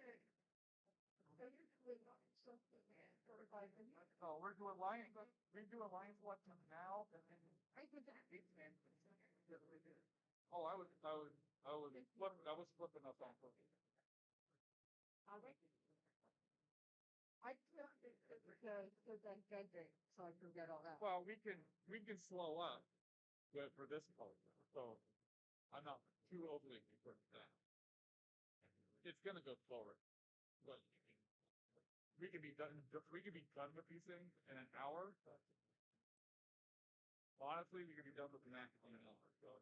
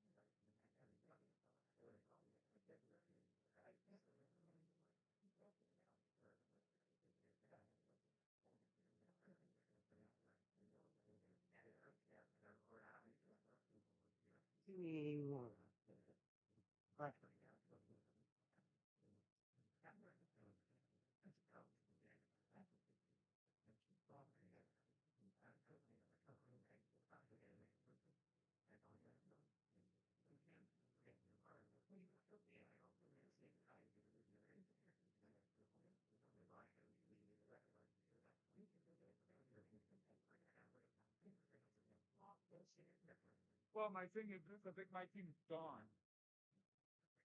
Like gone. Like at least you do go through a line selection. You didn't just hang out for it. There's still a chance you might get picked.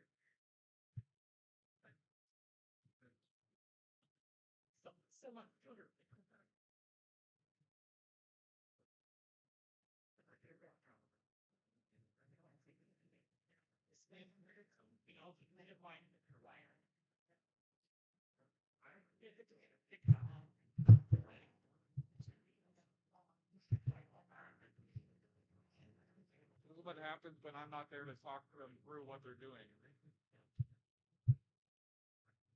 They make emotional decisions, not 14th is still doable. I mean, 12 teams are gonna get picked. I know. So they're not horrible. They had stuff they could fix.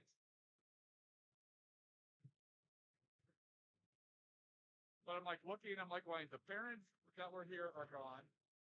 And we were right there, and I don't see the kids up there.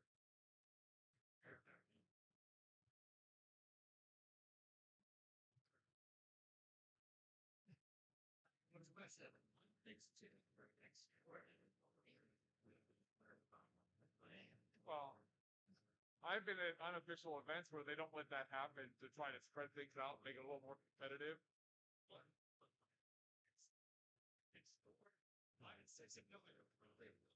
Exactly, probably not prepared to do something. Well, that's the worst is when they're like, you guys. Yeah.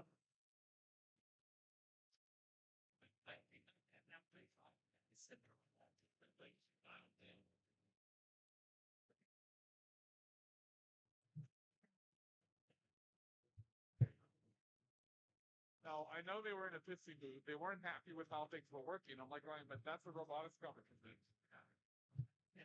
That's an engineering thing. You got to work through it. You got to do your thing.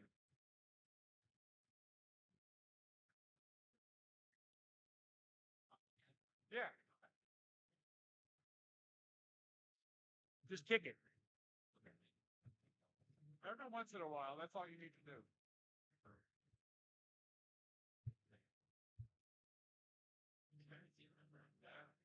I sent a text message to my other mentor to see if they're coming back. I say if they get picked, I will decline. 5 minutes. You've got 5 minutes to have one representative up here in the front. 5 minutes.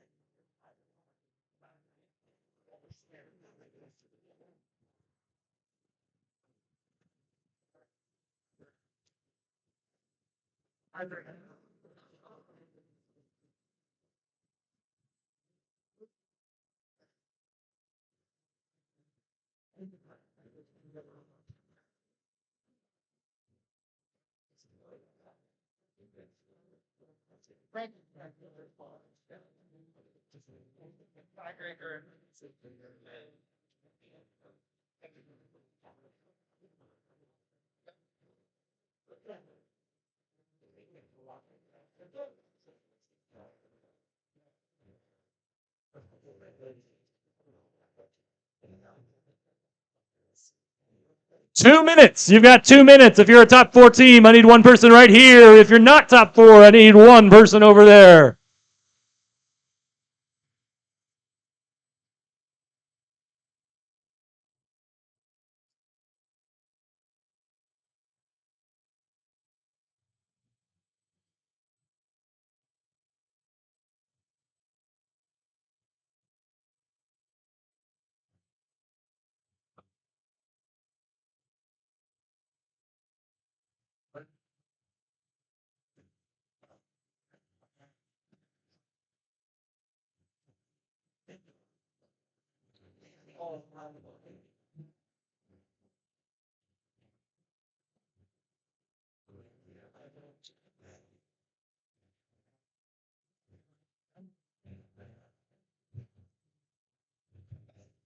One minute. It looks like I've got about 12 teams. I need 7 more.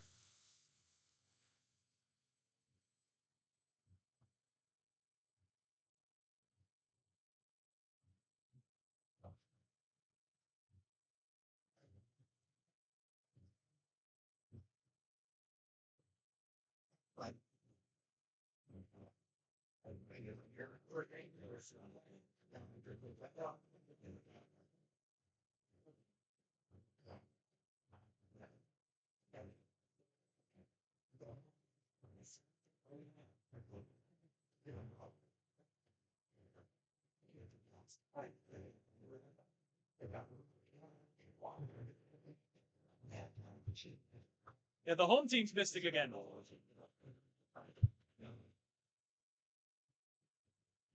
Last call for anyone that is participating in the finals.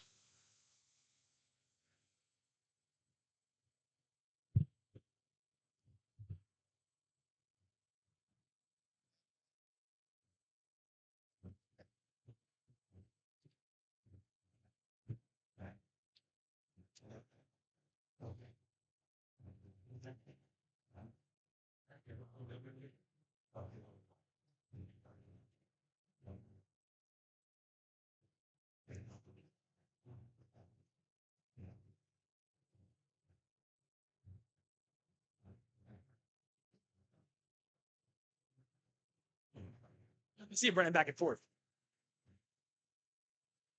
If you are Team 8581, if you are US Robotics, or if you are Reckless, you need to be here.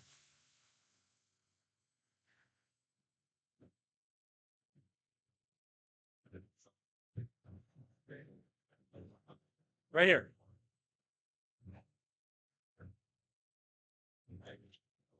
You guys sit down.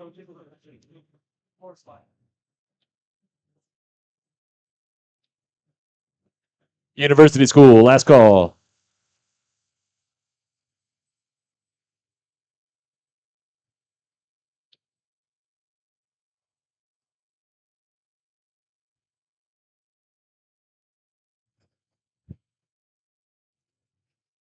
All right.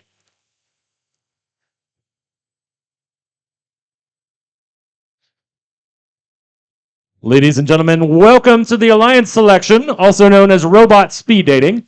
This is my favorite part of the day where we get to find out who has been paying attention.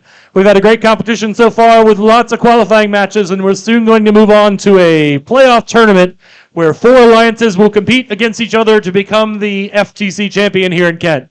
Can you turn that music down just for a few minutes? Thank you.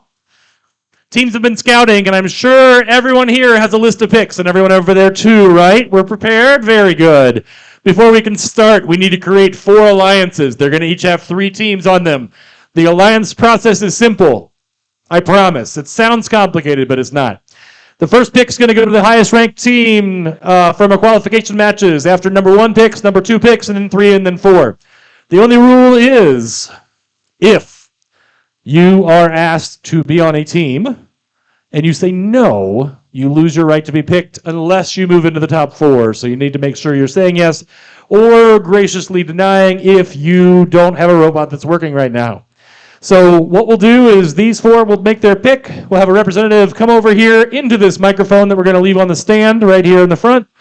Say yes or no, and then we'll go on with selections. For example, if number 1 picks number 2 and they decline, number 2 keeps the right to the alliance captain. Number 1 will extend the invitation to another team, and we'll move up, and you guys got it. We'll figure it out as we go. Very good. This is where strategy plays out, because each one of these teams is looking not necessarily for the highest scoring team, but for the team that best complements their robot. They're each going to get 2 teams. We'll have 3 matches in the semis, 3 matches in the finals. Best 2 out of 3 wins. And each one of those 3 teams has to play once in each round.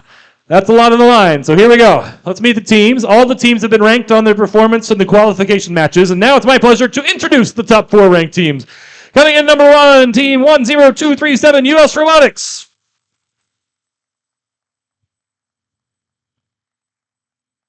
Our number 2 seed, number 1001, Hacksaw. Our number 3 seed, team 8581, Idec And our 4th seed, number 14261, Reckless. And with that, US Robotics, why don't you step over there to the microphone and tell us your first pick. Team 10237, US Robotics would like to graciously invite Team 1001. Hacksaw. Team 1001 Hacksaw graciously accepts. Very good. Thank you. So that means that I need Team 10095, Loose Screws, over here to the middle. You'll become our 4th seed. Moving on up over here will be the other 2.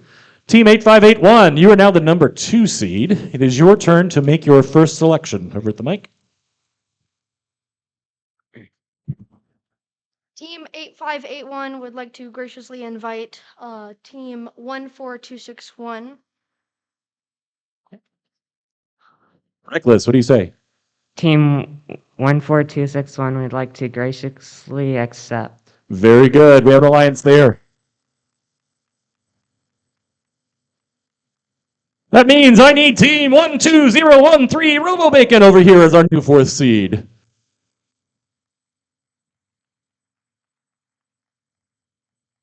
In the meantime, number 3 seed, Loose Screws. Go ahead and step up and make your first pick. Team 11095, Loose Screws, would like to invite Team 20744, Identificatories 2. One up.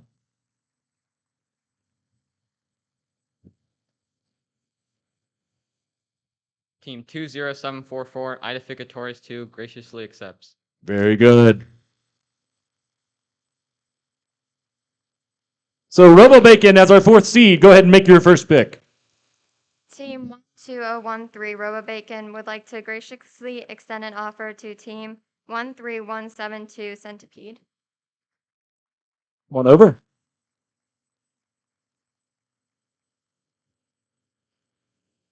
Team 13172 Centipede graciously accepts. Very good. Now we will go back to the top where teams will make their second pick. US, go ahead. Team 10237, US Robotics would like to graciously invite Team 8120 Electric Hornets.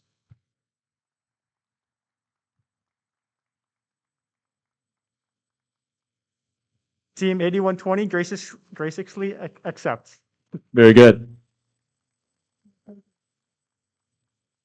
Team 8581, please make your second pick. That's you.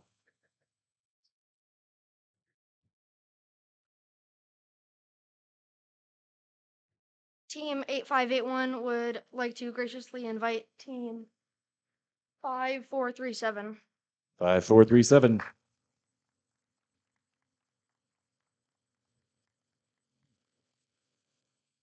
Team 5437 would like to accept this gracious invitation. Great.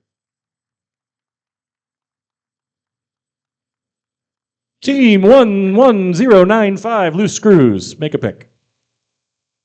Team 11095 Loose Screws would like to invite Team 11580 Eagle Butts to our alliance. All right.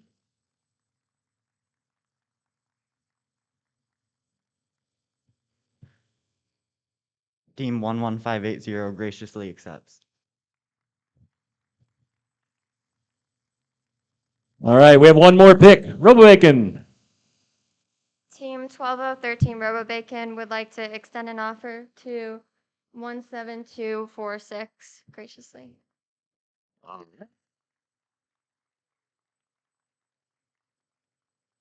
Team 17246 will graciously accept this invitation. Very good.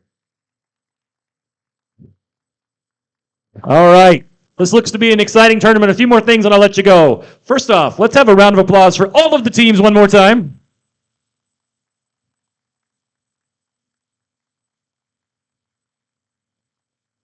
If your team was not invited to the playoffs, don't go anywhere because you can still win fabulous prizes and parting gifts. So stick around, cheer on an alliance. Now we need the alliance captains to please stay here and meet with the head referee. Matches 1 versus 4 will be on that field over there. 2 versus 3 will be on the field over here. We are going to give the teams 10 minutes to get their stuff organized. We will start in 10 minutes. Guys, talk as much as you can. Alliance captains, talk to the head ref.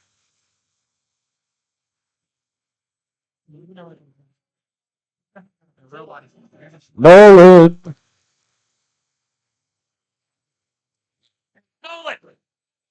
You have to go talk to Andy. Go.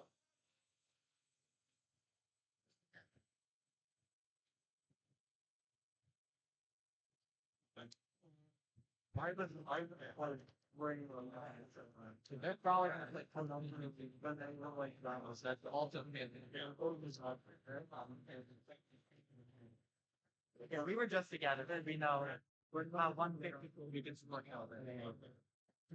Hey. About that. What do you guys do? You go through the barrier or yeah, like you guys go through it. So we played with them during the match, and what we did and the strategy was we had them go into the barrier and we went in the club. We go over to the closet. Since we go around and we go together, and we would go to yeah, of us we are pretty sure to them. Well, if you two go together, it comes on the same track.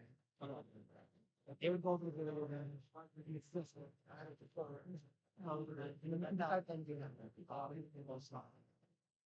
All right.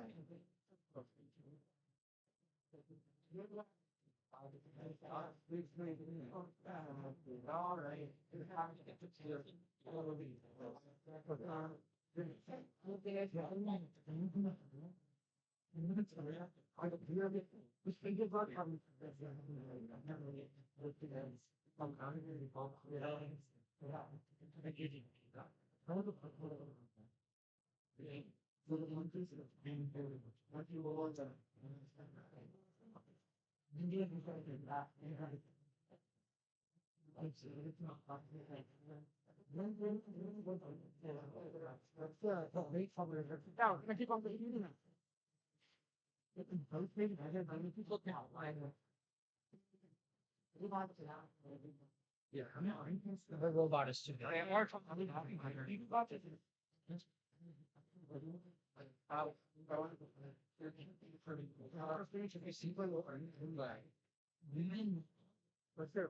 We didn't realize how about things we didn't realize we had a need. I don't know which was called up.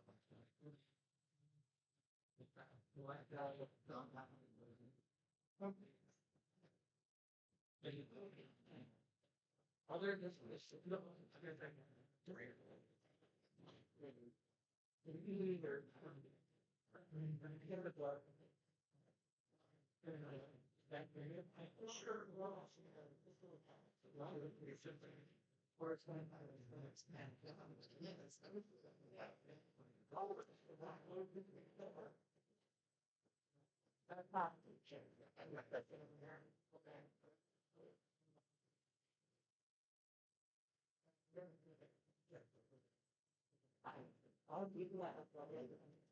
Is it gonna go to the tower now?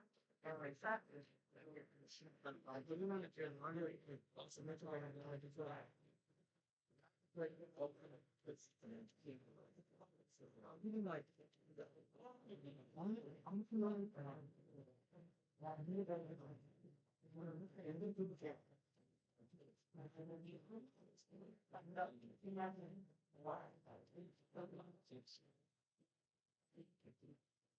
I'm just kidding. Probably fine. Let's see.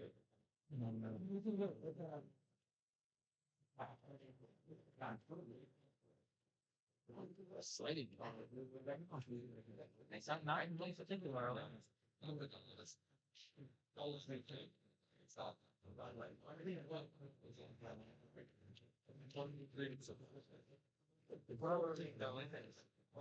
Oh boy.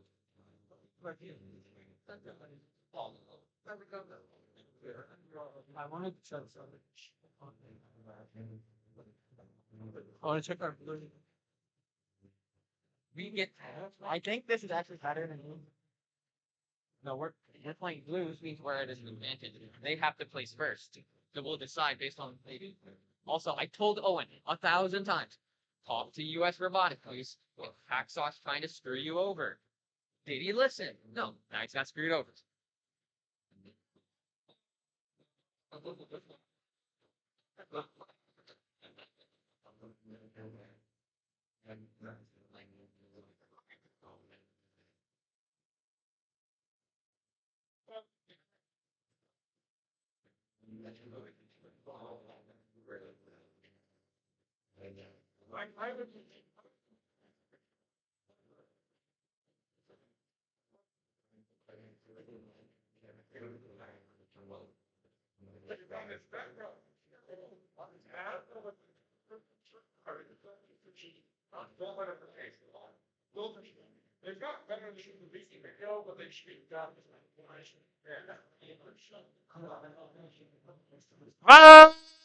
Minutes if you're team 1, 2, 3, or 4 up here on the board. 5 minutes.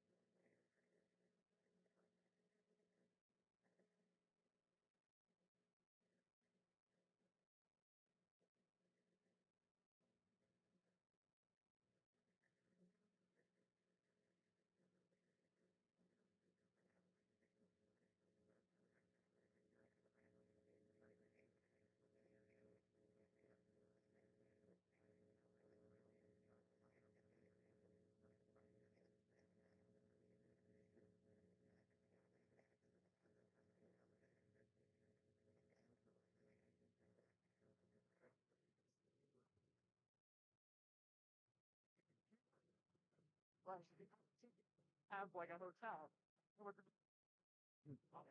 Team captains, I need you and a partner on the field in 2 minutes. Team captains, get them up here.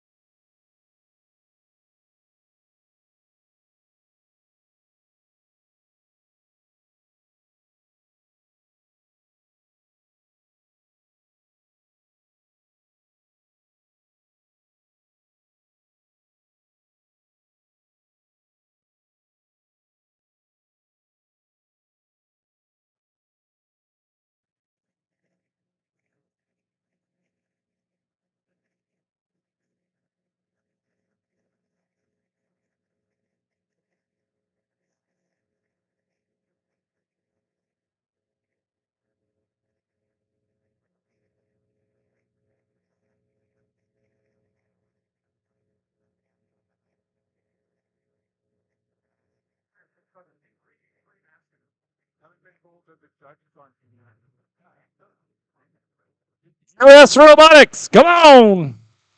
Bring a teammate.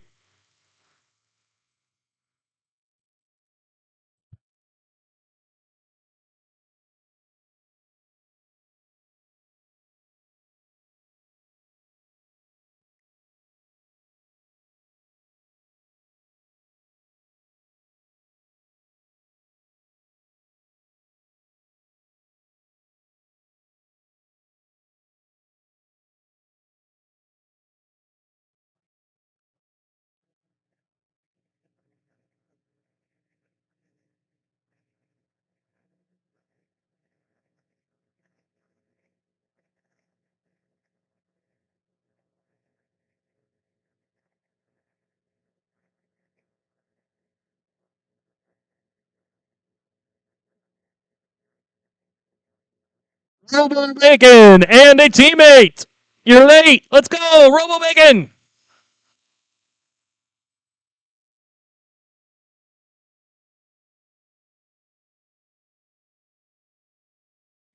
We also need 8581 and a teammate over here, and loose screws and a teammate over here.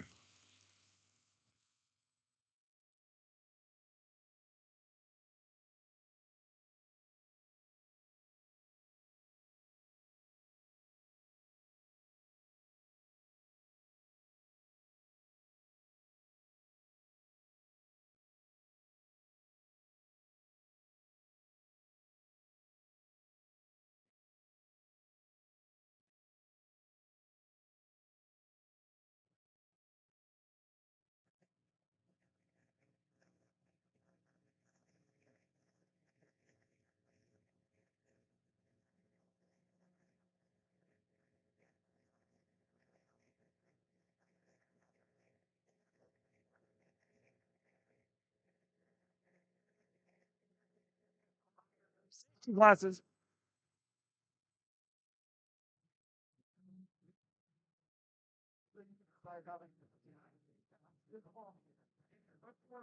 Eight, 581 and a teammate. Robo Bacon and a teammate. Let's go.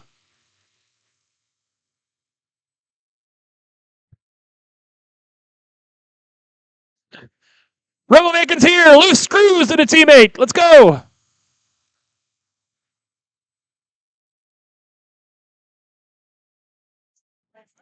If you are headed towards the field, you should have your safety glasses on and your mask on.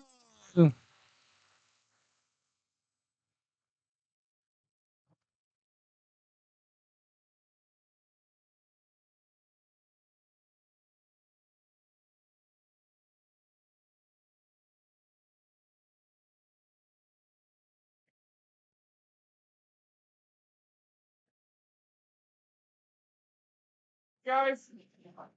Alrighty, it looks like we're heading into semifinal one, match one. Over here, we have the first seeded Red Alliance with US Robotics and Hacksaw. Over here on the Blue Alliance, it looks like we have seeded Alliance number 4, Robo Bacon and Centipede. For this first semifinal match, the goal is to place the preloaded scoring element on the bottom level of each of the Alliance-specific scoring hubs.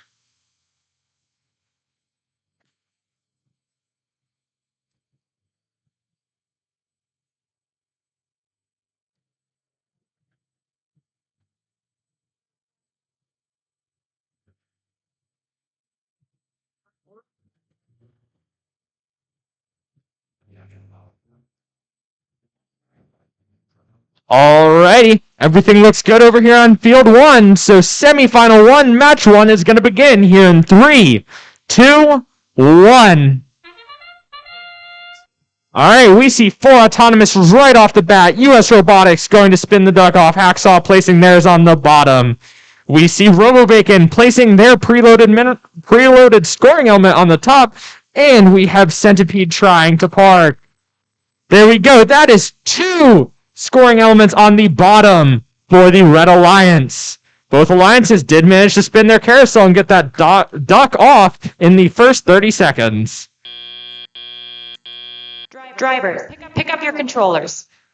3, 2, 1. Alrighty, here's where things start to get intense as all 4 teams are trying to put their scoring elements on the top of their hub. We see Hacksaw coming out of the warehouse with their preloaded, or with their scoring element. However, they go out and pick up a duck. They are placing it on the top. US Robotics close to a tumble with their preload with an element they picked up out of the warehouse. They drop it on the red side of the Alliance neutral scoring zone to tip it in their favor. Over here on the 4th seed side, we have RoboBacon sitting inside of the warehouse and Centipede trying to pick up these freight pieces to go deposit in their hub. There's another one on top for the Red Alliance deposited by US Robotics. Hacksaw in the warehouse trying to pick up some more of their freight pieces. We have some more movement from RoboBacon as they are in their warehouse. They managed to barrel over that barrier getting out. US Robotics in the warehouse trying to pick up some more freight pieces. And we have Centipede dropping another one on the top for the Blue Alliance. US Robotics counters by trying to place another on top, but unfortunately they overextend and drop it. We have Hacksaw back in the warehouse picking up one of these spherical elements, putting it on top. It barely survives, but it does land up there. US Robotics coming out of the warehouse with one. We have RoboBacon sitting on the front wall waiting for that end game, it appears. They're moving over to try and get these ducks.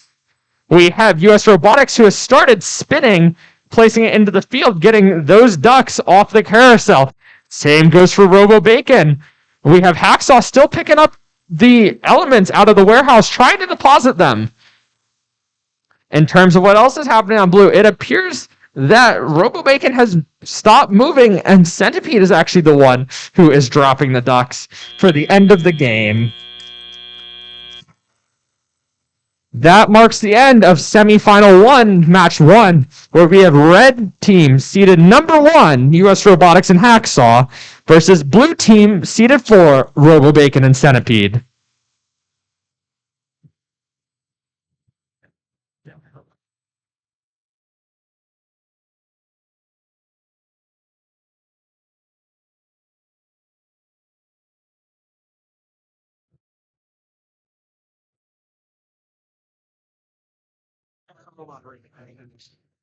As we are waiting for the semifinal 1, match 1 scores, we can head on over to semifinal 2, match 1, which is going to be the 2nd seeded alliance on the red side and the 3rd seeded alliance on the blue side.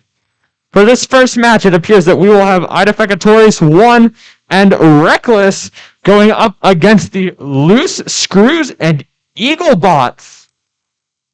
Interestingly enough, the 3rd seed alliance is choosing to play their 2nd pick team instead of their 1st pick team here in their match number 1. Just a reminder, each team on an alliance has to play once, meaning over there on semifinal 1, match 1, one of each of the teams for the alliance that just played will have to be swapped out by their other pick.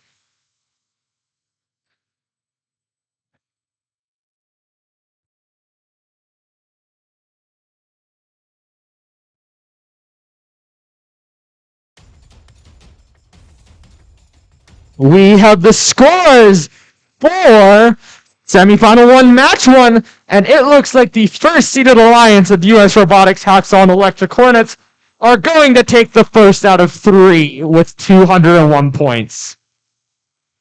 201, the new score to beat for this tournament.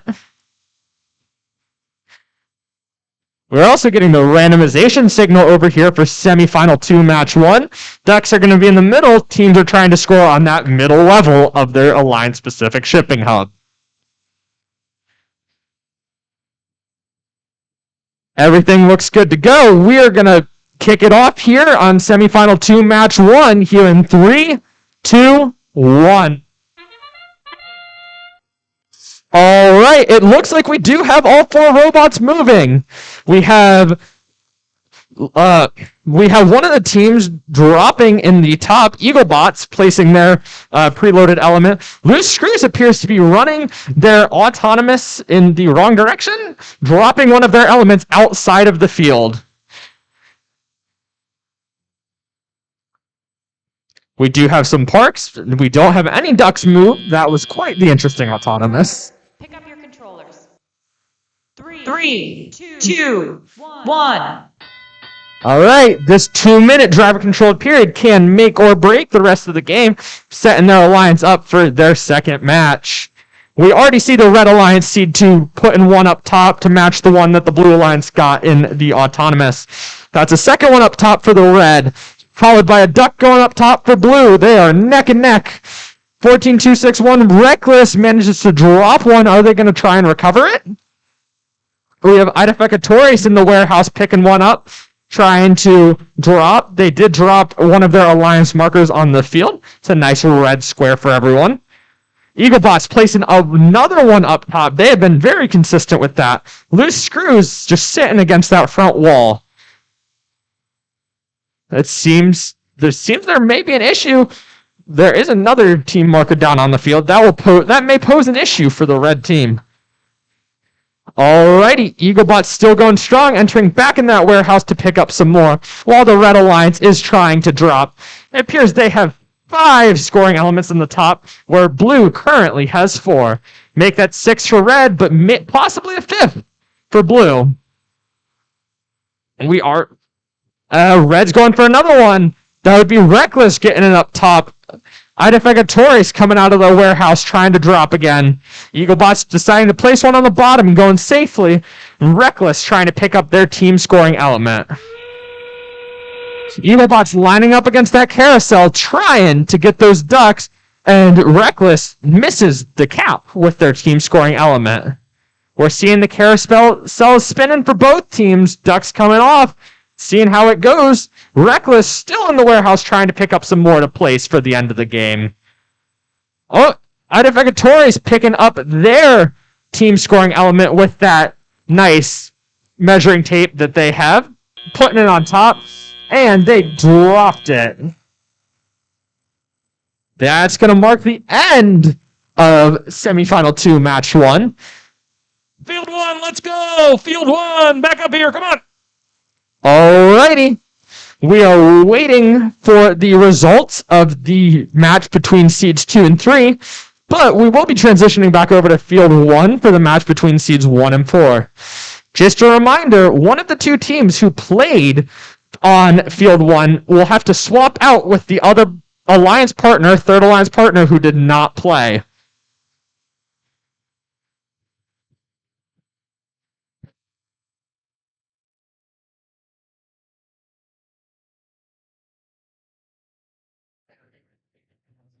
Seeds 1 and 4, if you're not on the field, you are in the wrong place. Let's go!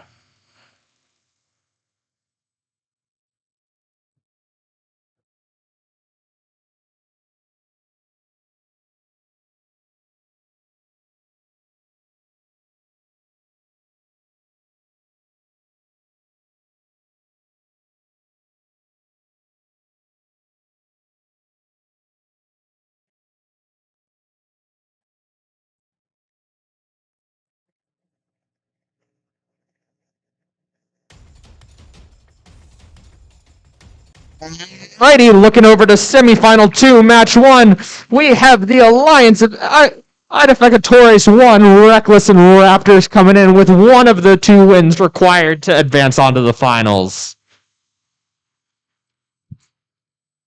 The score ended up being 115 Red Alliance Seed 2 to 54 Blue Alliance Seed 3. Robo Bacon and friend. Where are you? The Blue Alliance is going to be taking their 3-minute timeout.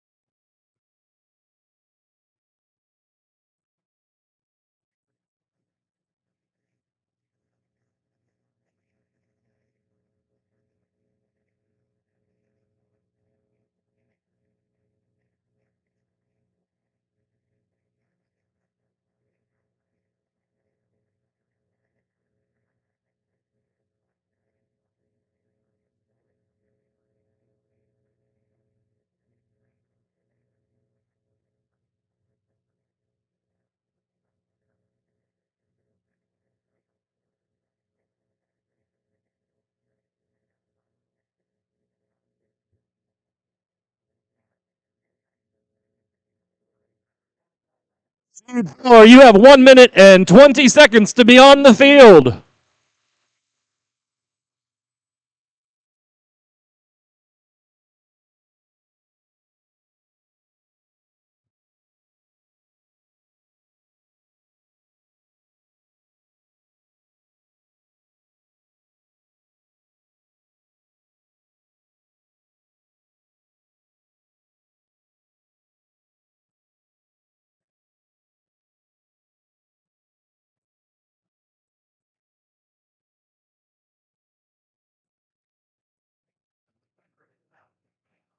"45 seconds."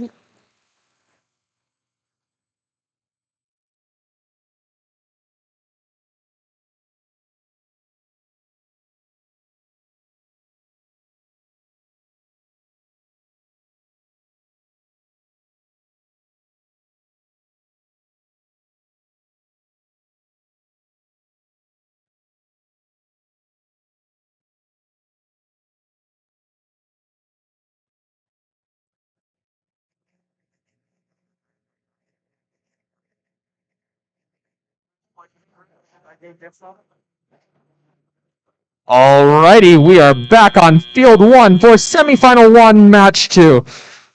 We still have seed 1 versus seed 4. Looking over at the Red Alliance, seed 1, we have the captain, US Robotics, who has swapped out Hacksaw for Electric Hornets for the second match. Looking over to the seed 4 on the blue side, we have teams Centipede and Cyborg Puppies. Interestingly enough, RoboBacon has decided to leave themselves out of semifinal 1, match 2.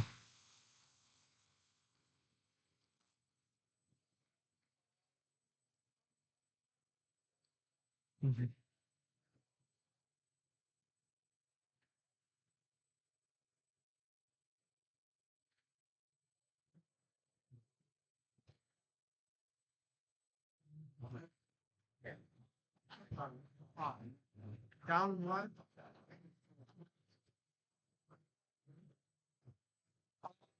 Yeah.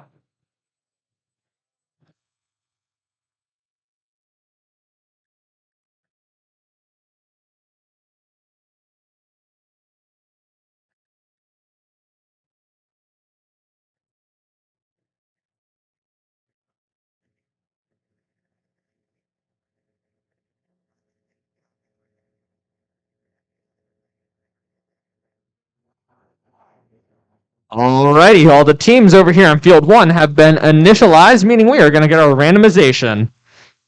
For semifinal 1, match 2, the rubber ducks indicate that each team should be trying to score their preloaded scoring element into the bottom level of their Alliance-specific shipping hubs here in the middle of the field. All the teams look ready. The field looks ready. So that means we are going to kick off semifinal 1, match 2, here in 3, 2, 1. Movement from all 4 robots. We have US Robotics trying to drop their duck on the field, which they do successfully. Blue Alliance over there manages to drop one of their preloaded freight pieces on the top of their Team Alliance-specific scoring hub. It does appear that Electric Hornets may be stuck, but US Robotics did manage not only to score their freight piece, but also on the correct level. Alrighty, Red Alliance trying to come up with a plan how to get out of this traffic jam, but 1. that means there's 2 minutes for them to figure this out. We have Cyborg Puppies stuck on the barrier again. However, Centipede is still trying to pick up these pieces and drop them on top. Electric Hornets dropped their piece, going back to pick it up before trying to score it. US Robotics inside the warehouse trying to pick up some of the golden freight pieces. Electric Hornets getting out of the way so US Robotics can try to drop the piece. Are they going for the Alliance Neutral or Alliance Specific? Looks like US Robotics is trying to weigh that Alliance Neutral here in the back middle into their favor for the end game. We have Electric Hornets dropped another one on the bottom level. US Robotics struggling to let go of the piece, but finally gets it out. Over here, the Blue Alliance has managed to get a second piece of freight, almost a third piece of freight. Now a third piece of freight on top of their Alliance-specific hub, as the Cyborg Puppies line up to do the ducks during the end game. US Robotics still trying to pick up out of their warehouse, and the Electric Hornets going for the Alliance Neutral. US Robotics speedy get out, jumping over that barrier. Looks much better not tipping over this time. That's one on the top for the Red Alliance. First one yet this game. Are we going to see one from Electric Hornets? Possibly. US Robotics back in that warehouse trying to pick up another golden shipping element. Freight piece. US Robotics almost getting stuck, and that buzzer marks the last 30 seconds of the match. US Robotics, instead of dropping the piece that they contain, going over that carousel, spinning the ducks, trying to get as many off as they can. Same with the Blue Alliance Cyborg Puppies, slowly spinning that carousel, getting their ducks off. We have Centipede still trying to drop pieces on the top, and they have accumulated quite a nice stack on top of their Alliance-specific scoring hub. We have Electric Hornets still in the warehouse making their way out and back in. And that marks the end of semifinal 1, match 2.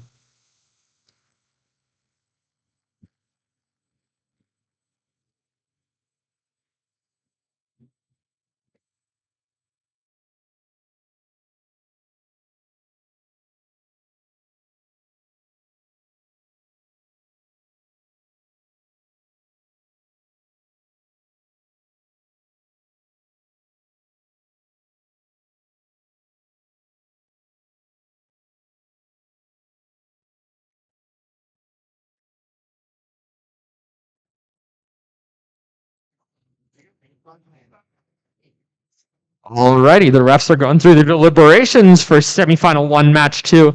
However, we can head on over to semifinal 2, match 2 over here on the second field on the left for you in the audience. So far, we have 3 robots on the field. We're going to be seeing Raptors for the red second seed Alliance, and we are going to be seeing Identificatores 2 and Loose Screws for the Blue Alliance. Now, Blue Alliance did choose to play their second pick for the first match, meaning that they are allowed to play their first pick for the second match.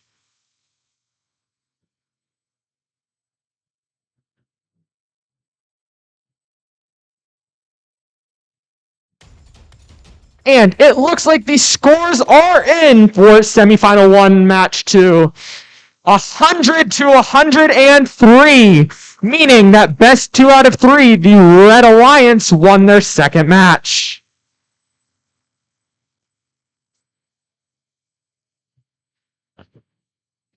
Because of that, that means our Red Alliance, US Robotics, Hacksaw, and Electric Hornets are going to keep their first place seed and advance onto the finals as the red team.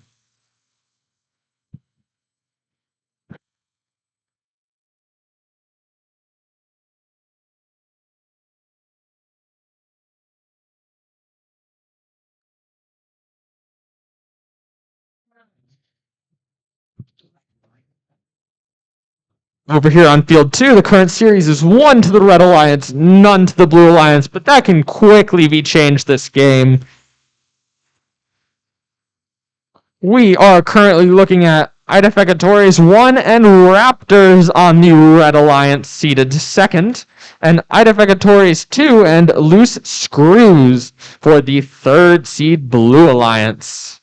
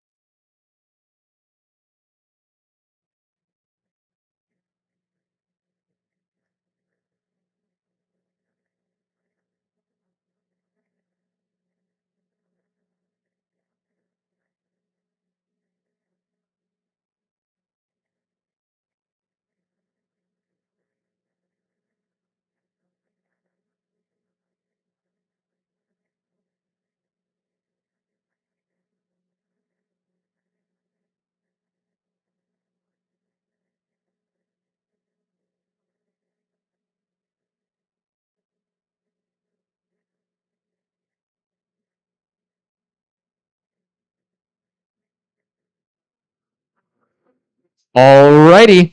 I have just been handed possession of a Rev driver hub with a sticker label on the back that says new hub with a date on it. If your team has happened to lose this or leave this here, please come see me, not during the match.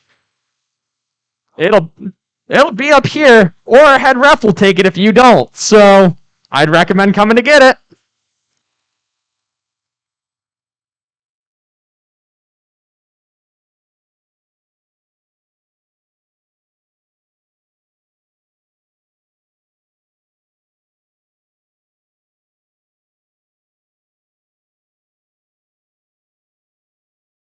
After a brief period of technical issues, it seems like all the teams are ready for the semifinal 2, match 2. The field has been randomized, and the teams are aiming to put their preloaded elements on the bottom of the Alliance-specific shipping hub for those extra points during the autonomous period.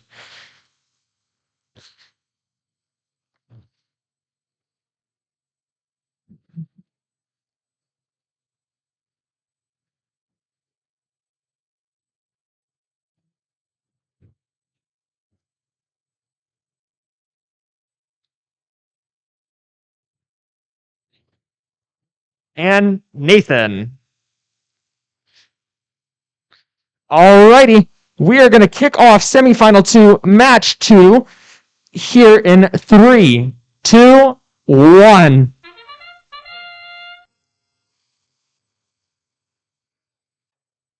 We have 8581 dropping it on the bottom and 2744 pushing their way into the warehouse. Loose Screws attempting to drop their preloaded element into the Alliance Pacific hub and barely making it in. Loose Screws managing to park in the storage area, whereas the Red Alliance has 2 parked in the warehouse.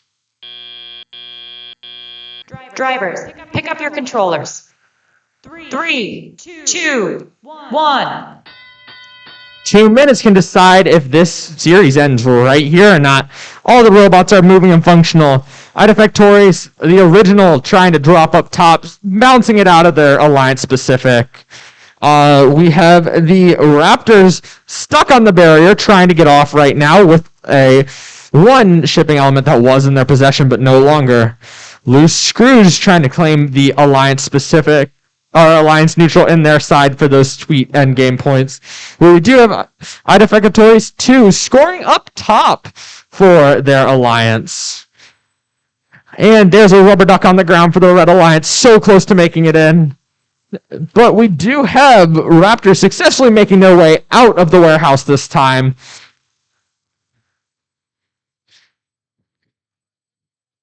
We are looking good. We have Idefactories dropping up top again for the Blue Alliance, marking at least 4 up top for them. Loose Screws is still trying to claim the Alliance Neutral for themselves. They've managed to place 4 in it so far. And we have Idefactories 1 standing outside of their Alliance Pacific. We have Raptors roaming around the field trying to drop another one up top after bumping their Alliance goal off. That might be a little bit of a problem. However, let's see how they work through this. In the last 30 seconds, teams have a few additional tasks they can accomplish. We see teams trying to knock these rubber ducks off, trying to get them into the field by spinning that carousel that they are on. That carousel is not powered. The robot is doing all the work to move those rubber ducks by itself. Idefactories 2 trying to pick up their team scoring element, while the original already has it and is trying to place it on top. And Idefactories 1 did manage to successfully cap their tower, but did not get a chance to park.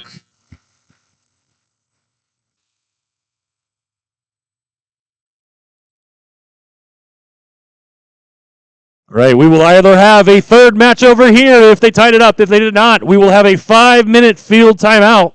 And then we'll have our top seed and our number 2 seed on this field in 5 minutes.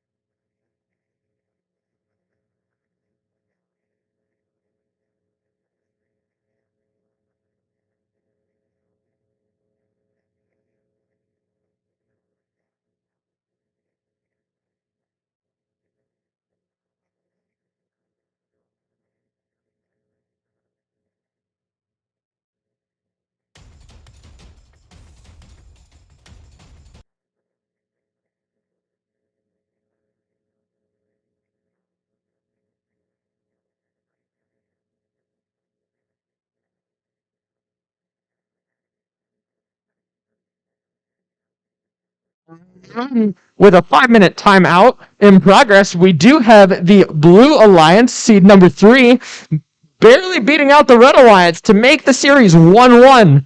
That means for it to be a best of 3, we are going to be taking it to a third game to decide who's going to the finals.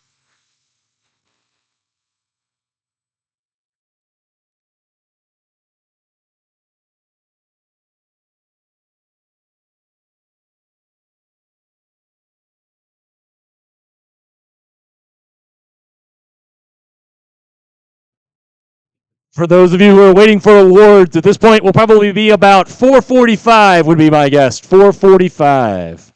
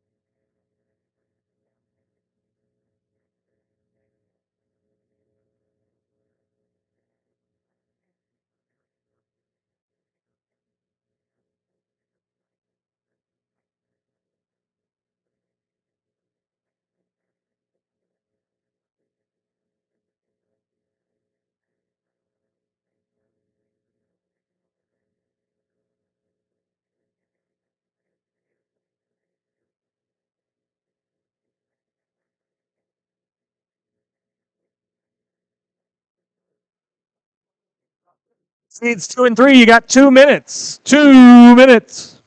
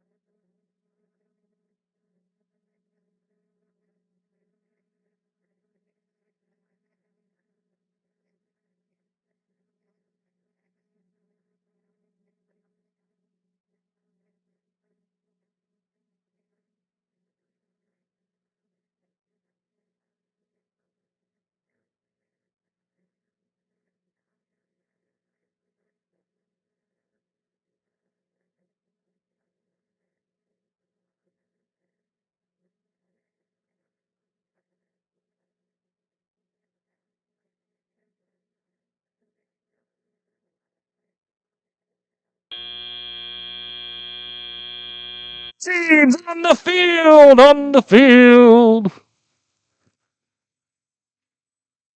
That marks the end of our 5-minute field timeout. First Tech Challenge rules do say there needs to be 5 minutes between teams having matches in a row. So we are looking at a 1-to-1 series. This will decide who's going on to the finals to compete against US Robotics Hacksaw and Electric Hornets.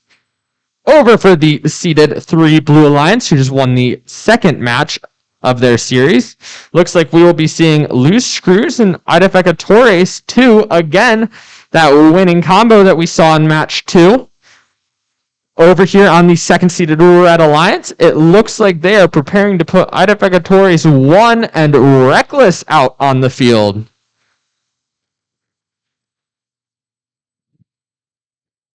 This is a big match. It's going to determine who gets to go play in the finals.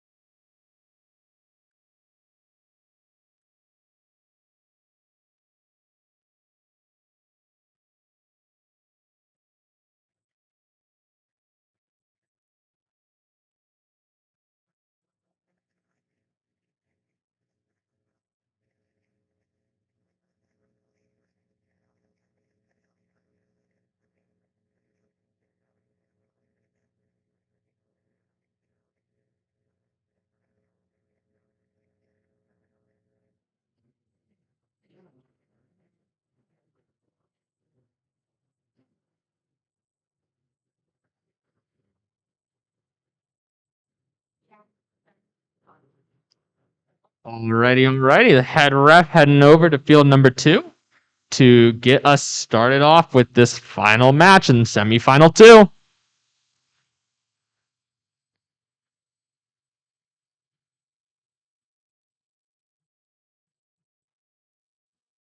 Alrighty, randomizing the field right now. It looks like the target position for those preloaded elements is going to be on the bottom of these Alliance-specific shipping hubs that you see in the middle of the field. There are points for getting it on any level, but in Autonomous, there's extra points for the correct one. Alrighty, to wrap up semifinal 2, we will start match 3 here in 3, 2, 1. 2 robots off, 4 robots off. We have Reckless almost sending a element out of the field, but they're doing good. Idefecatores dropping theirs on the bottom level, followed shortly by Loose Screws trying to drop theirs. They make it. Both teams have dropped their duck and made one on the bottom level. Some parking. Is this going to be a rough collision for Red team? It appears as if they're stuck on the wall. Drivers, pick up your controllers. 3, 2, 1. Alrighty, these 2 minutes are going to make or break who goes to the final. 3 of the robots are off. It looks like Idefecatores is having a disconnection issue against the wall. However, we do continue to see Reckless going at it, picking up these freight elements and trying to drop them up top. Over here on the blue side, we have Idefecatores 2 getting out of the warehouse, bringing their slides up, easily dropping one up top. Loose Screws in the warehouse picking up one, deciding what they want to do with it. Looks like they're going for the Alliance neutral, try and tip it in their favor. Idefecatores 2 going up top for a second one. They already have a third one. Let's see if they're going for it. It seems like we do have Idefecatores 1, 8581 back online for the Red Alliance. That will help out a lot. Red Alliance still leading in the number placed up top. It looks like it's currently 4-3, while both alliances are trying to pick up these elements and drop them up top. Loose Screws dropping a third on the Alliance neutral here in the backside. And we do have Idefecatores 2 attempting to drop one for blue up top, level 3, but they miss. That's another one picked up for the Blue Alliance, trying to drop it up top. Red Alliance in the warehouse trying to do the same thing.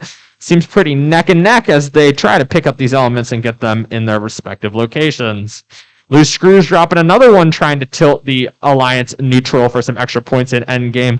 We have both of the Identificatories teams trying to line up, start dropping their ducks in, start aiming their tape measures, trying to cap their Alliance-specific hubs with their team scoring elements. Loose Screws still going for those points in the end game, with all the both teams dropping their ducks in like it's nothing. We have Reckless trying to cap theirs, picking it up. However, they don't pick it up, and they almost knock over their hub. And that will mark the end of semifinal 2, match 3, to see who between seed 2 and 3 makes it to the finals.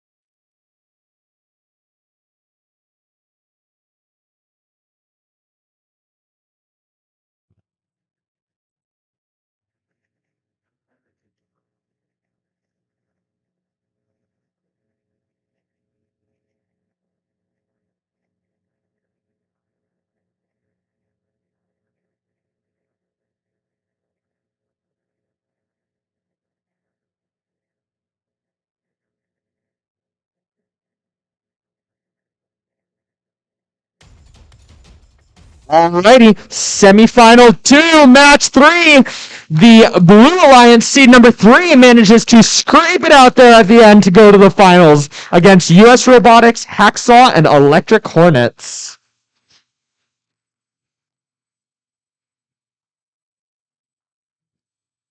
Well, all right, we got a 5-minute break here on the field. The team that just won, you're going to stay on that side of the field. University School and Friends, you're going to be the red team.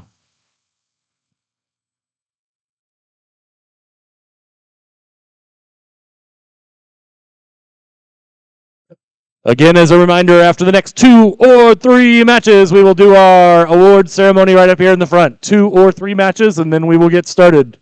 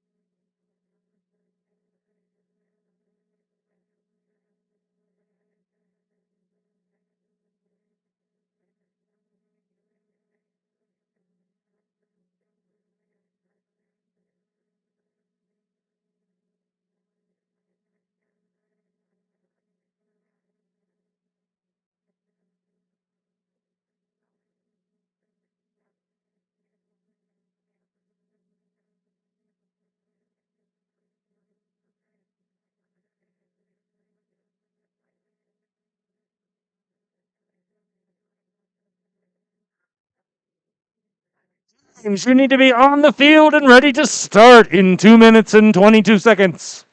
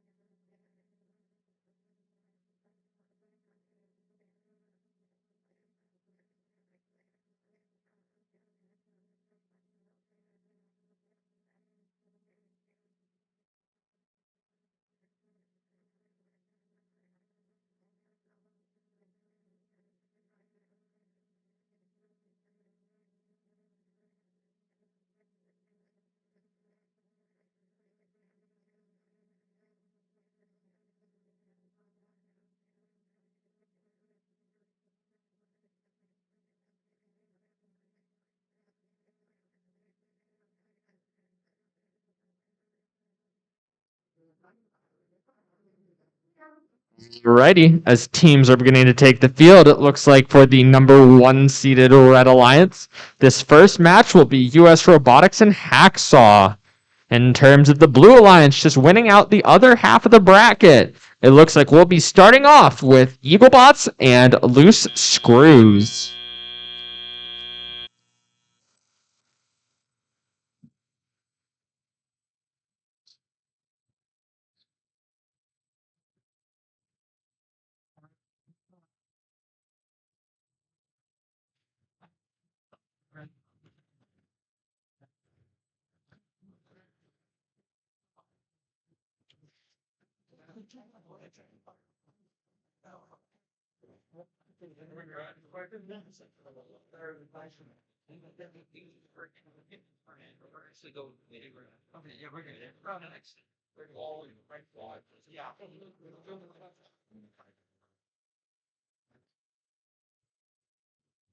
All right, you guys are all initialized? We're ready to go? Alrighty, all the teams have initialized their robot, meaning we are going to get the field randomization.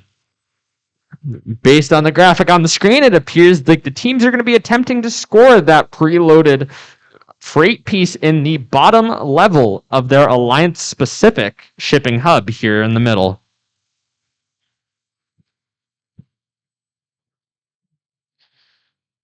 Alrighty, to start off finals match 1.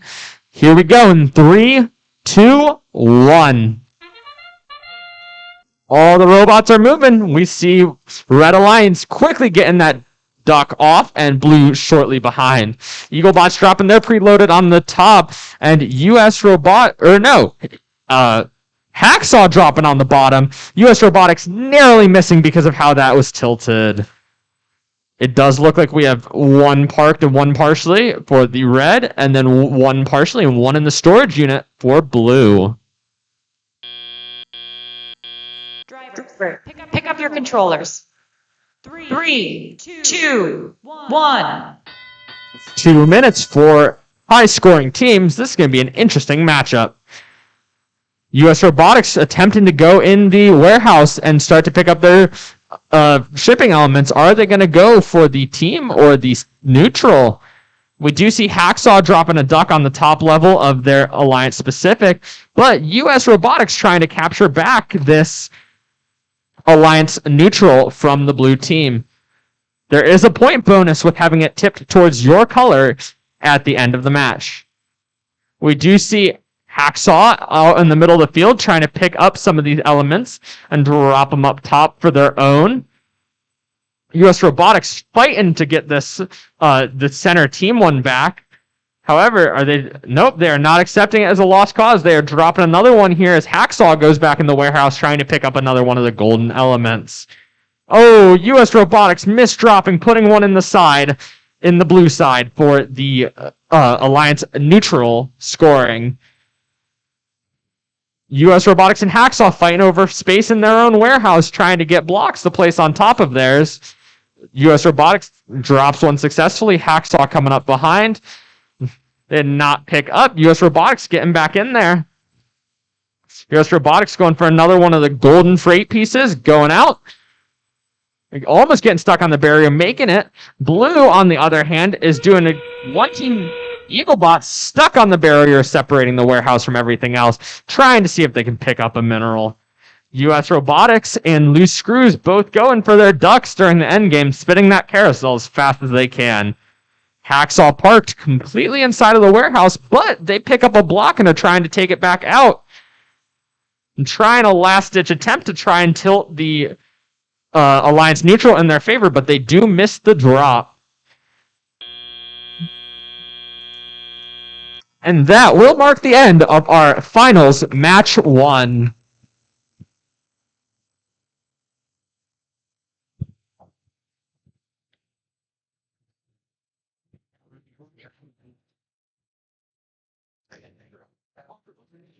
First Tech Challenge rules do state that if teams have to play back-to-back matches, especially in eliminations, there will be 5 minutes guaranteed between each match.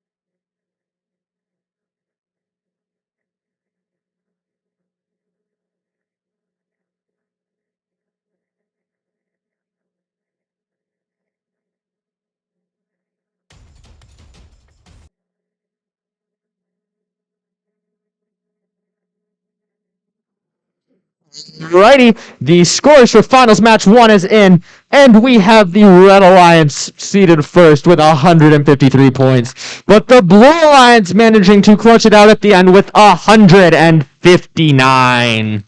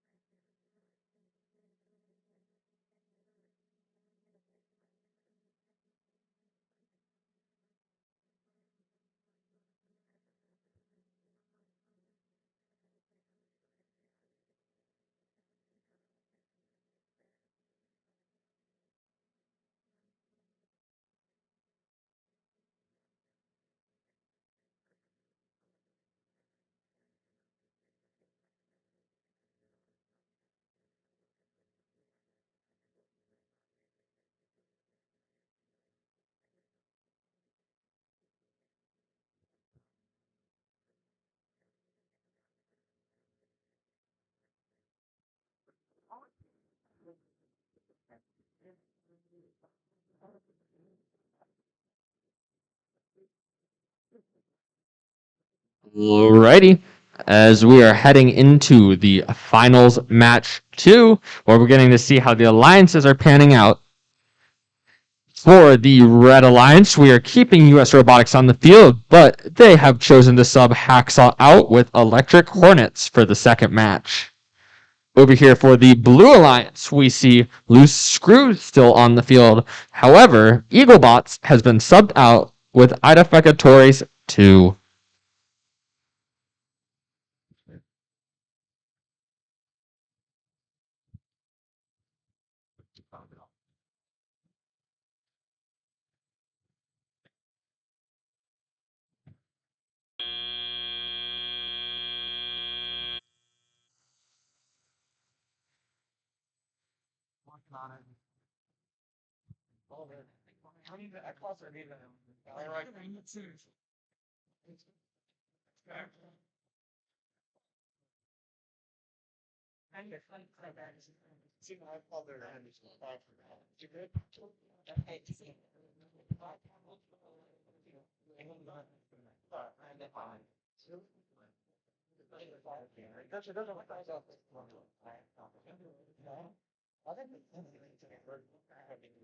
It should be.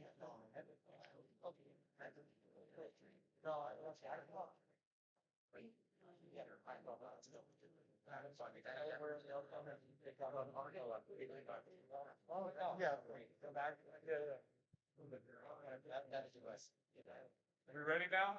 Read this flash? Okay, cool. You guys are cool? We're good? Alright, all the teams over here on field number 2 have been initialized, meaning that we are going to get randomization. For this match, the extra points during Autonomous will be allocated to the teams that can drop their preloaded scoring element in the top of their Alliance-specific shipping hub. All the teams look happy. The field's been randomized. So we're going to kick off Finals Match 2 here in 3, 2, 1. Loose Screws with that snappy start like always, immediately getting to their duck drop. U.S. Robotics not far behind. We see Electric Hornets going to park in the warehouse. Ooh, Loose Screws attempting to drop theirs onto the top level, but slightly missing. U.S. Robotics successfully not only getting it onto the Alliance Pacific, but also dropping it on the top.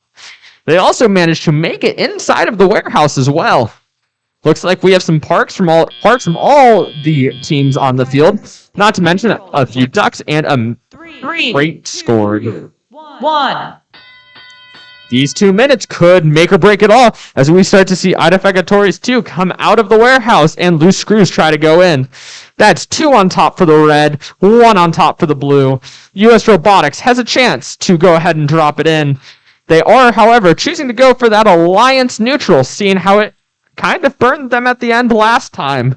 8120 Electric Hornets trying to drop up top. U.S. Robotics taking the brunt of tilting it their way. That's 3 up top for the Red Alliance, 2 up top for the Blue Alliance. It is neck and neck in getting these minerals out of the warehouses and trying to get them inside of the scoring elements. Red Alliance dropping a second one in their side of the team neutral, trying to get it their way, but Blue counters right back with a third.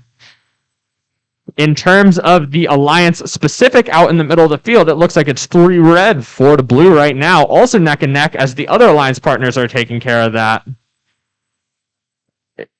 U.S. Robotics makes this barrier look like it's not even there as they are trying to get from the center of the field back out.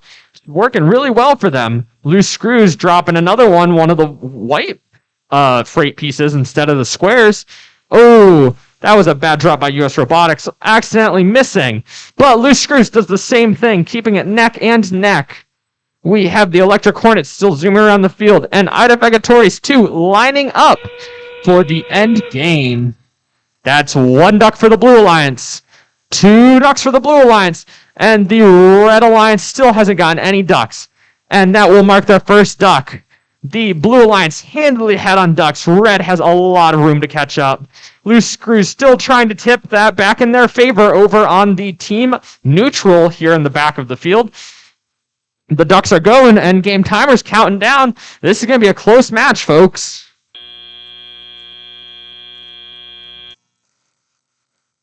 With that buzzer, that marks the end of finals match 2.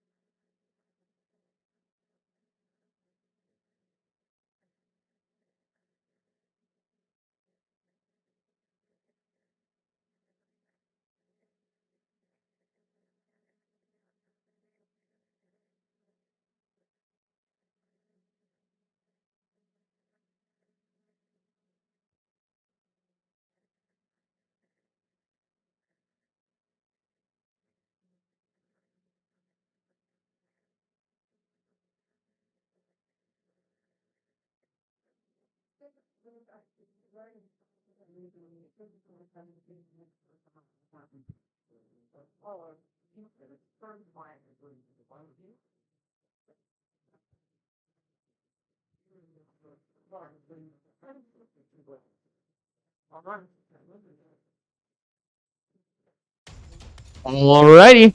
Finals match 2 goes to the Red Alliance, consisting of US Robotics and Electric Hornets. Series is currently 1-1, taking it to a third game.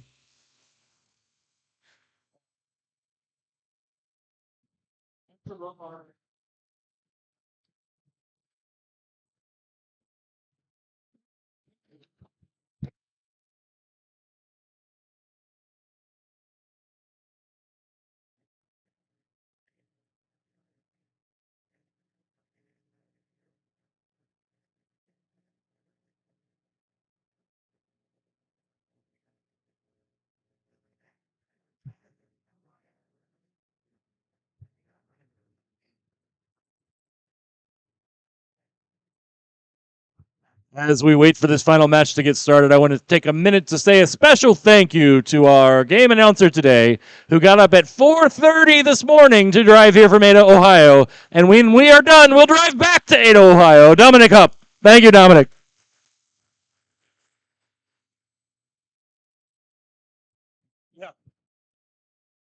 As you all know, it is 2.5 hours / 12.5 hours to Ada, Ohio from here. So this is really a commitment on behalf of Dominic.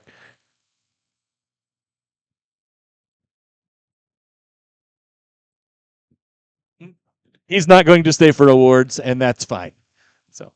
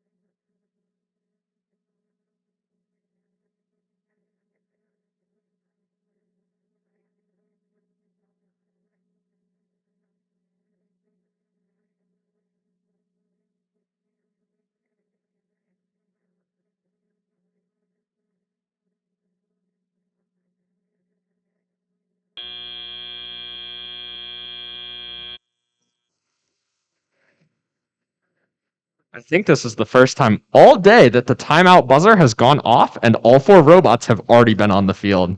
So congratulations, teams! We have a new first!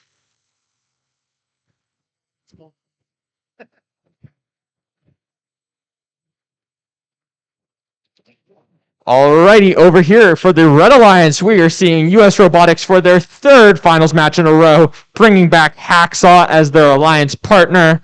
Over here on the Blue Alliance, we are seeing the same team of Loose Screws and Idefecatories 2 trying to duke it out for the winning alliance title.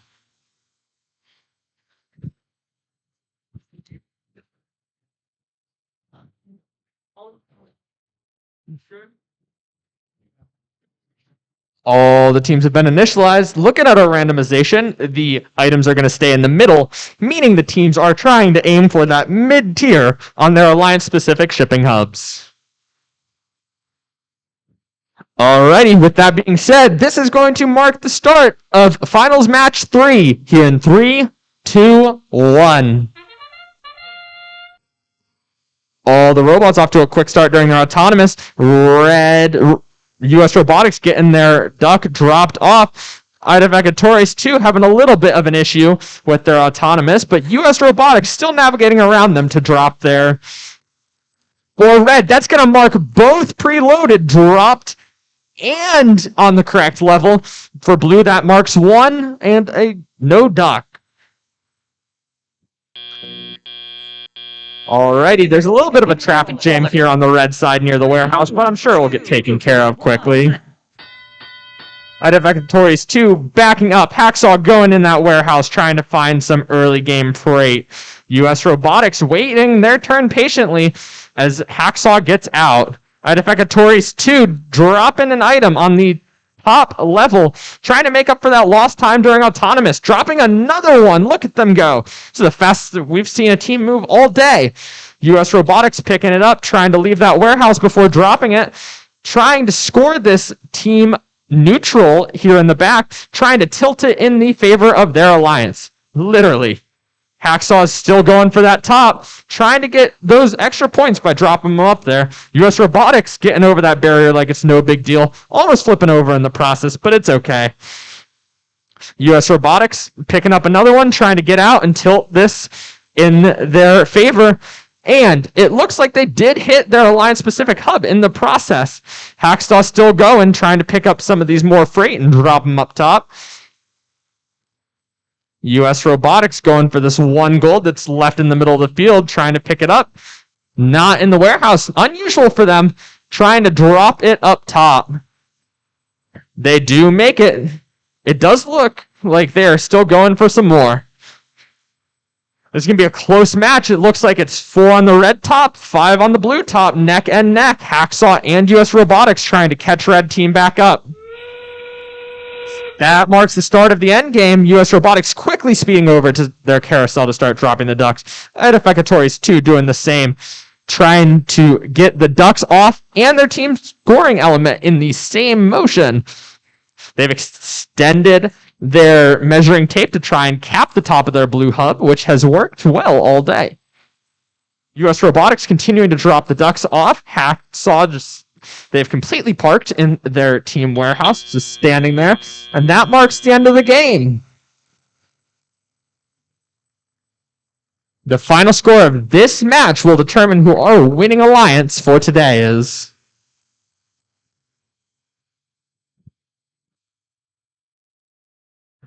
Quick programming note as we score over here. As soon as they are done, we will take that field down, get our awards from the judges, and get moving on award ceremony. So don't go anywhere. We have trophies for some of you.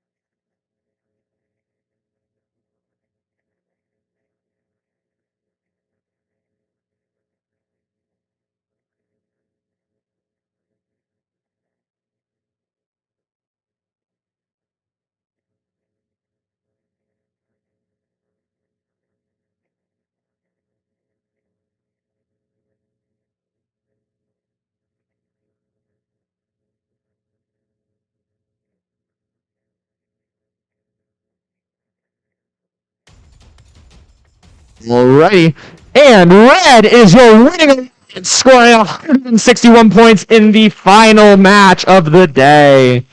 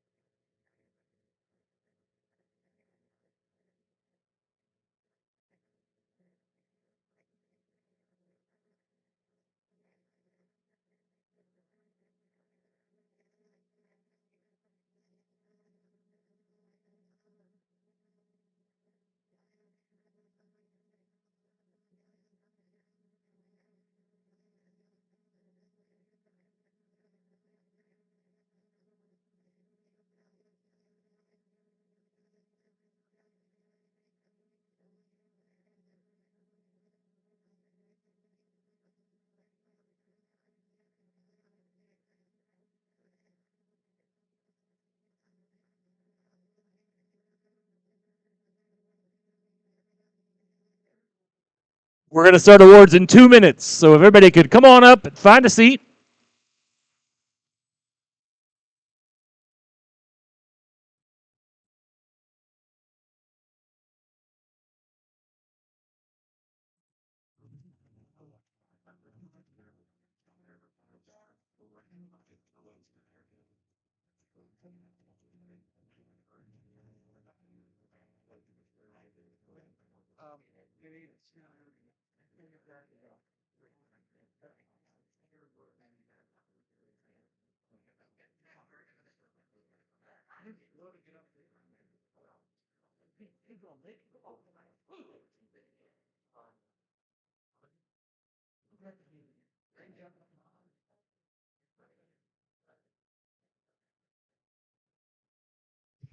One minute. Come on up and find a seat.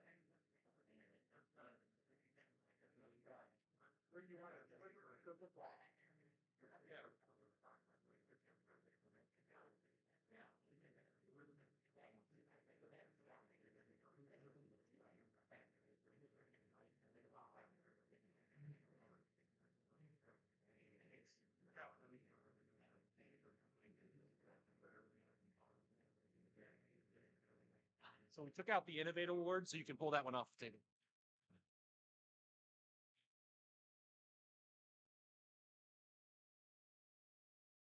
Okay. All right. We're ready to go. You all right? Nathan, yes.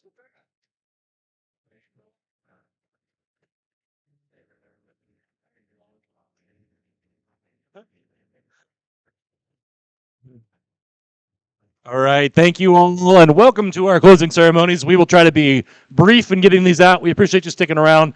Thanks to the people behind the scenes who made the last few days such a success, from the sponsors to the planners to the field crew to the scoring table folks to the setup and teardown, pits, the machine shop. Thank you, everybody.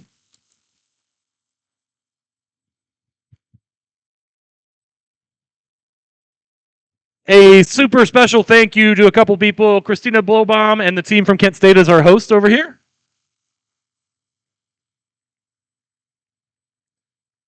And to Nathan Starrett and everyone who comes along with Nathan for putting the whole thing together. Thank you, Nathan. Oh. Also, thanks to our sponsors for the season, Qualcomm, PTC, Raytheon, KSS Robotics, Neobots, Rockwell, Don Wardo, and Kent State College of Aeronautics and Engineering.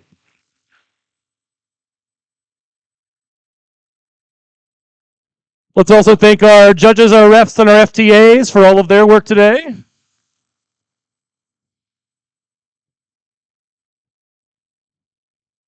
And mentors, thank you. And coaches, thank you. We need more of you. First teams in all programs continue to increase and grow, and we need more people like that. So let's continue the first tradition of students stand up and give a round of applause to your coaches and mentors.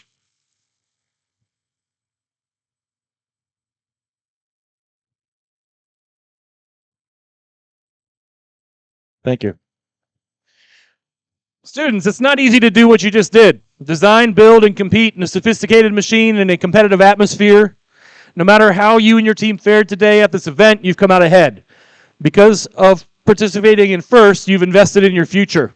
Too many stories that fill the news today are old people like me complaining about young people like you. After spending a day with you, I'm reinvigorated and believe even more so that we are in great hands. So thank you all for being here today. A round of applause for yourselves.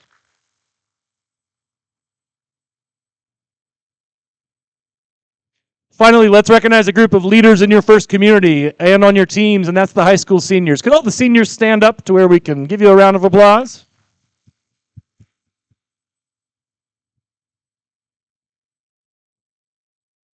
You all have had a very weird high school career and a very weird first high school career, and we appreciate you sticking with it.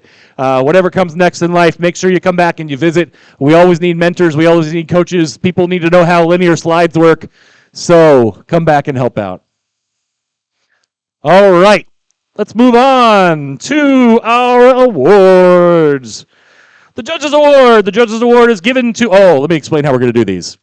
I need one person from your team to come up and visit my friends over here from Kent State. They're going to give you a reward, and you're going to take it back. So instead of the fist bumps that we would usually do at these events, because of COVID, we're not going to do that. So one person, come on up, your team captain, to grab an award. Judges Award is given at the discretion of the judges to a team they have encountered whose unique efforts, performance, and dynamics merit recognition, yet the team does not fit any of the existing categories. The Judges Award goes to, I'll say the judges said this about the award winner, Robot on a Shoestring Award. This team has been around for a while. This team might have to go to the box of pieces of foam too small to save. This team might be found in a toolbox. This team is the winner of the Judges Award, number 1001, Hacksaw.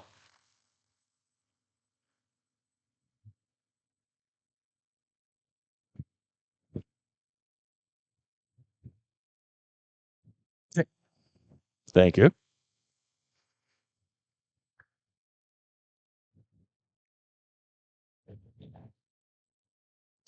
The Design Award expands on this year's challenge, inspiring teams to incorporate industrial design into their robots.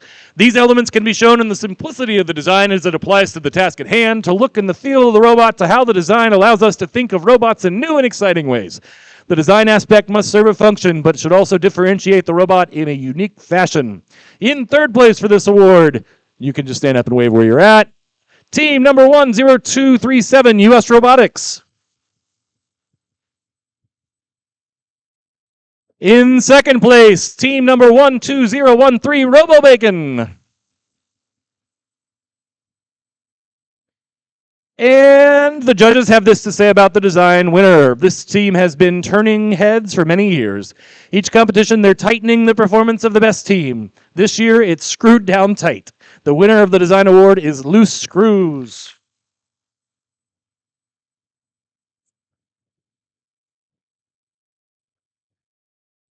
The team that receives the Motivate Award celebrates the culture of first and clearly shows what it means to be a team. This award celebrates that team that represents the essence of First Tech Challenge competition through team building, team spirit, and displayed enthusiasm. This is a team who makes a collective effort to make First known throughout their school and their community and sparks others to embrace the culture of First. In third place, stand where you are, team 11095, Loose Screws. In second place, team 8581, IDEC Factores from Kent.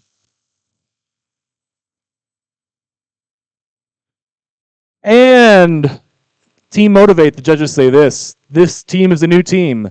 They were born one of two. This team name comes from a dead language. The winner of this Motivate Award goes to Team 20744, IDEC Factores 2.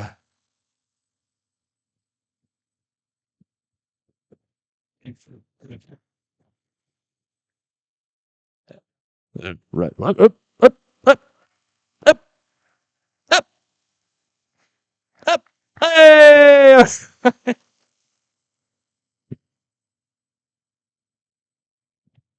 The Control Award, sponsored by ARM Inc. The Control Award celebrates the team that demonstrates innovative thinking in the control system to solve game challenges such as autonomous operation, enhancing mechanical systems with intelligent controls, and using sensors to achieve better results on the field. In second place, Team 20385, the Abundant Sheep.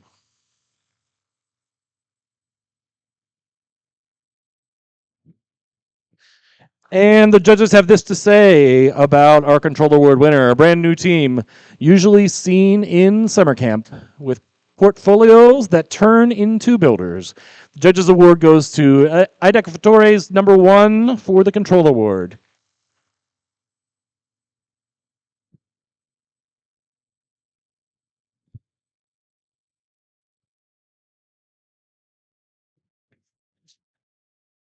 All right, the Connect Award is presented to the team that the judges feel most connected with their local science, technology, engineering, and math communities. A true FIRST team is more than the sum of its parts and recognizes that engaging in their local STEM community plays an essential part in their success. The recipient of this award is recognized for helping the community understand FIRST, the FIRST Tech Challenge, and the team itself. In addition, this team aggressively seeks and recruits engineers and explores the opportunities available in the world of engineering, science, and technology. In second place for the Connect Awards, Team 8581, Defecatores from Kent, Ohio.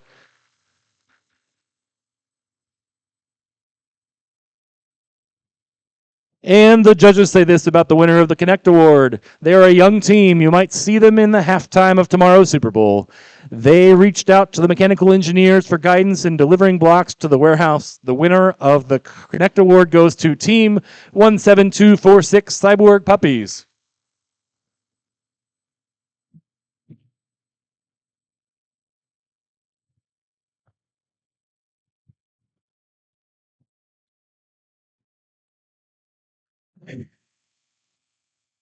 Okay. The Think Award is given to the team that the judges feel best reflects the journey of engineering and the design process. The engineering portfolio is a key reference for judges to help them identify the most deserving team. The team's engineering portfolio focuses on design and build stages of the team's robot and exemplified their journey as a team and as engineers. The third place for this award, Team 11095 Loose Screws. Yeah. The second place award, 12013 Robo Bacon.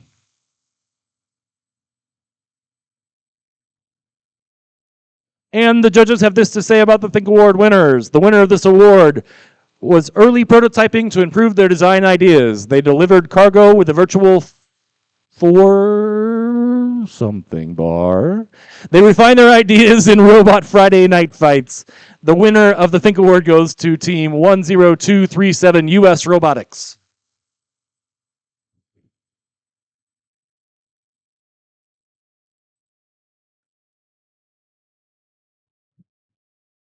All right, let's recognize our finalist alliance and winning alliance at this point.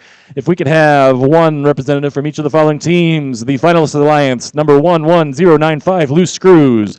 Their first pick, 20744 Idecatores 2. And their second pick, 11580 Eaglebots. Come on up.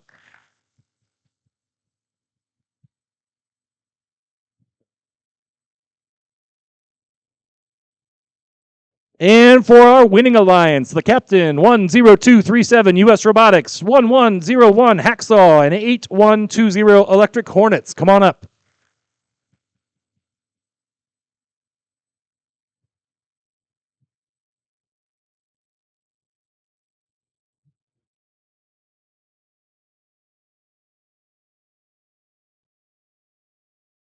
All right. The Inspire Award is presented to the team that the judges feel truly embodies the challenge of First Tech Challenge. This team that receives this award is a strong ambassador of the FIRST programs and works to promote FIRST and make it loud in their community. The team that receives this award has performed well in all the judging categories and was chosen by the judges as a model FIRST Challenge team, both on and off the playing field.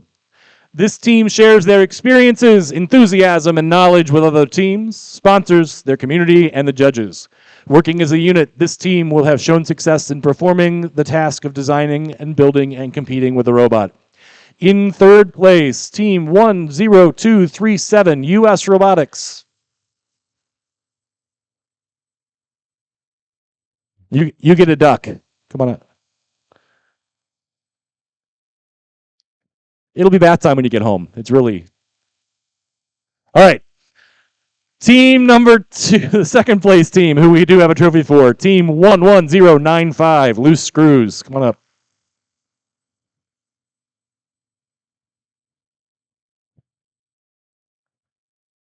And the judges have this to say about our Inspire winner. This team used their CAD drawings in their portfolio. You might find some of their wires on a retractable leash. This team might like bacon on their cheeseburgers. The winner is Team 12013 Robo Bacon.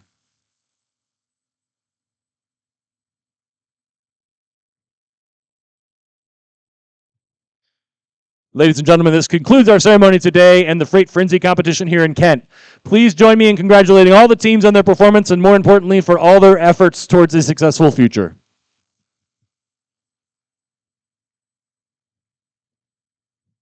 Good luck to all of you in a couple of weeks in the qualifiers, and we'll hope to see you back here in Kent next year for another event. Take care.